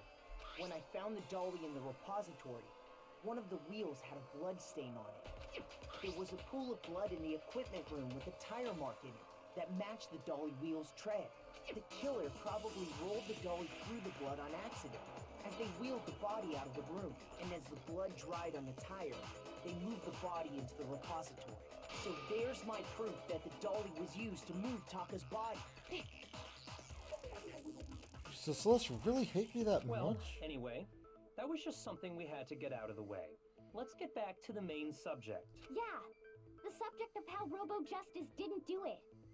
Because if it's not a killer robot, then what kind of robot is it? I'm not sure that really matters. I'd be happy to explain why the occupant of the suit couldn't possibly be the killer. If you look back on how the body was transported... Because you have to bend down to move the dolly, and you can't bend at the waist on the robot suit.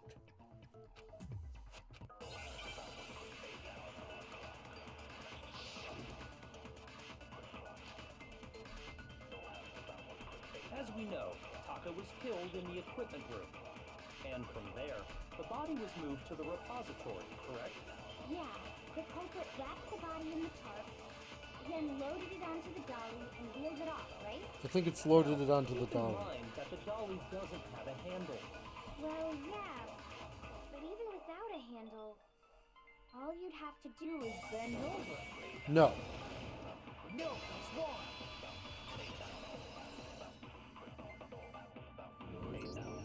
You're absolutely right that you could push a dolly without a handle if you stoop down low. But if you were wearing that suit, do you think you could actually get into a position like that? What do you mean? Think back to what you said when we were all checking out the suit together. Remember? No, there's a bat in here. Can't see my feet at all. I'm surprised you got anywhere in the stupid thing. Telling you it wasn't me. Not to mention, you totally can't bend at the waist. Seems like a pretty obvious oversight.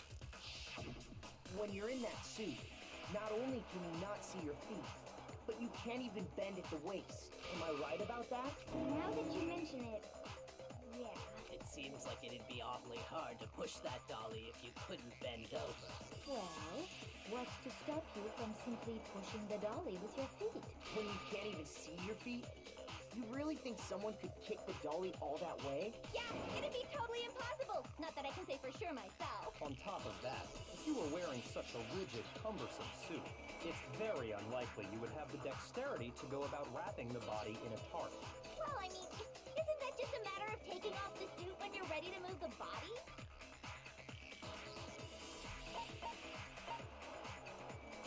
I got it! I don't think taking off the suit was an option. If you remember... I don't know what's up with this thing. I can't actually get it off. Help.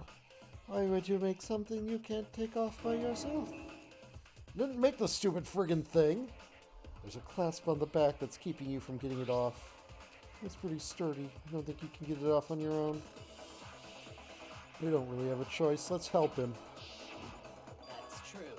It seems impossible to put the suit on or take it off without help. Then, you really can't take it off by yourself? Hero wasn't just making it up?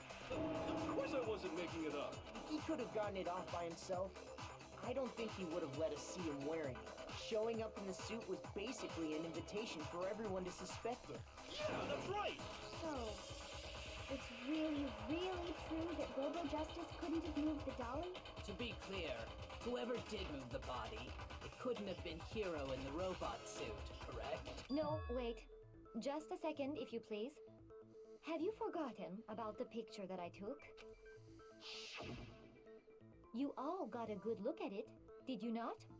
The image of Hifumi being dragged away by Robo Justice? If whoever was in that suit is not the culprit, how do you explain that? That's Because what's do really remember putting what you the in my now sus deceased star. Hifumi said?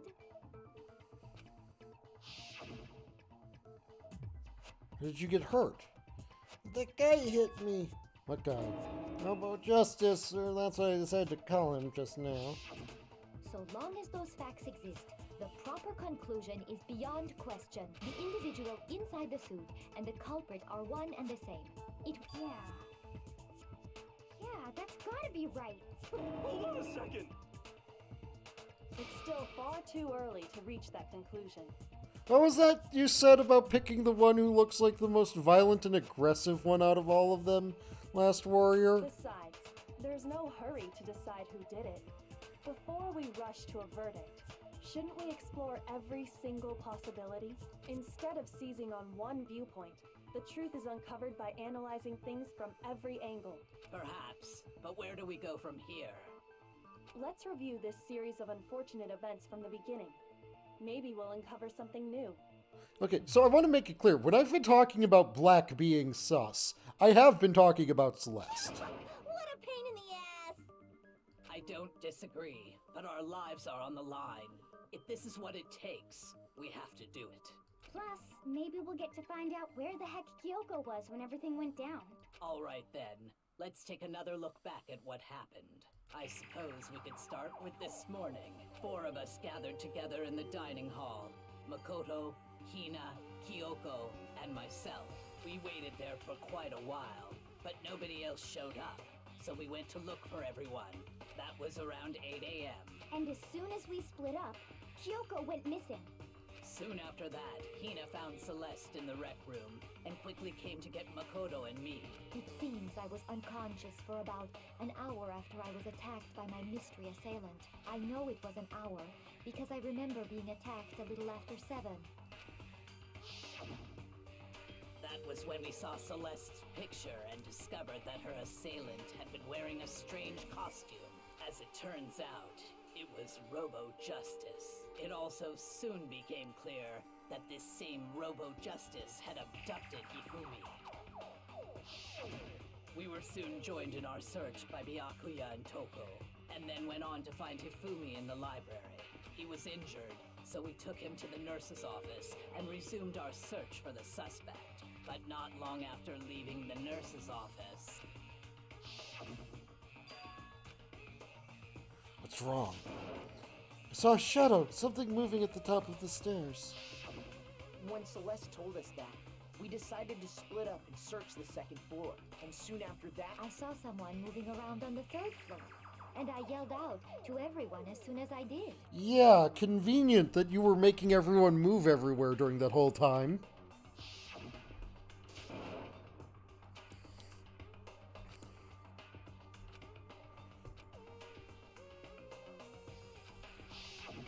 and then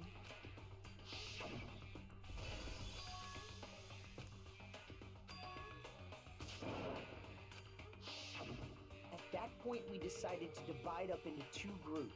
Celeste, Hina, and I went back to the nurse's office, while Sakura, Byakuya, and Toko chased after the suspect. When we got back to the nurse's office, we found Hifumi, dead. And that's when we heard the body discovery announcement.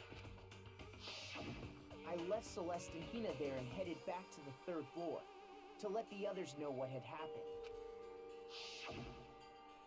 Meanwhile, we had just discovered Taka's body in the equipment room. We must have found both bodies at almost exactly the same time, because we heard the same announcement not long after we discovered his body. And that's when I told you guys about Hifumi. Then the three of us headed for the nurse's office. But right after we left the physics lab, we ran into Celeste, who'd arrived after us. And she told us something very surprising. We rushed back to the nurse's office and saw that she was right. Then we remembered we'd left Toko passed out in the equipment room, so we hurried back again. I think it's the same story each time.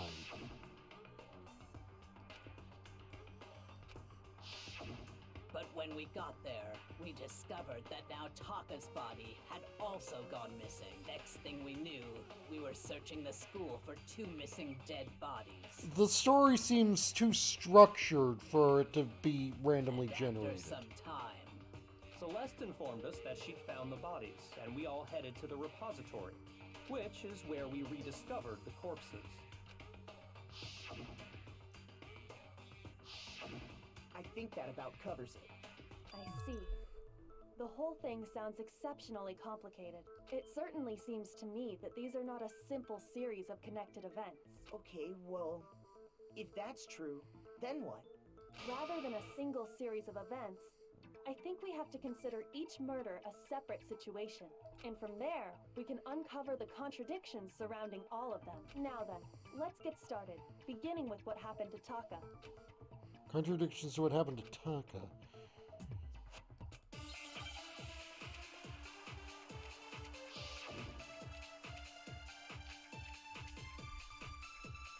So, regarding Taka's death, I wonder if he died before Hifumi, or perhaps it was after?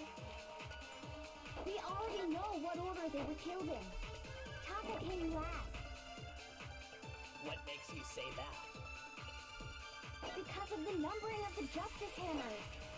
It's true that Hifumi was killed with Justice Hammer 3, while Taka's death came from a swing of Justice Hammer 4. See? So it's obvious Taka came after. The hammers were numbered, but were they really used in that order? So, regarding Taka's death, I wonder if he died before Hifumi, or perhaps it was after? We already know what order they were killed in. Taka came last. What makes you say that? Because of the numbering of the Justice Hammers. It's true that Hifumi was killed with Justice Hammer 3, while Taka's death came from a swing of Justice Hammer 4. See? So it's obvious Taka came after.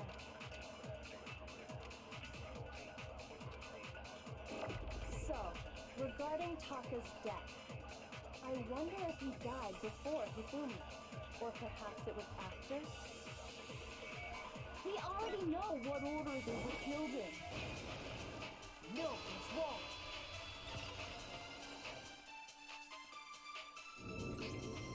Hold on. There's no reason to assume that the hammers were used in the same order as their numbers. If anything, That's just another way the killer tried to disguise their actions. So you're saying the culprit wanted us to think the hammers were used in order, but in reality, Taka was killed before Hifumi? Okay then, let's see the proof. The watch.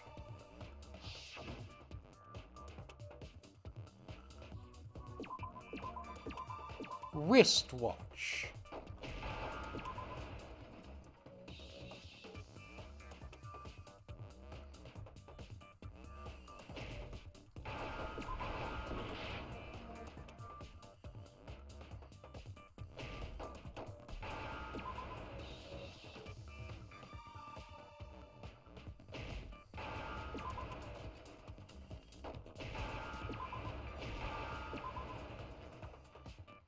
Now I understand. I've got it. Taka's wristwatch. See? Look. It broke with the hands pointing just past 6 o'clock. It must have gotten broken when he was attacked by the killer. Because as of last night,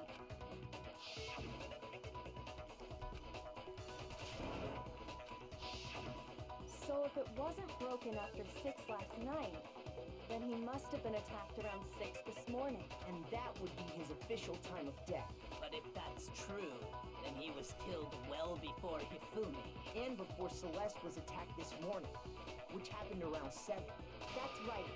Taka was killed before any of the other incidents took place. That simple fact slipped past all of us. We made the wrong assumption about the order of events, all because of those justice hammers. That's exactly why the culprit wrote the numbers on each hammer and had them increase in size. That way, when we saw how they were used in each incident, we'd easily make that wrong assumption. Now, if Taka was killed around 6, then everyone's alibis for his murder go out the window. Because when he was killed, we hadn't met up in the dining hall yet. That may be true in the case of Taka's murder, but all of our alibis still hold true for Hifumi's death. That's right. With him, at least, we're all safe.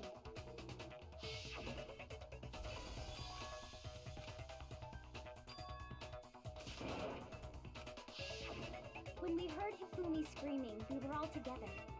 Except for Hiro and Kyoko. Then we all ran down to the nurse's office, and that's where we found his body. That's totally true. We're all in the clear. Oh, I know! They must have recorded him screaming on a tape or something, then played it later on! If that's true, where's the tape? I don't know. Don't just go making stuff up. Anyway, we all have rock-solid alibis for when we heard Hifumi scream. Since all of us were there together, clearly none of us could have killed him. And it does not stop there. There was also the moment when we discovered his body had disappeared. When his body vanished from the nurse's office, Hina and I were in the bathroom together, while everyone else was in the equipment room, correct? And then there's the disappearance of Taka's body from the equipment room. At that time, we were all gathered together in the nurse's office because of Hifumi going missing. Well, don't forget, I was passed out in the equipment room the whole time. Wait, I think, yeah, I'm pretty sure it's Celeste. she could have dragged Taka's body out of there right then! Even if she could pull that off, there's no way she could have done the same with Hifumi's body, because, as we just established, she was passed out in the equipment room when his body disappeared. Also, he probably weighs the better part of 500 pounds. Besides, I didn't do either of them anyway. In other words, it is impossible that any of us could have killed Hifumi or moved either of their bodies. On the other hand, Hiro and Kyoko had disappeared, so they most certainly could have done those things. So what now, Kyoko? For now, we can't get fixated on who did it, or we'll just keep going around in circles. So instead of who, I propose we start talking about how. In particular, I think we need to figure out how Hifumi's body got moved. That's true.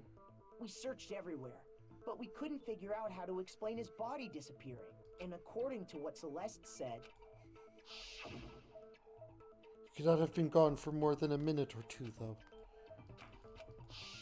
his body apparently disappeared in the 1 minute her and Hina took their eyes off of it. But to carry that much weight from the first floor up to the third in that short amount of time? Oh man, yeah! There's no way! It'd be impossible! Well, what if I told you there was a way to make the impossible possible? What? How? If the dead body were to move itself. The dead body moved on its own? No! Not another... ghost! I don't think it has anything to do with the occult. I think what she's implying is we thought Hifumi was dead, but perhaps in reality he was still alive. He was alive? Are you saying Hifumi wasn't carried out of the nurse's office, but simply walked out on his own? But I mean, we found his body. He was dead. Perhaps he was simply playing dead. That... it isn't possible. Maybe Hifumi was still alive. Is it really possible?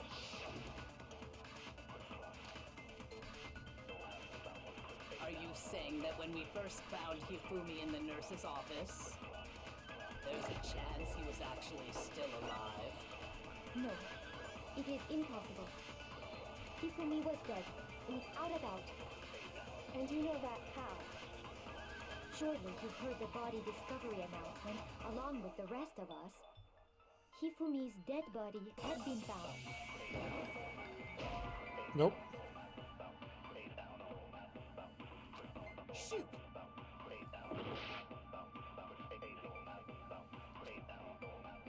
Are you saying that when we first found Hifumi in the nurse's office, there's a chance he was actually still alive?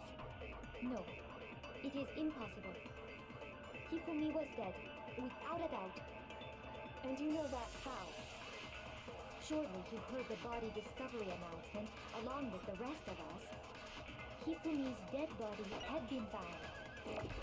And that is why the announcement was made.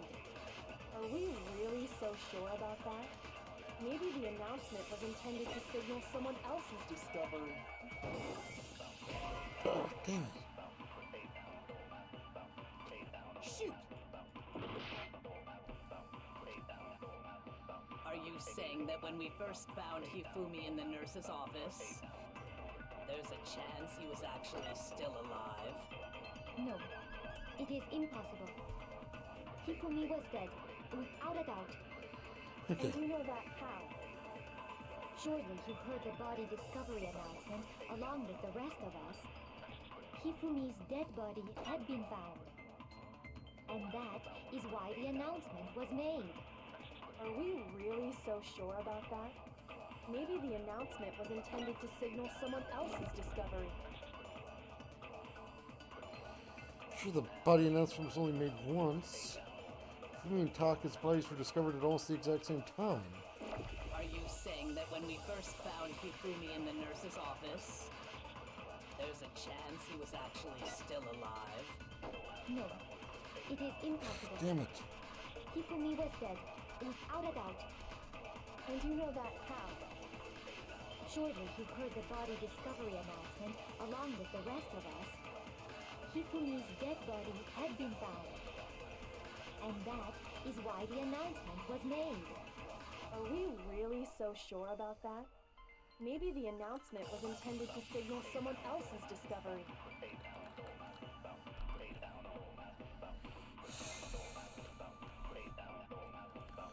Which one of these, like, I'm running low on HP, so I'm getting too cautious.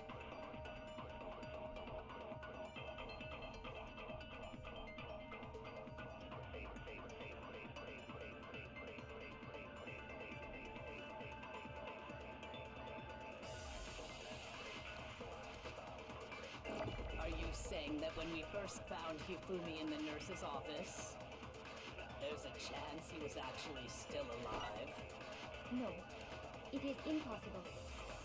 Hifumi was dead, without a doubt. And you know that how? Surely you heard the body discovery announcement along with the rest of us. Hifumi's dead body had been found. And that is why the announcement was made. Are we really so sure about that? Maybe the announcement was intended to signal someone else's discovery.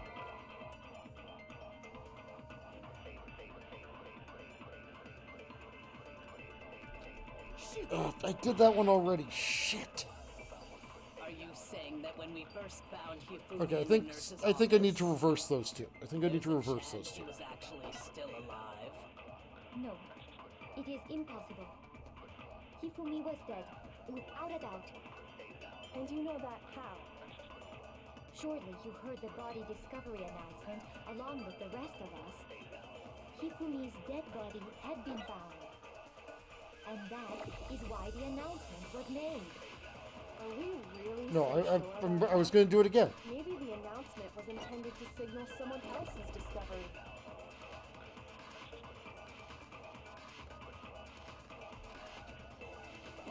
Are you saying that when we first found Hifumi in the nurse's office, there's a chance he was actually still alive? No, it is impossible. Hifumi was dead, without a doubt. And you know that how? Surely you heard the body discovery announcement along with the rest of us. Hifumi's dead body had been found. There we go.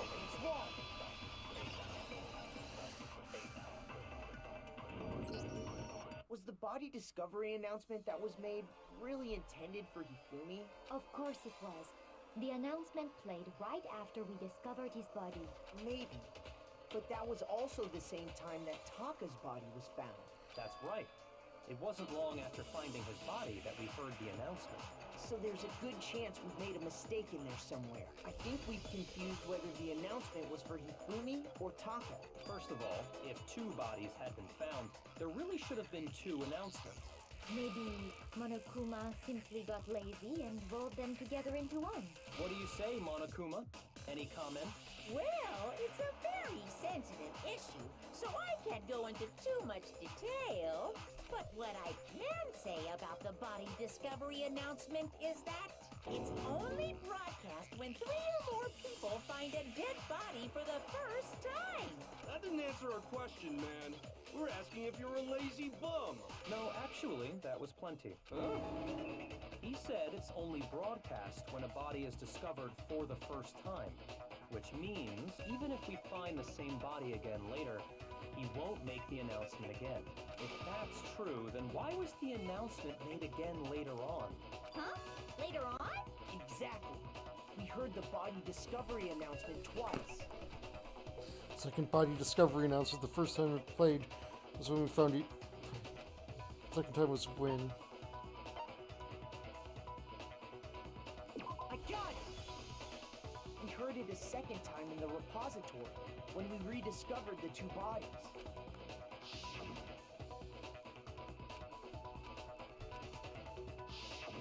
It didn't seem weird at the time, but it contradicts what Monokuma just told us, doesn't it? Exactly. If we were actually rediscovering both bodies, the announcement shouldn't have played. And in reality, when the 2 dead bodies were rediscovered, one of them was actually being discovered for the first time. So, when we found Hifumi the first time in the nurse's office, he wasn't actually dead yet. Meaning, he wasn't actually found dead until we came upon him in the repository. And that's just part of it. There's one other thing that leads me to believe he was still alive in the nurse's office. His glasses. I know! Because he was super good at playing dead! Bada bing, bada boom! That is the worst logic I have ever heard. But honestly, I do not think there's anything that can prove he was still alive. Okay then, let's take another look at the events surrounding the discovery, then it should become clear whether he was really alive or not. This whole thing is pointless.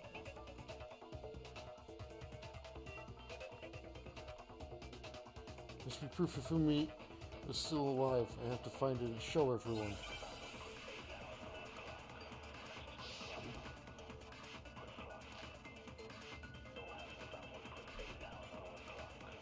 Well, here's one thing we do know. The first time we found Hifumi's body was in the nurse's office. And then, while me and Celeste were in the bathroom, his body disappeared. And the next time we saw his body, it was in the repository. But when you compare his body before being moved and his body after being moved, other than the change in how it was positioned... Nope, nope, nope, nope, nope. There was no notable difference. Then, was he really still alive? Of course not. It is impossible. This is ridiculous.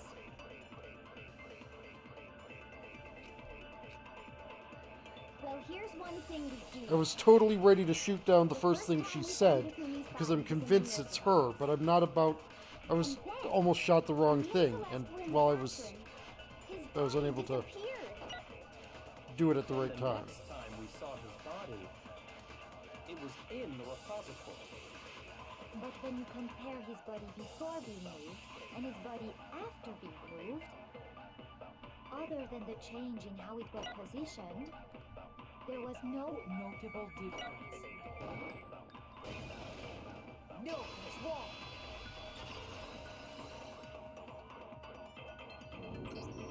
In fact, there was one clear difference between Hifumi in the nurse's office and the repository. His glasses. That fact alone proves that he was only playing dead in the beginning. Perhaps you'd like to fill the rest of us in? When we found Hifumi in the nurse's office, his glasses were covered with blood. But when we found him again later in the repository, they were spotless. And I found the item he used to wipe them clean in the nurse's office trash can.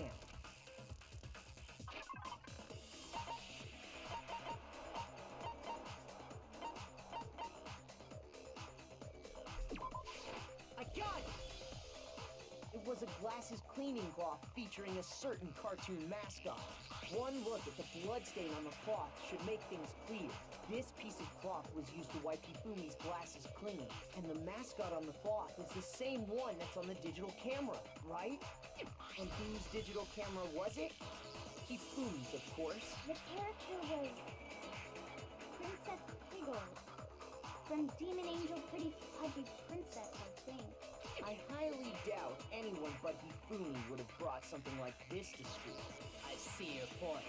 And the only people here who wear glasses are... I wouldn't be caught dead using a tacky piece of garbage like that. A few tissues is all I need to keep my glasses clean. Then there's no question. It belonged to Hifumi. So what you're saying is... What exactly? What I'm saying is, the blood on his glasses was wiped away using his own glasses cleaning cloth. Even if that is true, it does not mean he wiped the blood off himself. But who would benefit from a clean pair of glasses other than the glasses owner? That's a good point. And it must have been him, right? So let's assume that Hifumi was still alive in the nurse's office. He pretends to be dead. Then when he's alone, he wipes his glasses clean so he can see. Then he stands up and walks out on his own 2 feet. And with that, the impossible task of moving his copious corpse becomes possible, wouldn't you say? But then, if he was just pretending to be dead, what was with all that blood? Was it paint or something? The fridge in the nurse's office contains packs of blood for emergencies. He probably used one of those. He figured if he was gonna play dead, he should go all out. So he just dumped it everywhere. But he got crazy with it and had to wipe his glasses off when he was done. God, what an idiot! And if Hifumi was still alive at that point, the disappearance of Taka's body is easily explained. It should be perfectly obvious who must have moved Taka's corpse. I got it! It could only have been Hifumi.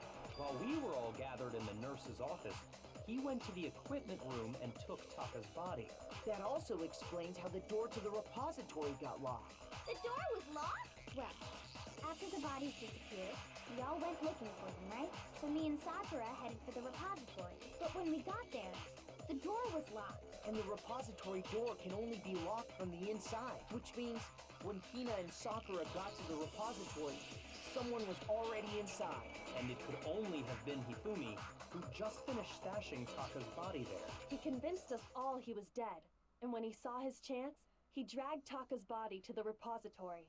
So, Hifumi wasn't just another victim in this case.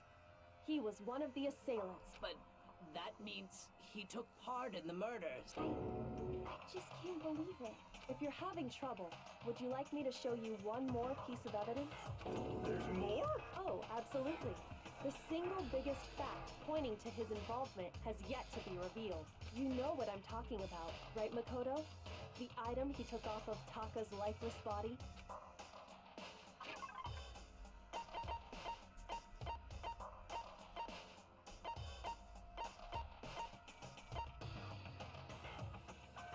I think it's this, right? Or no, would it be Taka's scrap?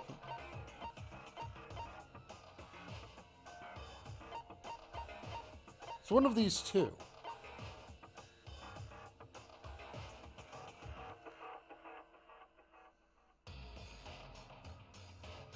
I think it's the note Hifumi had. I got it! You're talking about the note Hifumi had hidden away, aren't you? Hidden note? That's right. We found it stuffed in his pants. What? Oh, I guess just as you said that, or at least as I saw you say that, Celine. Yes, his pants. Okay, well, forget about the pants for now. Take a look at what the note says. Found a hole, maybe we can use it to escape. Hanakuma can't find out, so don't let anyone else... Don't tell anyone else for now. Let's meet in the equipment room at 6 a.m. That's the note I was telling you about. The one that told me where to go. Huh? Wait, this one's a little different. In my note it said, Monokuma can't find out, so don't tell anyone else for now. Let's meet in the rec room at 1 a.m. I see. Then this note isn't the same one Hiro got. It's not the same? In other words, the killer got in touch with another person besides Hiro, and that person could only have been... Hifumi's pants. I got it! That's right! Taka! The killer used this note to draw out Taka and murder him. Hello? Over here! Objection! Objection! I don't really understand what's going on, but Hifumi had that letter, right? So whoever wrote it wasn't drawing out TikTok, they were drawing out Happy! Just to be clear, TikTok is Taka and Tuffy is Hifumi, right? Oh, yes! Why must you ruin it every time? And just like Jake is seriously scary, but still, can't let her get to me.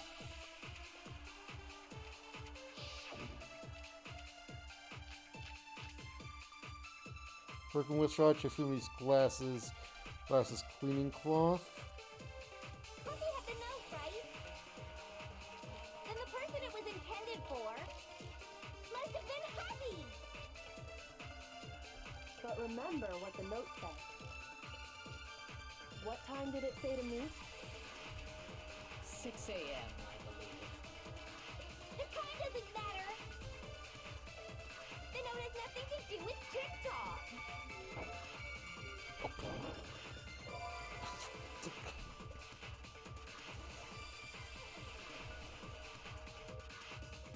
Happy had the note, right? Then the person it was intended for must have been Happy! But remember what the note said. What time did it say to meet? 6 a.m., I believe. The time doesn't matter! The note has nothing to do with TikTok! No, he's wrong!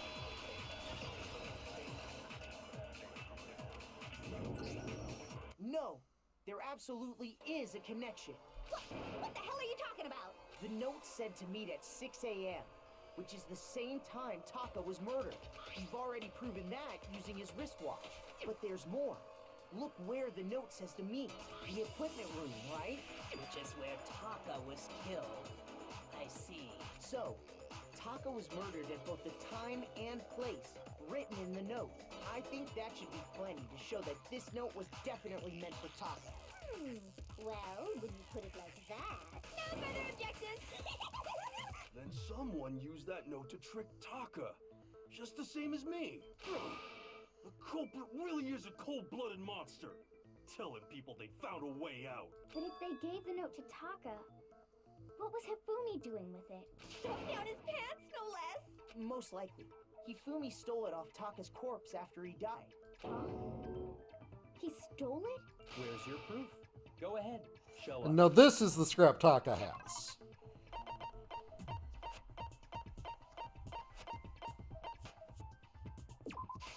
I got it! When I searched Taka's body, I saw that his lifeless hand was gripping a small scrap of paper. If I'm right about this, the sheet of paper this piece came from is... I knew it! It fits perfectly with the note we found hidden on Hifumi. Then Taka's scrap and Hifumi's note. Yup, they're from the same piece of paper. Hifumi had the note meant for Taka, while Taka's corpse still grasped a small piece of that note. There's only one way to explain it. Taka died clutching the note. Hifumi tried to free the note from its death grip, leaving behind only one small scrap. Did I get all that right? That means Hifumi knew the note was important. Exactly. Which proves that he was an accomplice in the murder. Whoa. Yeah. After seeing all this, Hifumi was super involved in this whole thing for sure. In fact, he was behind the whole thing. In fact, he's still alive. No, hero. Sorry, no. When we found him in the repository, Hifumi was truly and completely dead. The second body discovery announcement proves that. So then, who killed Hifumi? Whoever did is the mastermind, the true killer. He was killed in the repository. So he must have been killed not long after transporting Taka's body. So, he must have been killed after Taka's body vanished, but before we found both bodies in the repository. During that time, we'd all split up and were searching for Taka's missing body. In other words, during that time, none of us have alibis. Wait, but me and Sakura were together. Stop trying to steal the spotlight, you stupid walrus! Who are you calling a walrus? Anyway, when they were killed bothers me too. But there's something that's been bothering me even more. And what might that be? The weapon they used to kill Hifumi. The weapon? Yeah, because I mean, according to the Monokuma file, the way Taka and Hifumi were killed was almost the same, with them having similar fractures and all. But Justice Hammer 3 and 4 were still laying around in the nurse's office and equipment room, right? So if Hifumi was killed in the repository, the culprit would have had to grab one of the hammers, kill Hifumi, then put the hammer back where they found it. But wouldn't that be seriously risky for him? I'm surprised. It seems there's some semblance of a brain knocking around that skull of yours after all. Hell yeah, it's packed in there good and tight. He's right, though. I don't understand it either. The Monokuma file makes it clear that they were killed using similar instruments. But if the hammers were already... So the question is, how could the culprit have gotten their hands on either of the hammers? Personally, I haven't a clue. So which hammer was used to attack Celeste? Number 1 or number 2? Those were accounted for in other rooms too. And I don't think either one is big enough to kill someone. Then, Is it not possible they used a different weapon? I don't think it is possible. They were both killed with the same kind of thing, right? So then, what was used to kill Hifumi?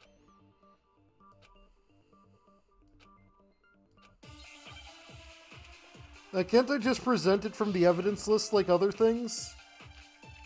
Yeah, this. What was used to kill Hifumi? Was it Justice Hammer 3? Maybe Justice Hammer 4? well, whatever it was, there's one thing we have to figure out. How was the culprit able to move around so freely with the weapon? How did nobody witness them carrying it? Sounds like a Justice Hammer 5 is about to make its appearance! Check out murdergear.com/hammertime for more info! Well, one thing seems pretty clear. The murder weapon had to be one of the Justice Hammers! I think it contradicts that last one. That's about it.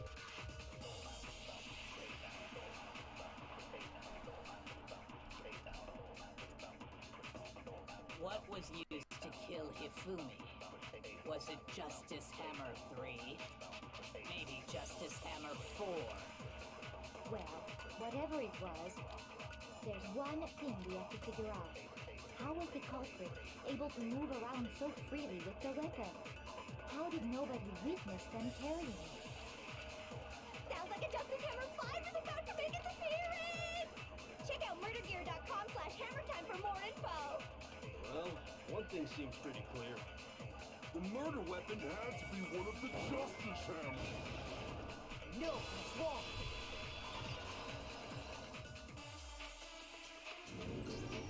The murder weapon wasn't a Justice Hammer at all. No, it was something completely different. But, seriously? A different weapon? Specifically, a hammer from the repository. The killer could have easily used that to kill Hifumi. Now, all the hammers in the repository were covered in flecks of grit and debris. But for some reason, one of them had been scrubbed clean. Huh? And the reason it had been scrubbed clean was most likely because it was used to commit murder. If the hammer got covered in Hifumi's blood, of course they'd have to clean it off. I'd also like to point out that the repository has all kinds of hammers.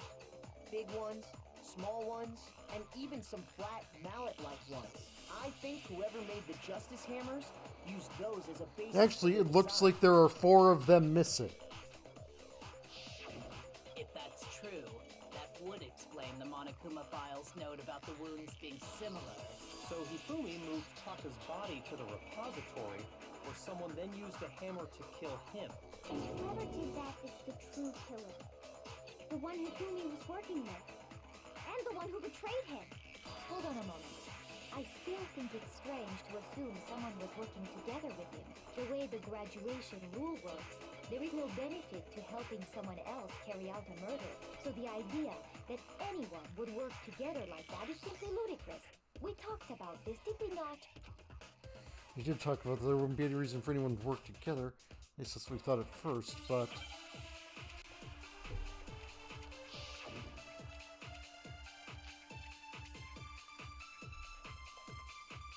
Based on the rules that have been laid out for us, even if more than one person is complicit in the murder, only the one who actually carried out the act can graduate and survive. Assuming the rule holds true, it is simply impossible that 2 people work together on this.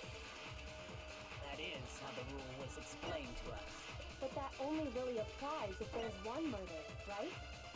In this case, however, there were 2 murders.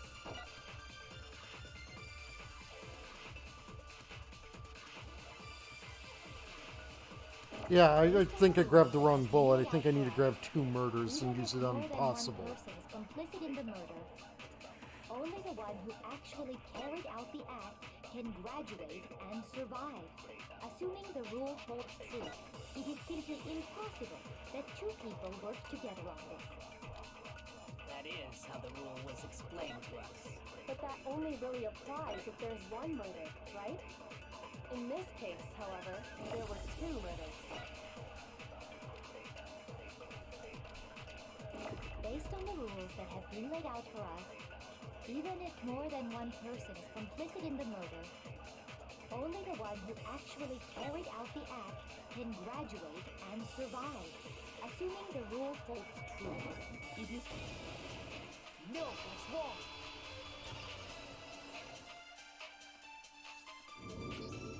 Since there were 2 murders, it's at least plausible that more than one person was involved. What do you mean? If there'd only been one murder, then yes, the idea of an accomplice isn't really worth considering. Naturally, if only one person can be saved per murder, an accomplice has no risk versus reward benefit.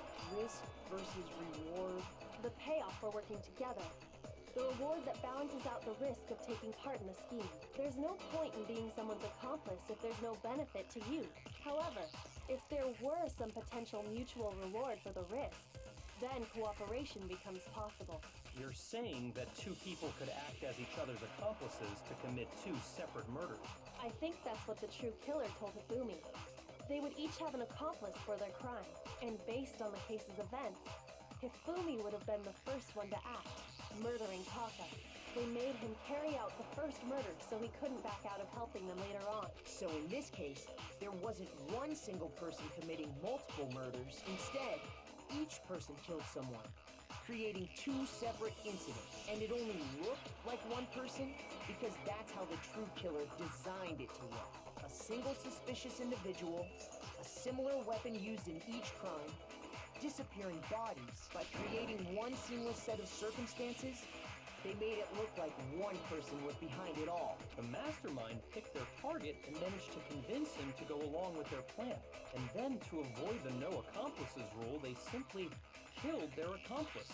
Which, if true, means that betraying Hifumi was part of the plan from the very beginning. That's just awful. How could anyone be so cruel? You think so? I can't help but admire its cunning. Still, their choice of accomplice seems odd. Yeah, it's got to be Celeste. I must have noticed that fact at the very beginning, where she said not to look at this as a series of connected events but entirely separate incidents. Joko really is amazing, although you think about it, she's almost too amazing. Like, it's almost unnatural how good she is at this. I mean, we don't know what she's the ultimate thing. I'm like, she's the ultimate detective. I understand how an accomplice could be involved. But then, who was the one pulling Hifumi's strings? That's problem numero uno right now. You manipulated Fumi to carry out a number of actions and in the end murdered him. And the debates up until now, the way he cases has unfolded, we consider all that. Really only one person who seems to fit.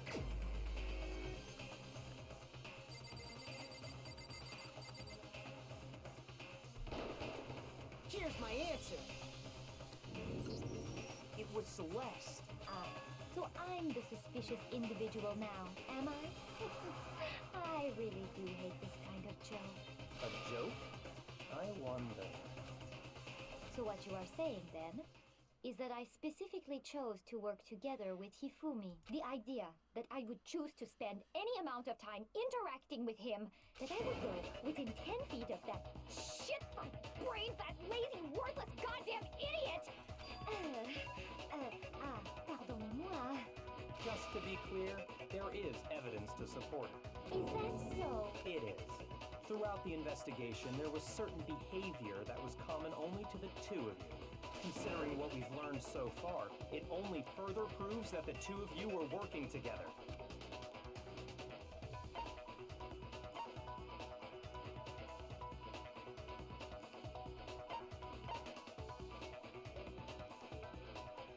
I got it! The behavior they had in common has to do with the suspicious individual in the suit, doesn't it? The only ones who ever actually saw Robo-Justice firsthand were Celeste and Hifumi. Shush, the adults are talking now. As he said, only Celeste and Hifumi ever laid eyes on the costumed individual. If we accept that Hifumi was one of the culprits, we can't help but suspect what Celeste has said as well. Are you saying everything they told us was a lie? After taking Hifumi to the nurse's office, we all began our search for this individual, correct? And not too long after that, do you remember what Celeste said? Saw a shadow, something moving at the top of the stairs. We headed to the second floor specifically because of what she claimed to have seen. Next, to draw us all to the physics lab up on the third floor, She let out a blood-curdling scream. and when we'd all come to see what was wrong,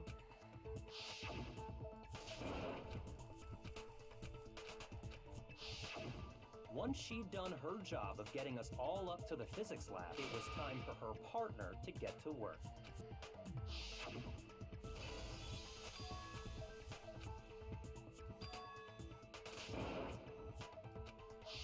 It was to get us to divide into two groups. So that we would discover both bodies at the same time? In fact, Celeste was precisely the one who proposed that we split up.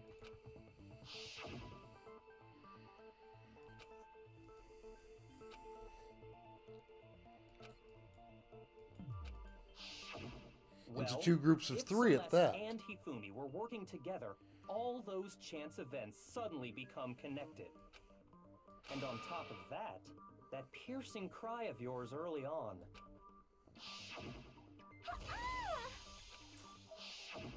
That was to signal Hifumi, wasn't it? It was your way of telling him, we're on the 3rd floor. Everything's going according to plan. Why else would you let out a scream that could have carried across the sea? I just realized another strange thing. When we found Hifumi in the nurse's office, who we now know was only pretending to be dead,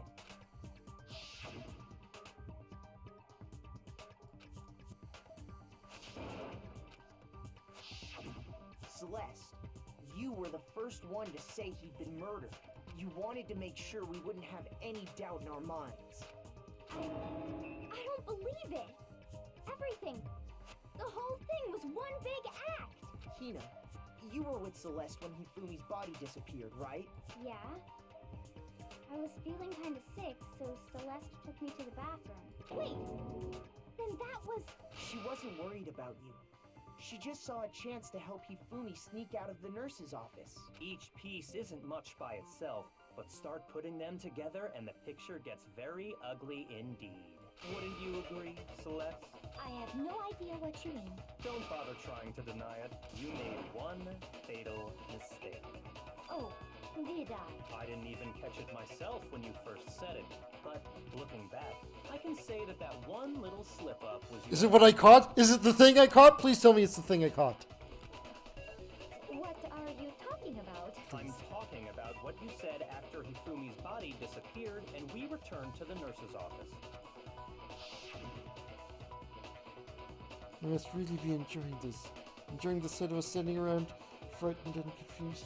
We're all going to die here. We're all going to die just like those guys did. Yes, it was what I caught! I remember her saying It was what I caught! It was what I caught! I don't understand what's so strange about it.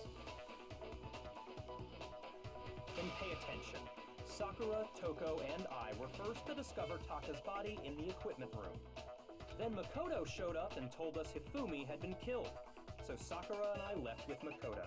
Once we were in the hall, we ran into Celeste, and the 4 of us headed to the nurse's office. Now, the entire time we were together, none of us said anything about Taka being dead.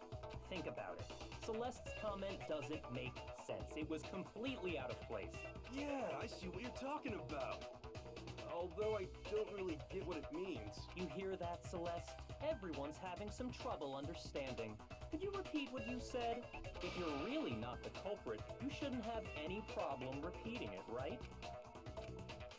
Maybe since Celeste's comment doesn't make any sense, what is he alluding to?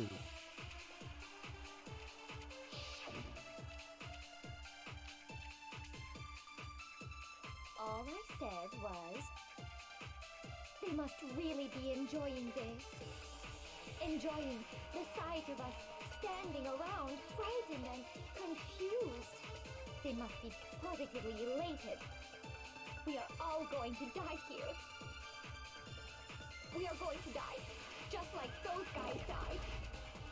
And that is all I said. And that's all it takes to finish this. It's obvious, isn't it?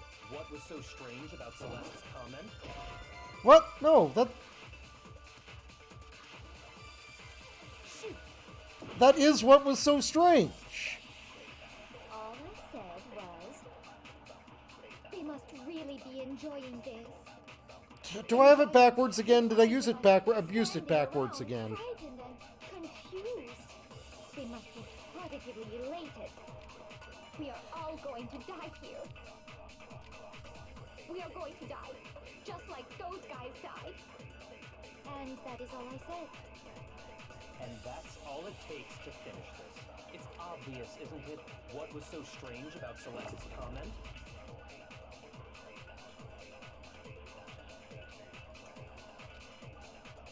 All I said was, they must really be enjoying this. Enjoying the sight of us standing around, frightened and confused. They must be positively elated. We are all going to die here.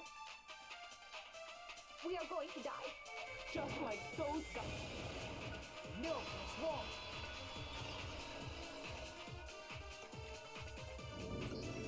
That's right. There's no reason Celeste should have said, just like those guys died. When she said that, none of us had told her Taka was dead. Exactly. And we didn't run into her until after we were all out in the hall. So there was never any chance for her to have seen his body in the equipment room for herself. So how did you know, Celeste? How did you know more than one person had been killed? And how did you know they were both guys? Because Kyoko had also disappeared, right? So she could have been dead too.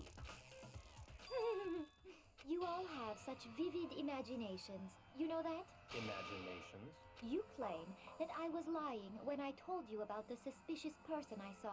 Then what about the picture I took? Stage.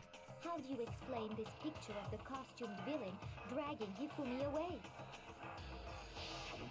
It has to be some kind of setup, right? So let's put the suit on. And then she used the camera's timer. There's no timer on the camera, but you were So unconscious. quickly forgotten. You are the only one who could have possibly fit into that suit. Plus, I happen to know that this particular camera does not have a timer. In other words, it is an unassailable fact that this is a picture of Hifumi being dragged away. If everything I told you was a lie, how can this picture exist? Simple. Are we sure that's really a picture of the suspect dragging Hifumi away? What could you possibly mean by that? Surely there are other explanations than the one you've offered up. No, there is no other explanation. Other explanations? The picture of the suspect dragging Fumi away. Possibility is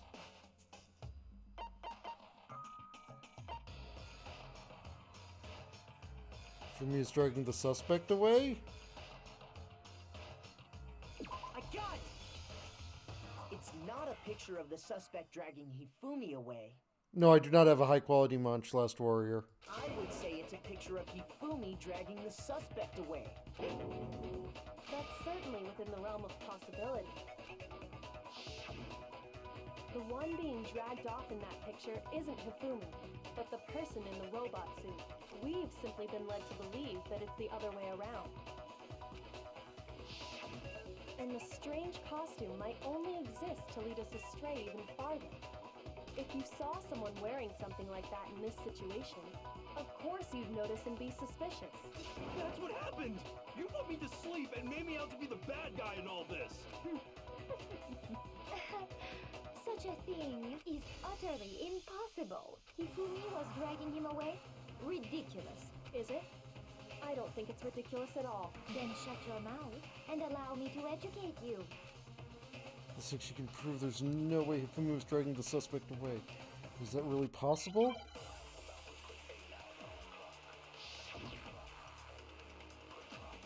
Robo Justice costume, yes, the hero's message, Robo Justice blueprints. You dressed me up in that suit after I passed out! Then you just draped me across Hifumi and had him carry my weight! You tried to make me look like the bad guy! Like I said, ridiculous. As you can see in the picture, the suspect is standing perfectly upright. If the person inside the suit was unconscious, there's no way they could stand up straight like that. Then the fortune-telling idiot is the culprit after all! No way!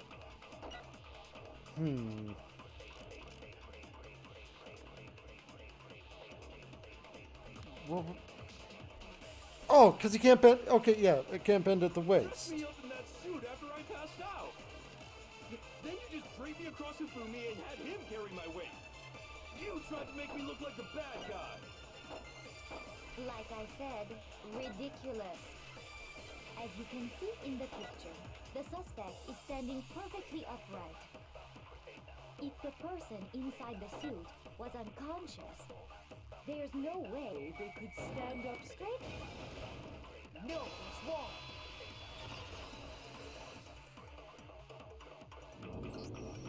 No. Even if the person inside the suit were unconscious, they could still stand up like that, because that Robo Justice suit had a certain characteristic. It really can't bend at the waist. That's right! They totally made a mistake when they made it, so it couldn't bend at the waist. I'm not so sure that was a mistake. I think the suit was designed from the beginning to be used the way it was. Celeste and Hifumi took the suit they'd specially designed and stuffed Hiro into it. That's how they were able to fake that whole thing. The point of it all was to make us believe whoever was in the suit was to blame. Well then, I suppose this is checkmate. Checkmate?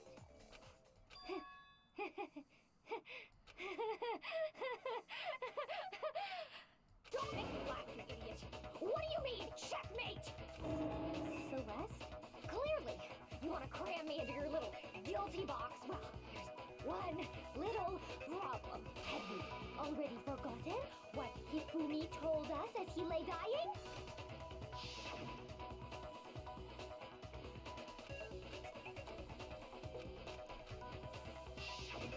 When we asked him who had attacked him, his answer was quite clear, was it not? He said, and I quote, Yasuhiro. In other words, Yasuhiro Hagakure! Right, but my name isn't really Yasuhiro. It's actually Taro. Your confusing statements don't make any sense. You're only making things more complicated. He did say Yasuhiro, but are we sure he was really pointing the finger at Hiro? What the hell are you talking about? I'll burn you alive! Kyoko, what do you mean by that? Think back to how Hifumi used to talk to us. How did he refer to each of us?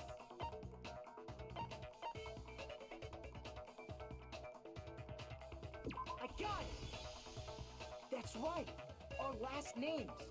He called us all by our last names. Exactly. I know I heard him say Mr. Naegi more than once, for example. So if Hifumi did mean to say Hiro's name, he would have said his last name, Hagakure. I'm sure it was just incidental. By chance, his first name. Indecent? Don't talk. Random chance. Now isn't that a convenient explanation? No. There's no reason to think he would have said the name any different than normal, but he must have run out of energy before he could say any more. So Hifumi was trying to tell us the last name of whoever killed him? But the name he said doesn't apply to anyone here. Well, no. Hold on. There's one person it could apply to, and that's Celeste. She never actually told us what her real name is. What did you just say? To think you take your false accusation so far, I don't know whether to laugh or spit.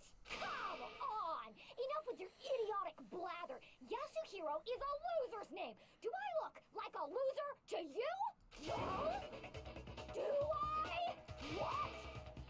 I think I've earned the right to be a little on edge. Okay, then fill us in. What's your real name? Make sure your ear holes are wide open and listen up! My real name is Celestia Ludenberg. Could you please stop making me repeat myself over and over again? This one still won't give up, so then do something to make her accept it.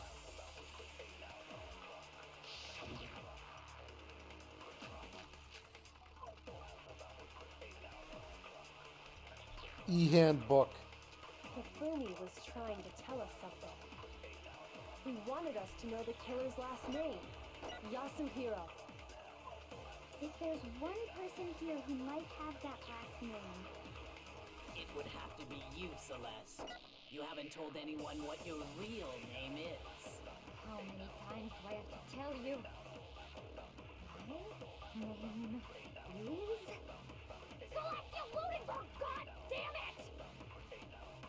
How long do you plan to go on pretending? I'm not pretending. It's the truth. And since you have no way to contradict me, No, it's wrong.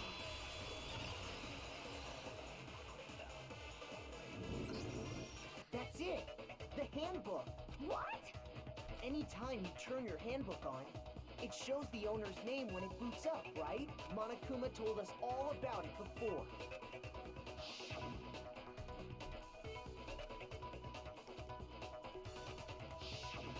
So all we have to do is check her handbook, and that'll clear up everything.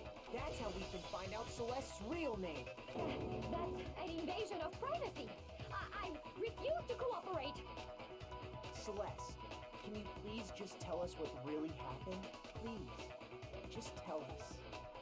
Even when I'm put in check, it's just my nature not to give up. Because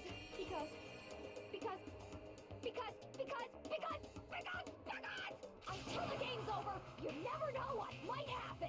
Fine then. Let me settle it. Let me go over the case again, from the beginning, and shed light on all your crimes. And that'll bring everything to an end. So now I fill out the comic book.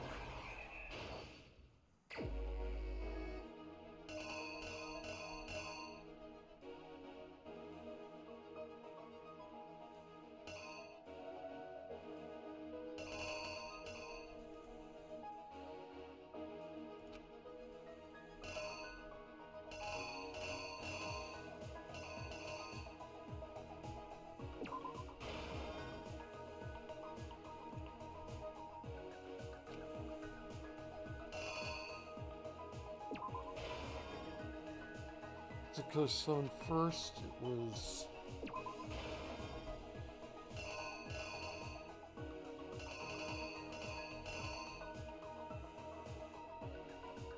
Connect them up with stuff in the robe justice suit to falsify evidence. There's a certain item to do it.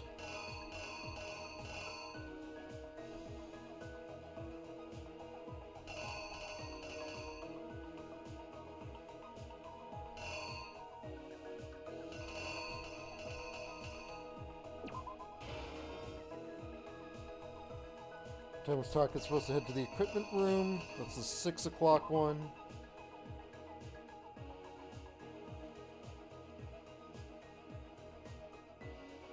Wait, that's not 6. It's the only other clock one, though. Oh, his hand's tilted. Okay. Yeah, I see the bands now. That's his watch.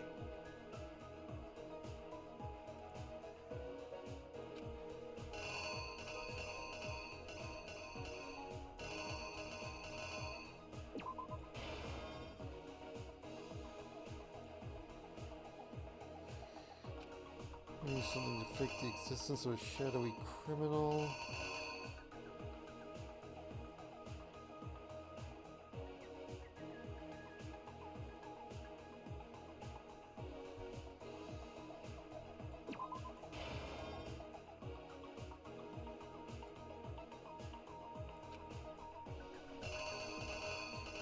Someone's Justice Hammer number 3.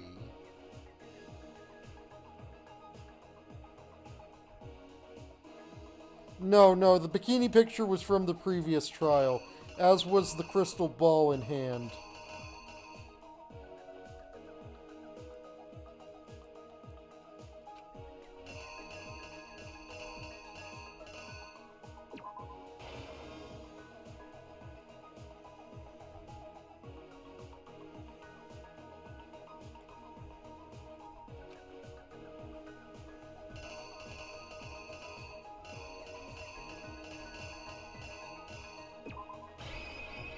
Here's exactly what happened.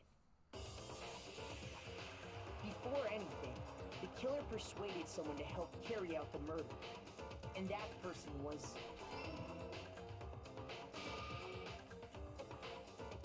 Hifumi. With an accomplice, the killer was able to execute a number of otherwise impossible schemes.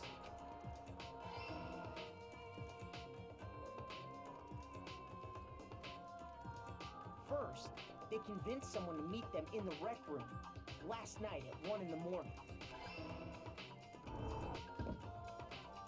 That someone they met with was Hiro. The murderous duo intended to pass Hiro off as the prime suspect. So when they met up with him, they drugged him, knocked him out, and stuffed him into the Robo-Justice suit.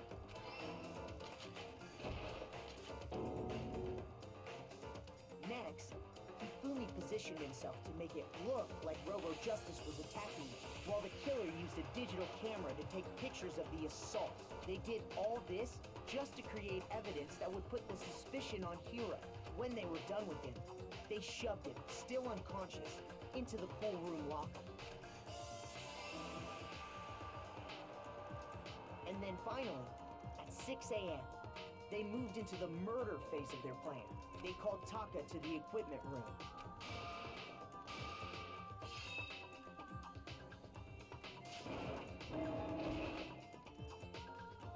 And that's where Hifumi killed him, making it the scene of the first murder. The murder weapon was Justice Hammer 4, which was left there in the equipment room. The reason Hammer number 4 was used was to create confusion about the order of the crimes. So, next they falsified 2 more assault incidents. For these attacks, the killers pretended to be the victims, to solidify Robo Justice as the suspect. The first fake incident was the attack in the rec room. There, the killers wanted us to see Justice Hammer 1, and the Robo Justice pictures they'd taken. They wanted to make sure we bought the surprise attack story. The second fake incident was the attack in the library. This time, they planted Justice Hammer 2 and an injured Hifumi to sell us that story. With these 2 incidents, the killers were able to create a certain preconception in our minds that the suspect was increasing the size of the hammers and attacking people in order as they did. We fell right into their trap and started looking for the suspect based on that.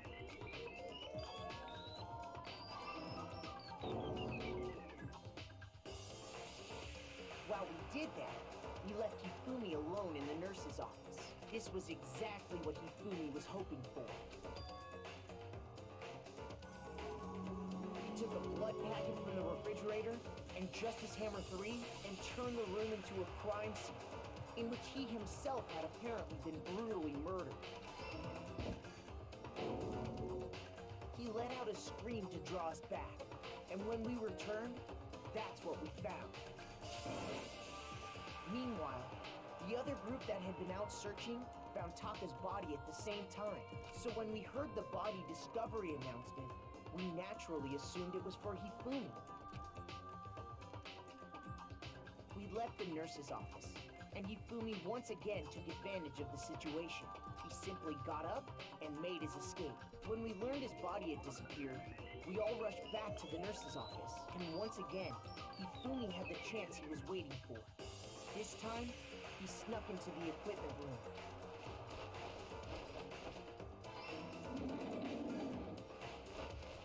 He wrapped Taka's body in a tarp and used the dolly to move it all the way down to the repository. That explains how each of the bodies disappeared. But even Hifumi didn't know what the true killer had in mind for their final act. Their plan all along was to kill Hifumi and get rid of the one person who could betray them. And they did it using an ordinary, everyday hammer from the repository. That should cover everything that happened in this case. And the villain behind it all is...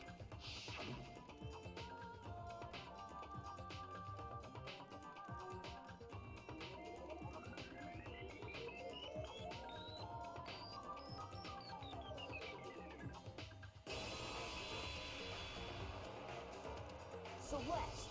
Sorry, you lose.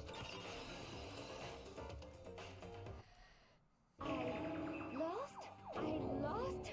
When was the last time I was forced to utter such words? They hang heavy around my neck. Then you admit it? You're the killer? Listen to you, trying to take charge, as if you're my private instructor. I, Celestia Ludenberg. Actually, no, Taiko Yasuhiro is fine. Now I'm upset that her name is so close to mine. Nico? So, you finally accepted it. I'm the kind of person, once I've lost, I don't like things to drag on. Interesting.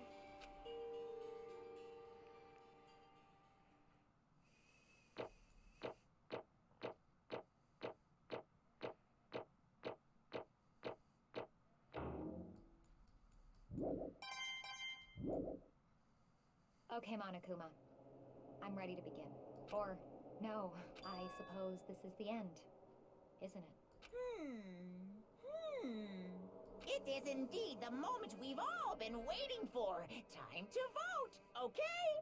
Okay. If you would, please locate your lever and cast your vote. And when the votes are tallied, who will become the blackened?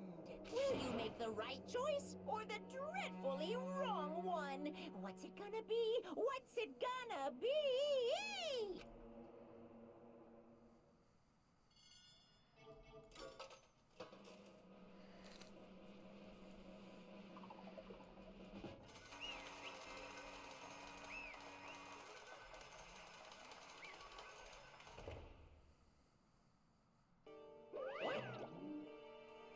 It's basically a formality at this point, but once again, you're totally correct.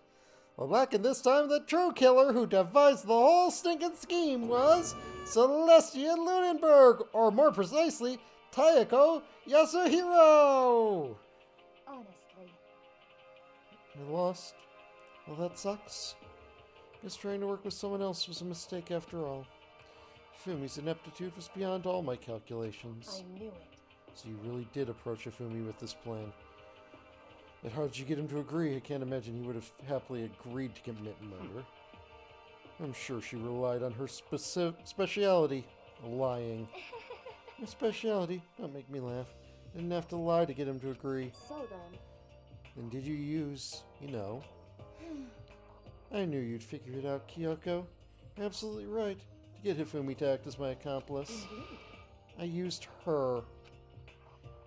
For everyone who's still left, I'll avoid mentioning it by name, but it was the one thing that Hifumi and Taka were both super into. Shin. Is she talking about alter ego? Say what? What? What are you talking about? Just a second. Don't interrupt. We're in the middle of a very important conversation here. I'm totally out of the loop, as usual. How sad. In other words, And you're the one that stole it? Indeed. That's right. I see. You used it to drag Hifumi into the plan you'd come up with. Right again. Last night, after we had our meeting about how it had disappeared, I paid Hifumi a little visit. What are you doing here? Actually, I was hoping I could talk to you, alone. This is about what was stolen. I know who did it. What? are you okay with this? It was Taka. He stole it. What? So then... And I have proof. Would you like to see it? As it turned out, I'd found a use for the digital camera. I'd taken you-know-what to Taka's room earlier and took a few pictures of it there. I deleted the picture as soon as I'd shown it to Hifumi, of course. Damnation! So it was him! But how did he do it? She was supposed to yell if either of us got too close to her. Correct, which is why Taka forced me to steal it. Say what? What? As for me... Please forgive me. He threatened me. Oh, He did? As for me... He came to my room last night unannounced. And then, it's hard for me to even say, he abused me. what? And he took pictures. He said if I did not do as he asked, he would show them to everyone. So I had no choice. Damnation! That's a crime! An absolute crime! I knew he'd gone a little crazy, but Say what? I never imagined he would go that far! It was amazing how completely he bought it. Can't express how enjoyable that was.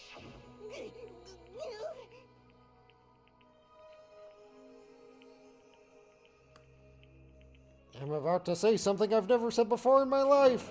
I'm going to kill him! I'm going to fucking kill him! Most unfortunate. Wait, please, if you go now, he'll be playing right into his hands. With a laptop programmed by Chihiro with an AI designed to crack some encrypted files on the laptop that will give them answers. Called Alter Ego. The AI, not the files. Actually, Taka is planning to use her to escape. And he has made you his target. Escape? You don't mean... Taka is going to try to kill you. What? indeed. And also he can keep her to himself. That bastard! Bastard! Bastard! Bastard! Bastard! Honestly.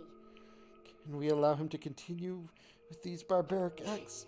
Absolutely not. How could I? I have to save her! Actually, Then, would you like to join with me? It just so happens I have come up with a plan. Huh? I have devised a way to reclaim what he has stolen and escape this dreadful school. With that, it is complete. Huh? What are you talking about? Oh, nothing. Ifumi agreed without a second thought. The effect that item had on him was remarkable. The power of love, even a love as twisted as that, can still drive people mad, it would seem. You disgust me. I see. I have another question for you. Was that strange costume Hifumi's creation? indeed. Yeah, it was a real pain in the butt, too. All I asked him to do was make something to hide the face and general body size. No idea he'd make something like that. But it's my fault for picking him in the first place. So why'd you decide to make me the suspect? Because you're stupid. That's it? Let's see. In that regard, I made the right choice. I'm so glad your stupidity surpassed my every expectation. Life must have been tough on your parents, though. I feel like I could cry. But when you were explaining your plan to Hifumi, how did you explain the part about him playing dead? What she's asking is, what was Hifumi supposed to do after that, assuming you had actually let him live? Are you okay with this? That's simple. After he did his heart and pretended to be dead, once someone showed up, I told him he'd been seriously wounded. He was on the verge of death. But he just barely held on. And he really believed that? Well, of course. That wasn't all there was to it. As I explained it to Hifumi, the plan was, while you were all questioning about what had happened to him, I was going to murder someone else. At that point, Hifumi would have an alibi, so nobody could doubt him. I told him that, and he believed it. It all seems very straightforward. Stereotypical. I just matched the lie up to the level of the opponent. In fact, Hifumi ate it up. He believed the lie wholeheartedly, right up until the moment of his death. So in the end, So you planned to kill him all along. But of course, there would have been no point to my plan if the one who pretended to be dead did not end up dead himself. What the heck? How can human life mean so little to you? Well, That's a non-issue. I simply did everything in my power to win. Don't be mean. Now you sound like Byakuya! I wonder about that. No, he derives pleasure from the thrill of the hunt. And in that aspect, we are nothing alike. Why? Then, what made you take things this far? Was it really just for money? You're talking about the $10 million Monokuma offered us. That is a lot of money, it's true. But that's not all there is to it. From the moment our new life began, my only thought has been escape. But all along you've been saying how we have to accept living here. You little bitch. Obviously that was a lie. Hey, Couldn't take it. I hated it from day one. More than anyone else in here. you little bitch. I wanted to get out. Every day was fresh torture. You want to know why? Huh? Fine. Because I had a dream. Accepting a life here would have meant nothing less than giving up on my dream forever. Honestly. There was no way that I could ever do that. In the underground world of gambling, I risked my life to make a metaphorical killing. As for me, And it was all for that dream. And what was this dream of yours? isn't it wonderful? To live in a European castle. A castle? And to gather handsome men from all over the world to serve as my butlers/bodyguards. I was going to make them dress up like vampires and satisfy my every need. Once I obtained that, I'd created a perfectly aesthetic world of decadence. Living the rest of my life there was my only dream, my only goal. That's what life is all about.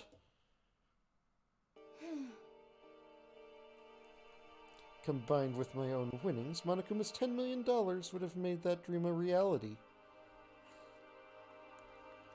No, I don't think $11 million would have bought you a castle. I honestly don't think $11 million would have bought you a castle. Got right to the edge, but There is nothing to be done. unfortunately my dream has been scattered to the wind. Still, I don't have any regrets.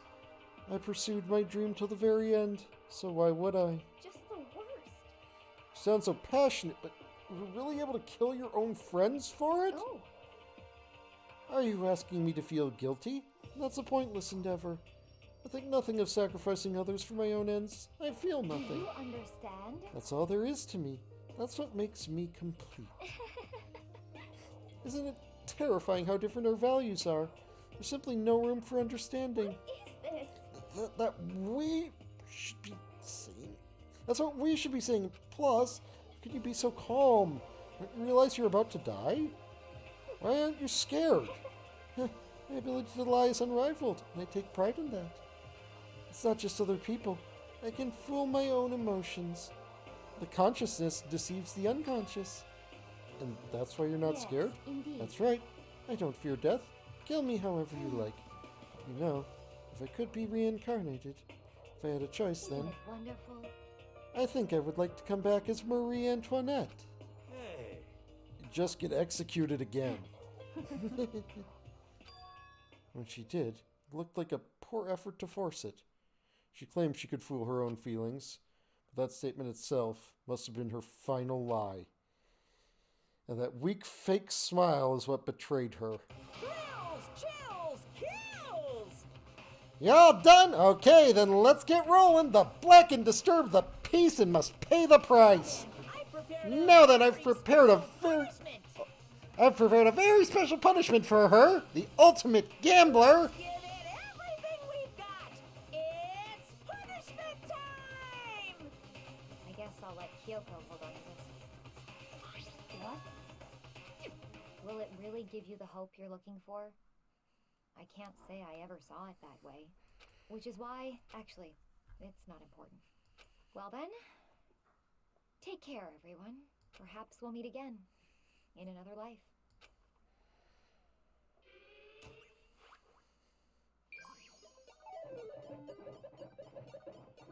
Okay. Celeste has been found guilty. Time for punishment.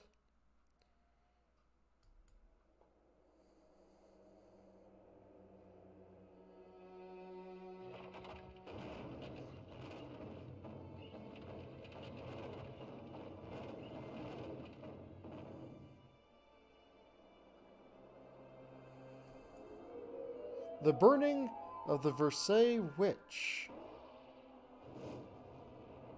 Versailles witch, not Versailles.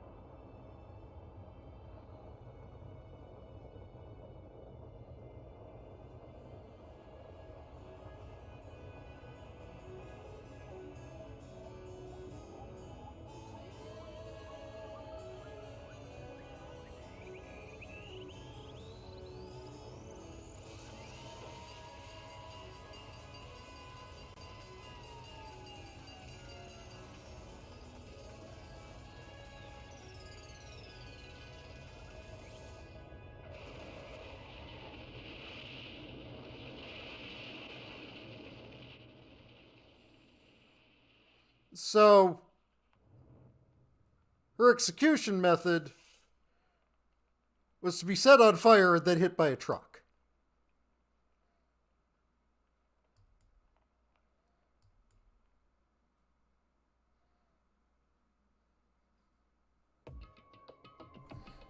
So, let's get this straight. The ultimate baseball star was bludgeoned to death by 1,000 baseballs.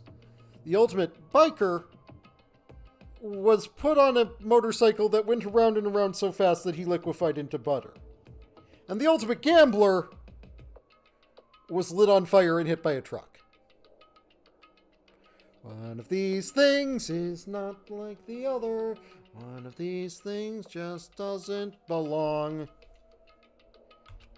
Third execution is over. Celeste's death is over. This killed my friend, so I can't pity her, but I also can't deny that at one point I considered her a friend too. And for him just to come along and... Isn't it just awful? Someone couldn't cut free of their regrets from the outside world, and so more people had to die.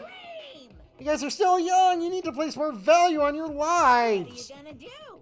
Jeez, and here I thought you guys were gonna pass the torch of hope to the next generation.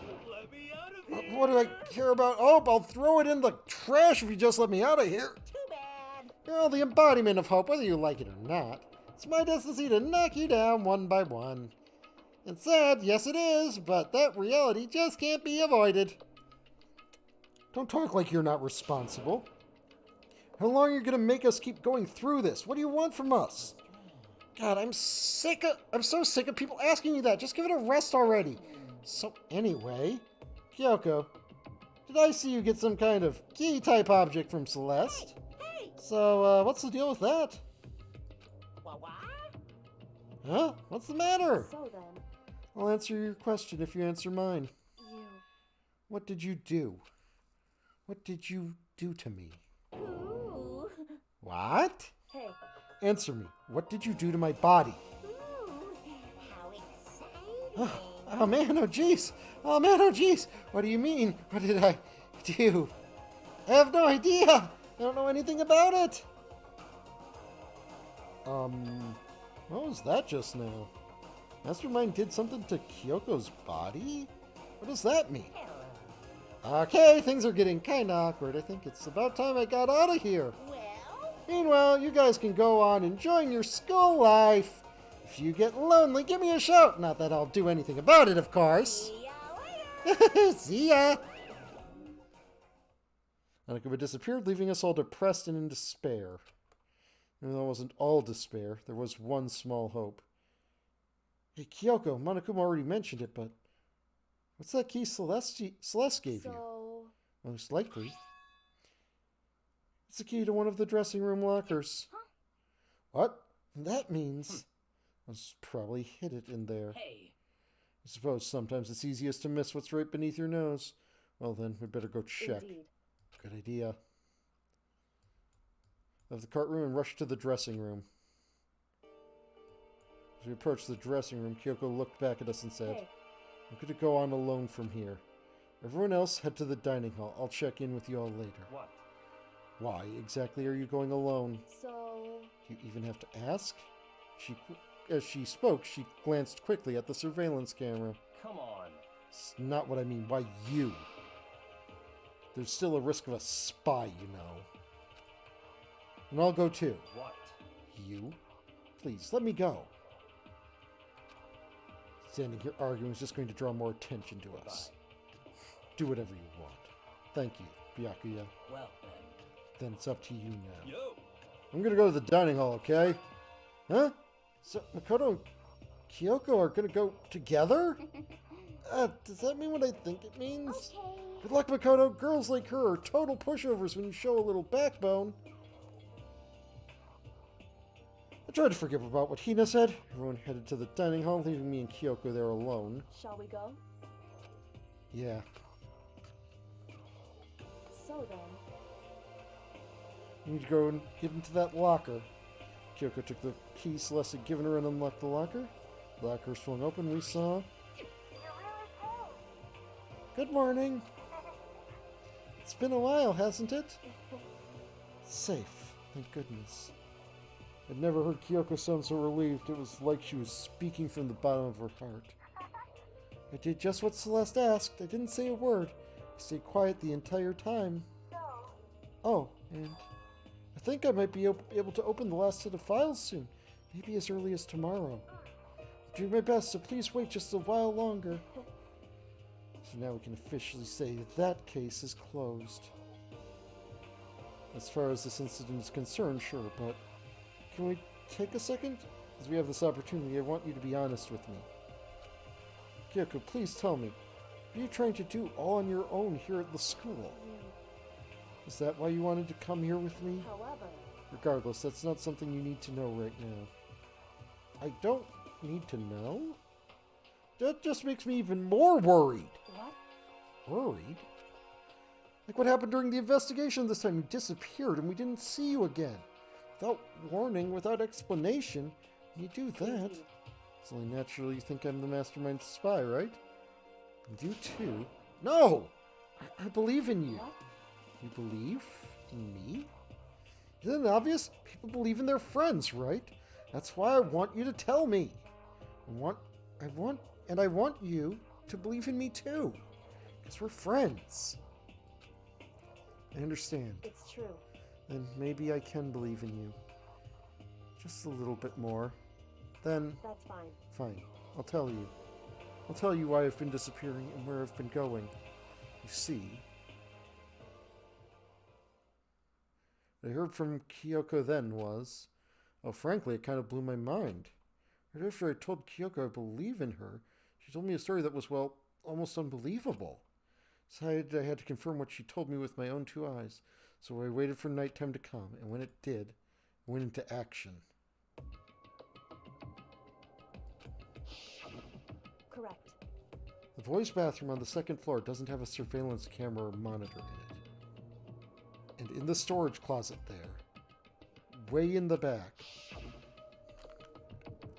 of the boys' bathroom storage closet, but could Kyoko really be right about this? I mean, I did notice the storage closet once.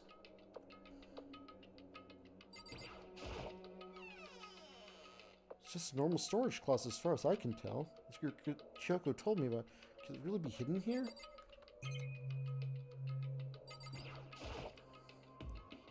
She said there was way in the back of the storage closet. But I mean, seriously? Not thinking, I placed my hand on the back of the storage closet. Suddenly, as if I were being yanked in, at the same time I'd heard the sound, I fell through the wall. I had no idea what was going on. I had fallen through the back of the storage closet. Huh? Turned out, the back wall was like a revolving door, and made my way to the other side, just like Kyoko had said. Correct. In the boys' bathroom on the second floor, there's a storage closet, and way in the back of the closet, there's a secret room. So this is the secret room. But what's in here?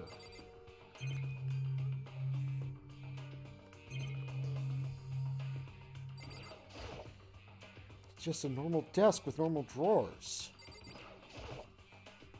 There's a bunch of files and what looked like volume after volume of yearbooks, all covered in dust. Looking at everything, one file at the edge of the bookshelf caught my eye. Hope's Peak Academy Student Registry? This is the only thing here not covered in dust. Someone been looking at it recently? I slipped the file into my hand. Before I had a chance to take a look at it, a slip of paper fell out of the file and it turned my attention to it. What's this? You must not leave. That's kind of weird. I could understand if, like, I can't leave, but you must not leave? What's this? My head feels funny. A strange sensation. It's like deja vu. Those words, you must not leave, I've seen them somewhere before, but I can't quite remember. What do I know? What don't I know?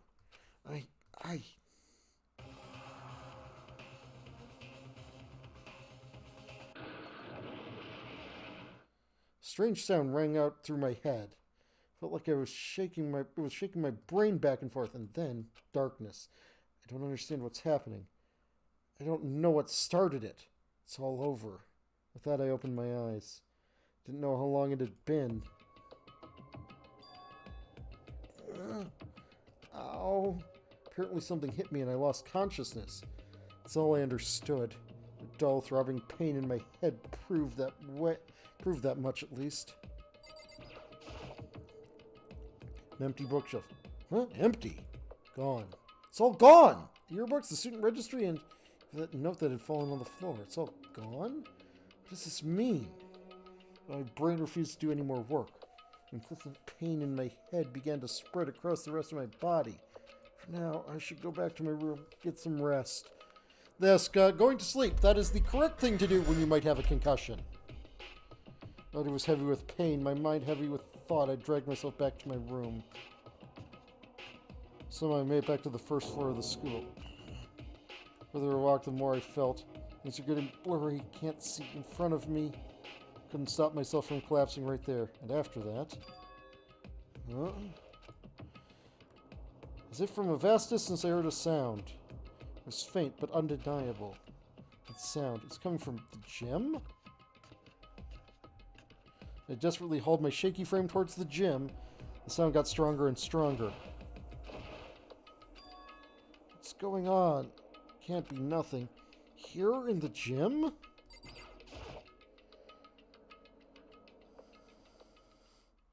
Didn't make a sound as I opened the door to the gym. The sound coming from inside, meanwhile, only intensified that much more.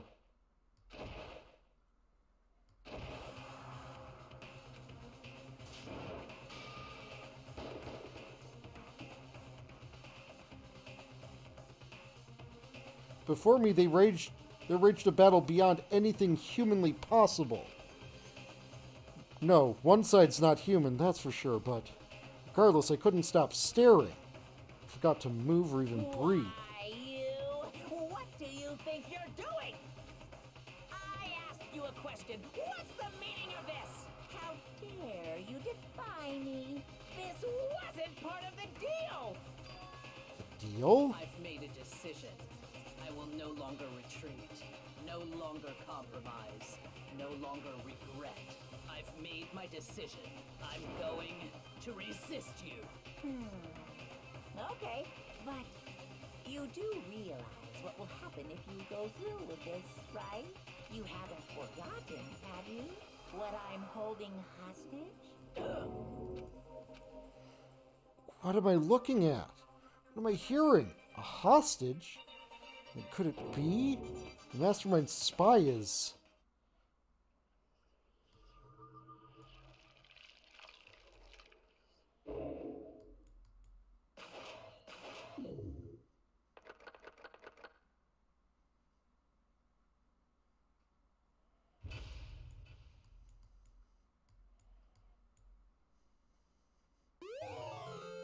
You got the Super Robo Justice present.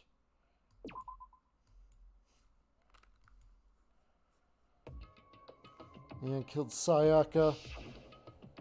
Monokuma killed Junko. And Leon got executed. Then Mondo killed Chihiro.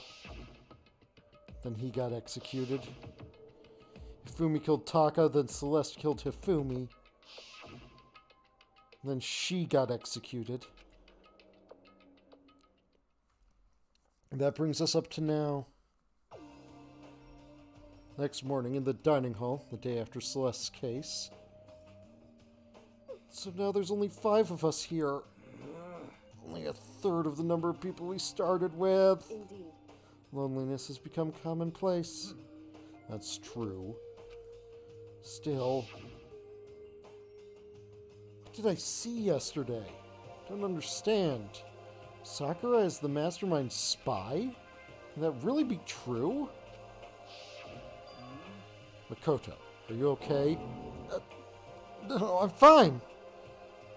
Can't bring it up in front of the others. If I did that, it would just confuse everyone that much more.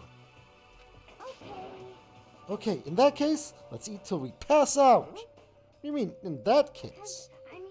Oh, because look how scary everyone looks. It's gotta be because you're all fighting on empty stomachs, right? If you fill your belly, I'm sure you'll all cheer up. So let's eat. Let's fry up some fish and donuts and eat till we can't stand up. That's like a deep impact style meteor impact extinction level combination of foods. What? Those are both breakfast time top sellers. Still, the till we can't stand up part is a problem. After we're done, we need to go explore. She's right. Once the class trial is over, new areas should have opened up. It's true. Plus, we still have alter ego. We don't have to give in to despair just yet. He's right, we have to plan ahead and think about the future. You got it. Yeah, think happy thoughts, not deathy thoughts. You know? Like, when we're gonna get out of here, right? You're serious. When this is all over, I think I want to get reborn for some serious... get reborn as someone serious. Well, Hey, are you okay? It sounds like something someone who's about to die would say. I'm totally okay. I'm not gonna die. Why? Because there aren't gonna be any more murders. Huh? What makes you so sure? According to the spirits, I predicted it last night. Ever since it revealed itself to me from the ether, there's no doubt about it. However, How accurate is your fortune telling anyway? how about that? I can usually hit 20 or 30% on a good day. That seems really low. Actually, for, like, random predictions, that's probably not bad. It's not like some occult mystery. No, it's not like it's ESP or whatever. Of course, I'm only going to get it right sometimes. The occult is bullcrap. I told you, my fortune telling isn't like some occult thing. so, Fortune telling isn't a cult? You got it all wrong. Of course not. Clairvoyance is clairvoyance. Don't put it in the same category as cattle mutilation. Cattle... what? So, He's referring to the urban legend where aliens abduct cows and dissect them as part of their research. Actually, No. Calling it an urban legend? As a matter of fact, it's true. As a matter of fact, it's happened to me. It all happened one day when I went to go get a hamburger. It was a place I'd never been before. They claimed their patties were 100% all beef. So I got a burger to go and headed home. And before long, it's nice. the sky was filled with a mysterious blinding light. Some crazy beam came out of nowhere and locked onto my hamburger. And as soon as the beam touched it, the burger started floating in midair. And then, still floating there, the entire burger started coming apart. One part of it just vanished, while the rest fell back into my hand.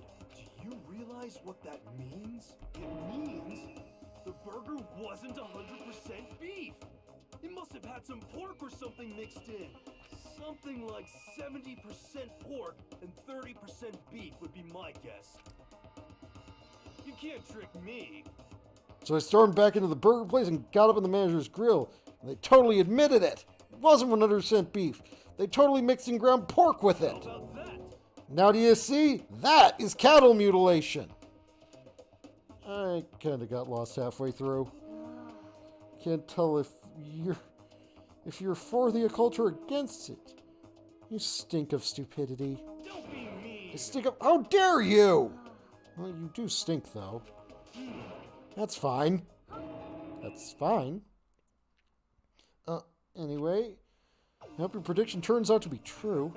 At the very least, I won't murder anyone. Me either. I mean, I would never. of course. Me either. indeed. Nor I. Goes for me too, of course. I could never kill any of my friends. Felt like those words of encouragement were helping us all come together as one. After so much sacrifice and hardship, we'd finally become united. But, Well, to be honest, I wish Byakuya and Toko were here for this too. But they're so hard to deal with, they only think about themselves. Yeah, we're better off without them, I say. That was enough to prove. We're united for the time being, but within that bond hid weakness and fragility. Chapter 4. All-Star Apologies. Sure. We began our search as soon as we finished our breakfast in the dining hall. We had to find out what had opened up and was waiting for us. Can I enter the gacha room?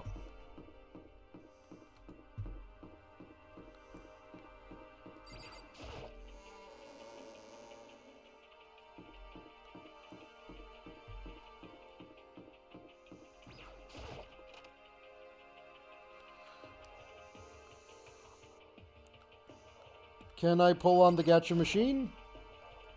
Yes, I can. Okay.